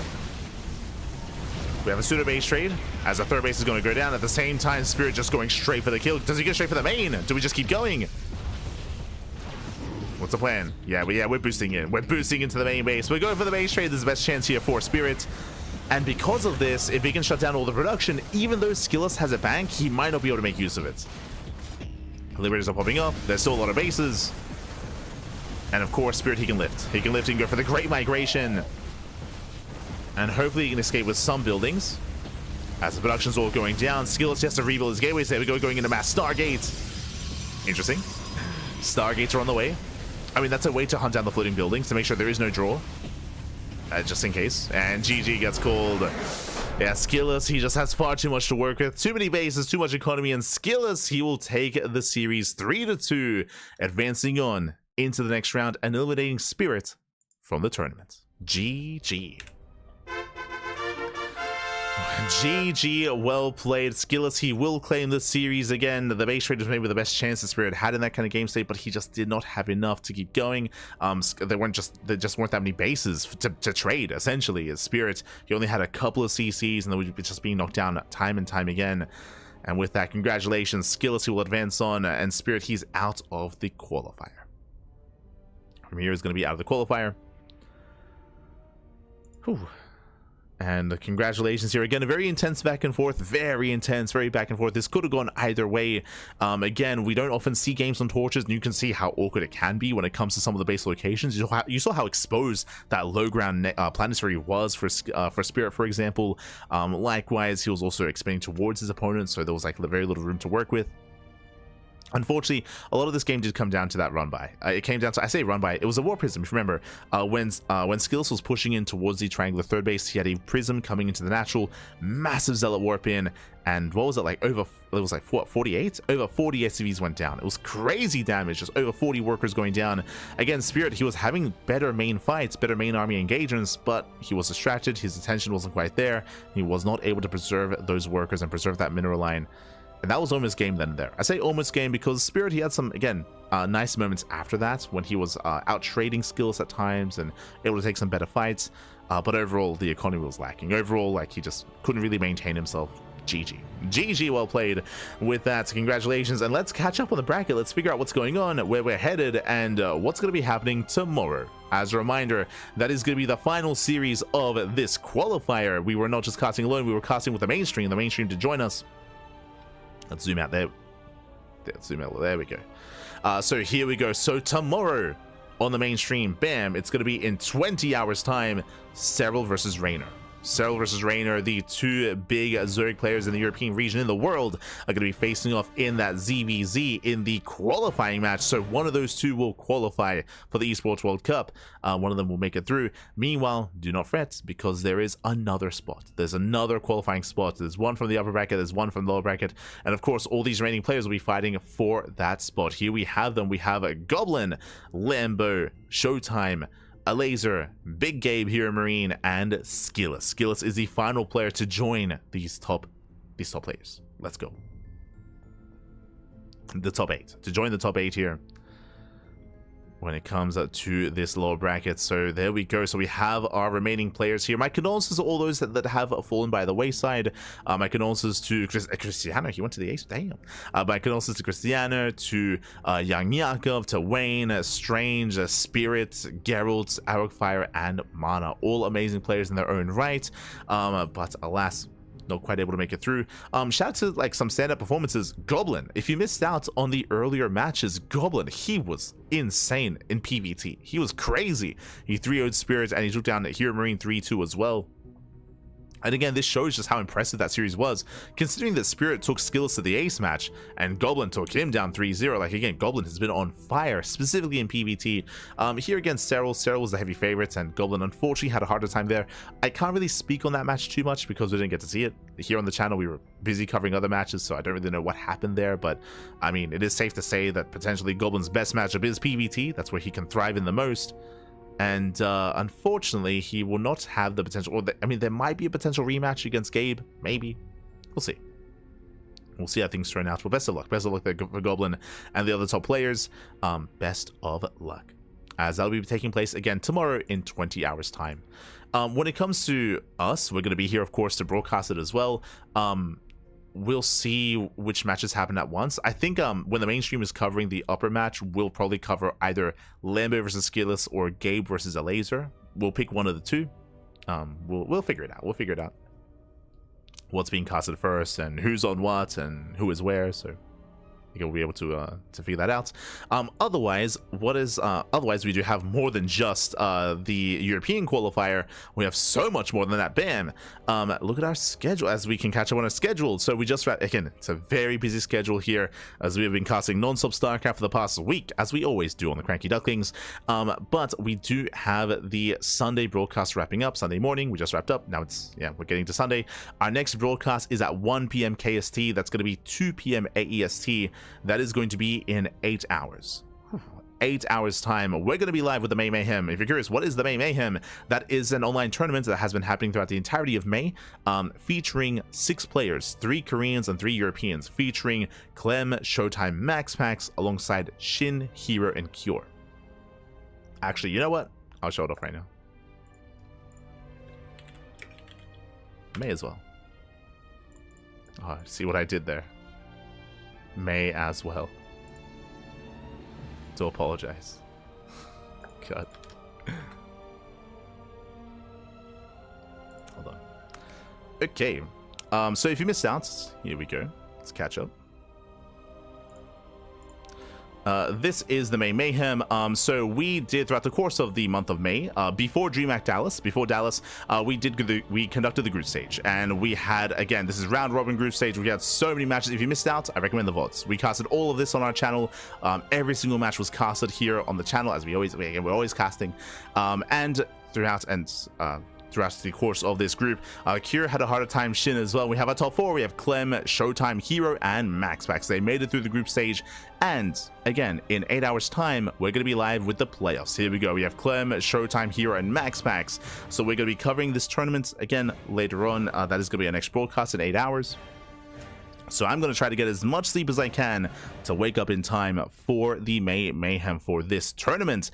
Then, after this tournament, after the May Mayhem, and again, shout out to Kabi Ray, and shout out to the other organizers of the event for hosting this tournament. 500 USD for first place, and not too shabby whatsoever. Also, a prize pool here for our players. Again, that's going to be in 8 hours time. Likewise, after that, you can see here on our schedule, we have the Korean qualifier. That is going to be the Korean closed qualifier. That's going to be at 6 p.m. KST. is going to be an intense qualifier. Again, we already covered the open qualifier earlier today, so that's going to be the closed qualifier. That's going to be, actually, I haven't seen the seeding. Let's have a look together. Let's have a look together here. Hold on. I actually don't know what the matchups are for the Korean qualifier. And it's right. Oh, gee, that's a lot of TVT. Let's go. So let's have a look together here. This is going to be in how many hours? It's going to be in 12 hours. So 12 hours from now, which will be, again, well, it's around just under 13 hours from now, we're going to be live with this tournament. So again, basically right after we finish the May Mayhem, bam, we jump into the Korean qualifier, and this is our Korean closed qualifier. This is a one-day event, not 2 days. Europe, they have the luxury of cutting the broadcast in half. Here, it's all done on one day. We have Byun versus Ryung, we have Rogue versus Zaun, we have Gumiho versus Bunny, and we have Creator versus Cure. Oh boy, once again, double elimination. Once again, 2 players do make it through. Which 2 players, we'll find out tomorrow, again, in 13 hours. In 13 hours time. Now, just like this broadcast, there's going to be the mainstream. I believe the mainstream is going to be covered by State and Pig. I think State and Pig, I think they handle the mainstream. So they're going to be picking the first round. I'll be honest, if it's State and Pig, they're probably going to cover Rogue versus Down. They're probably going to cover Rogue versus Down, which is perfectly fine. The other matches are tempting. Personally, I do enjoy me a TVT, don't get me wrong, but I also know that mirror matchups are not seen too fondly by the main audience. So we're most likely going to be going for Cure versus Creator. We're probably going to go Cure versus Creator into our next matchup. Again, there's a lot of tearing here, but yeah, we're probably going to go for Cure versus Creator and follow them into the upper bracket semifinals. That'll most likely be what's happening here on this channel, assuming that Pig and State go for Rogue and Down, which they most likely will. They'll most likely go for that series. So again, we're going to be the 2 streamers covering this event, and just like today, we're going to be avoiding the mainstream that have everything covered. The difference though is that tomorrow's tournament is going to be much longer, because we're going to cast everything. Like there's no cutting it in half, so there's going to be so much StarCraft. And the last 2 closed qualifiers that we had, the Asia closed qualifier and the Americas closed qualifier, they were both like 8 hours, like really long broadcasts, like 7 to 8 hours. So this is probably going to be the same. It's most likely going to be the same, and then this leads into the European qualifier. So back to back, May Mayhem into the Korean closed qualifier, into the European qualifier. Hopefully I'm able to sleep a little bit in between this cast and the European cast. Hopefully I get like a couple of hours sleep, fingers crossed. Otherwise we're just gonna power through, as we do, baby, as we do. We'll just power through. So busy day tomorrow, or I guess busy day today, because technically it's all today, as it is 6 AM here in Australia. For those who don't know as well, for those who are tuning in for the first time, we're here in Australia. Australia, baby, Australia. See you in 8 hours. Exactly. Ooh. Golden was taking turn names. He was. Crazy.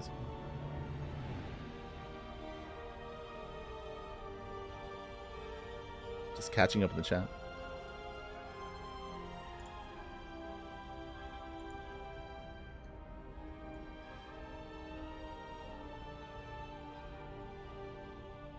Catching up.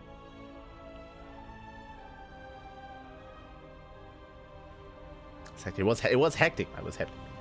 Oh, but yeah, with that, thanks for watching. Thanks for tuning in. Again, we have 3 more broadcasts tomorrow, and then we get into our regular weekly schedule of the Wardy TV Monday. Actually, let's have a look at the calendar of like Wardy TV Monday. Right, Stars Agora is next week. Aye. We have Stars Agora. We're gonna be covering GSL. Right, we have the replays, so we're gonna be doing a GSL cast on Tuesday. We have Stars Agora. We have the Wardy TV Monday. We have Pig Store Cup. We have the Latin American League, StarCraft Evolution League, Kung Fu Cup, MSO. Plenty of content. As always, again, we are live on a daily basis here on the CranKy Ducklings. We're live every single day, multiple times a day. We cast more StarCraft than anyone else out there. We have the quantity and we have a little bit of the quality as well. And if you want to follow us, then check us out on all the socials: Twitter, Facebook, Instagram, YouTube, Discord, TikTok, Kick, Blue Sky, Mastodon, all things CranKy Ducklings. We're all over the place, so follow us on your preferred platform of choice. And again, if you see something that you like here, and if you can't watch it live, and I don't blame you, okay, you don't have to be an animal like me who like sleeps in 2-hour intervals and does and casts everything. You don't have to watch everything, but if you see something that you like here, and if you can't watch it live, VODs, YouTube. Check us out on YouTube. Again, we are live on YouTube as well. We're streaming both on Twitch and on YouTube, so all the content's on YouTube. You can see it all there. All the VODs are available under the live tab or under the video tab, as we do upload on a daily basis as well. There's plenty of content on YouTube, so you can check it out there. Otherwise, thanks for watching. Best of luck to all the other competitors here and the rest of the qualifiers. And also, you can support us via Patreon, exclamation mark Patreon in the chat. Our Patreon does fund our regular tournaments. For those who don't know, we host our own weekly open cups and even MMR restricted tournaments as well. Bam. You can see them here. We have Sea Duckling Open, Master Swan Open, and Sparkling Tuna Cup as well. We do host these events on a regular basis. As you can see in our schedule, this week we're not hosting any because of EWC. Like, EWC is just so oppressive. Like we can't run our tournaments, not with this kind of schedule. So our tournaments are on a week break, but they will be coming back, and of course we'll be hosting them here on the channel. And it's thanks to all the support that we get on Patreon that we're able to host them as well on a regular basis. So thank you so much to all our patrons. And again, 100% of the money on Patreon goes towards the players. It all goes towards the players. It all goes towards tournament prize pools. So thank you so much for the support. Otherwise, with that, we are going to be wrapping up, and we'll see you guys in 8 hours time for some more StarCraft.